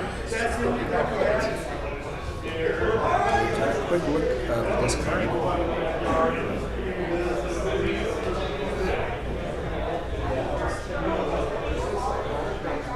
Oh, has Sheep gotten all the way through his draw pile? Is that where we're at? I think maybe. So the Harvest Skimmer's not going to be able to get extra value. Yeah, and I think he's going to shuffle. I have seen Dave do this before, where he's like, "Oh, before you shuffle, let me just take a look through your deck there." Well, so some of Dave's favorite stuff is Punctuated Equilibrium. So at that stage, like you had to be really on top of seeing what was discarded because you might have to reshuffle and draw during the sequence of that. So I think he's gotten very practiced from playing double pump deck. Okay, so we do see a fight from the Harvest Skimmer taking out that Brash Grabber, and then another fight, or sorry, Harvest Skimmer taking out the Grabber Jammer. That'll be straight taking out the Brash Grabber. Yep, so Sheep is in check here with a key already. Dave's sitting on one amber? One amber, perhaps, and a key. So, right now she's got a little bit of a board advantage. Well, board advantage, but also the big advantage of having just reshuffled your deck, so now there's nothing for those out negotiates to hit. Yep. So that's actually could be yep, really those big are two, you're right, those are two out negotiates there. And that is good time, right? Because Dave might be sitting on those his other steel cards.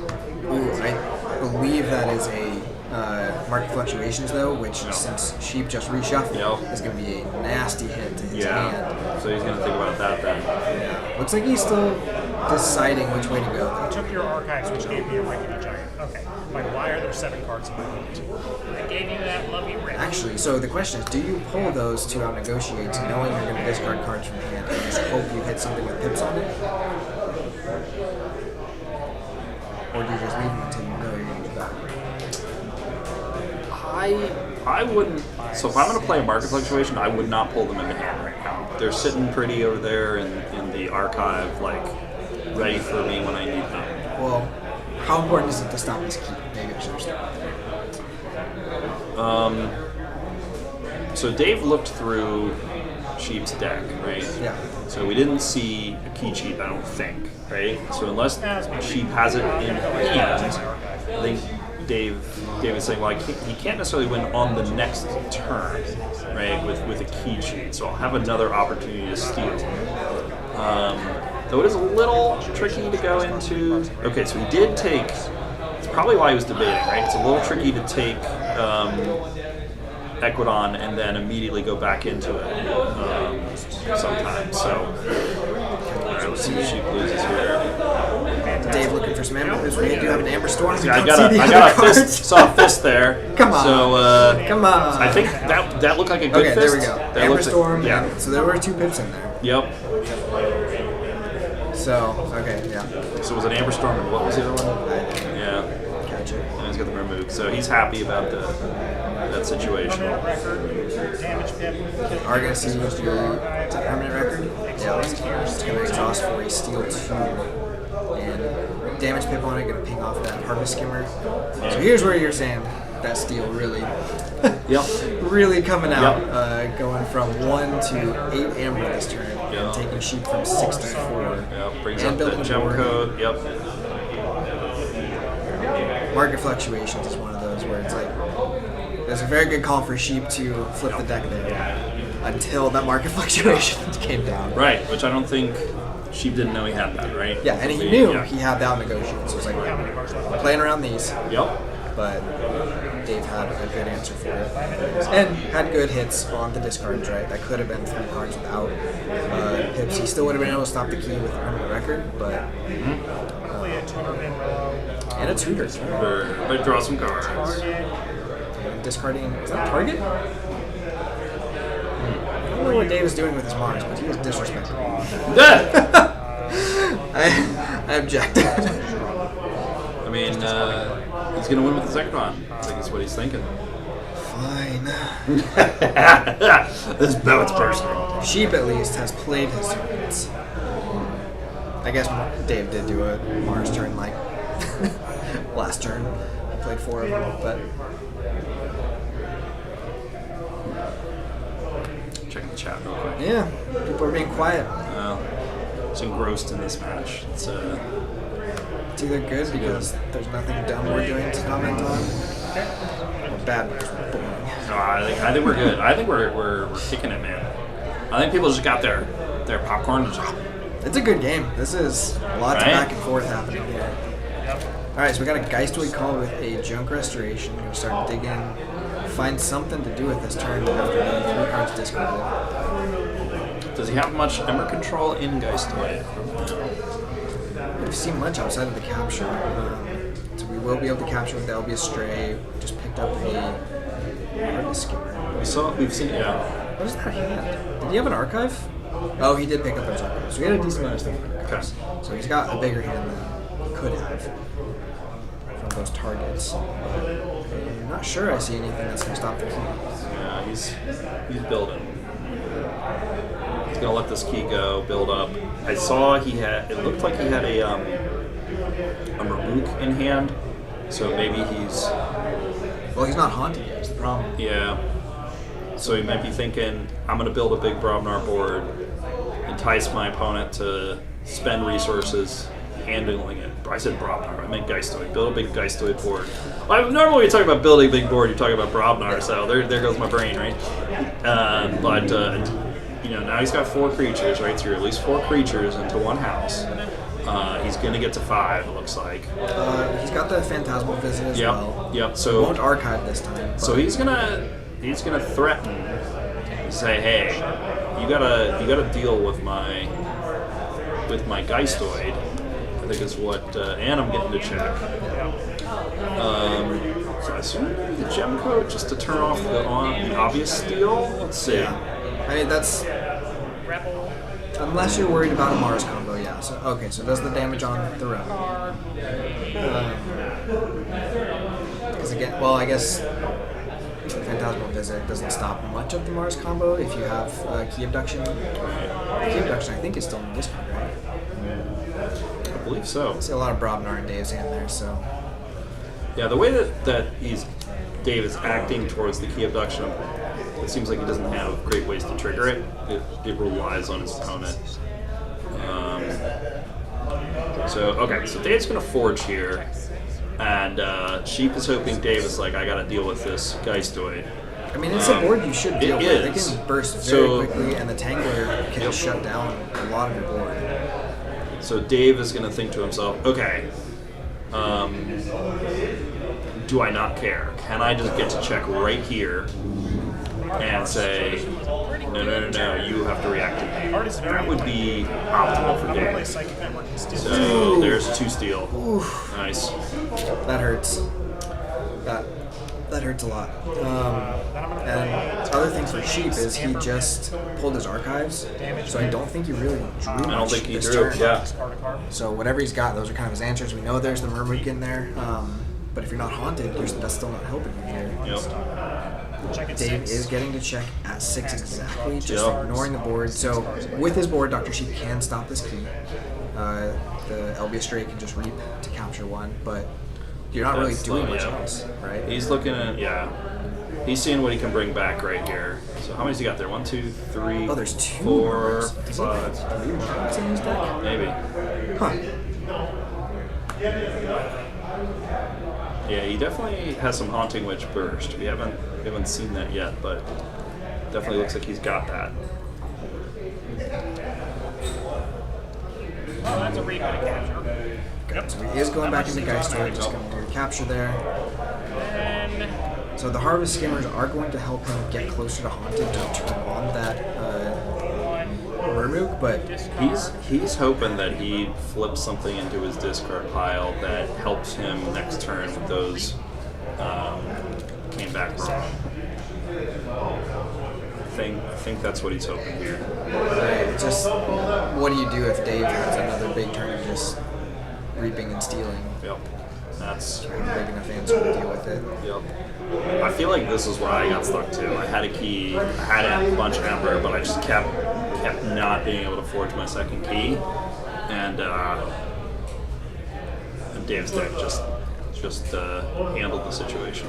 Yeah, so we see in hand there, we've got like the Haunted Witch, is that a came back wrong maybe? Yeah. And then a bunch of Mars. That Mars is going to be And after that, Harvest Skimmer just going to reap as well. Yep. Fight. You want to flip? Yep. He was hoping for a good flip there. okay, that's turn 8.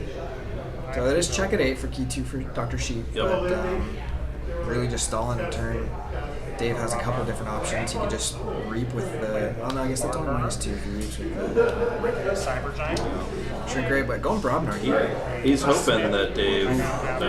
Smith. So I gained 3 Ember. I think he's hoping Dave kills something of his because he doesn't want to have to discard to get to chat or get to haunted. There's the Recklessness. So this actually might help. This could help. Although if he hits he doesn't want it to hit the came back wrong. But otherwise, he might be very happy with getting some new cards here. So target, scoop up. Oh, the comeback wrong. Okay. Yeah. So he's got to draw here. So Dave ends at looks like 10, 9 or 10. Something Maybe it's like 9. that. I don't think there's one right at the bottom there. Yep. So Sheep needs a draw. He does forge a second key. That is better than I did when I was facing Dave. But we've seen she probably doesn't have a key cheat from what we've seen. Right, So right. you have to stop this key cheat. Unless he had it in his hand the whole time, which I don't think he does. I didn't see much there. So Like a he's looking. net and So he sees them. well, yeah. So he's saying, I need these. Yeah. And I need this And came you back took wrong to get yep, these. Yep. And A couple of those artifacts that didn't make it down. Lots of artifacts actually. so he just he's like, yeah, I'm just gonna show you what I got. So that's it. Wow. There it is. There it is. Congratulations, Dave. Yeah. Let's make it to the top table. And like- flip that red key. There you go. Beautiful. This was actually so just high level. Think about GR and the impact it's had. This was a great top high level game. It wasn't any of the crazy combos we're used to seeing. Dave maybe had some of those pieces, but he ignored them and just used the sort of the value train of the Brobnar recklessnesses and then the Equidon steel and everything. And same with Sheep, just kind of really trying to get value out of a lot of the common stuff instead of those really big combos. And for both of them to make it to top 4, it seemed like it paid off. Yeah. So Dave talking about maybe why the key abduction isn't. Yeah. It's like I need you to play your Winds of Death, right? So yeah. Did Sheep have one? I don't think I saw it. Twice as many targets. I don't know that he does. Yeah, I don't think he does. Okay, so we got confirmation from Justice Blended that Gorlami won on the other table for an all rebound final table, and both of these players are also very invested in playing Alliance, and we heard there's a small chance, depending on how the schedule goes, they would have to forego this final to play Alliance or vice versa. So that could actually be really rough for them. But we'll see how things shake out tomorrow. Again, huge congrats to Dave and Gorlami for getting to sealed finals. We will see that not tonight. I think we are done for this evening. It's been fun. It's been a good day. Yeah, a lot of good games being played, a lot of great streaming. Hopefully, people feel there's a lot of great streaming. No one knows what happened before you got here. No, you know, it's, I'm sure it was wonderful. And it sounds like you're thinking maybe coming back during the Alliance portion. Yeah, I was thinking about maybe doing that. Yeah, I don't have an Alliance deck with me. I enjoy doing this, so I'd be happy to play Archon. I will be surprised if I do as well. And main Archon as I did in Rochester last time. It's gonna be a brutal field. But we'll see. I like my deck, and we'll see what happens. Nice. Let's this, and again, Sydney is here too, so maybe we can get her on, get you both on. I'll go do something else for a little bit. Not allowed. I'll just stand where Sheep. I'll just stand next to Sheep. Yeah. Perfectly quiet. Oh, well, hold on. We can take the blindfold off Dr. Sheep. We need to give him some tears now. Oh, sad Sheep. He's still smiling though. That's what's important, right? Still smiling. All right. Well, I don't know about you. I'm about ready. Thank you all so much for hanging out and watching. It's been a fun day. Tomorrow is going to be a very long day. There's going to be lots of KeyForge. Very excited for it. Going to be starting out with Archon first thing in the morning around 11. Is that when the round actually starts, or 10? Well, they asked us to be here at 10, but they said cards hit the table at 11. Cards hit the table at 11 Central. We'll get the stream up and running before that, like we did today. Make sure the time countdowns are going and stuff. Otherwise, that's it. Thank you all for hanging out. Yeah, thanks, Aaron. This is great. Yeah, thanks for hanging out. Absolutely. All right, thanks, everyone. See you guys.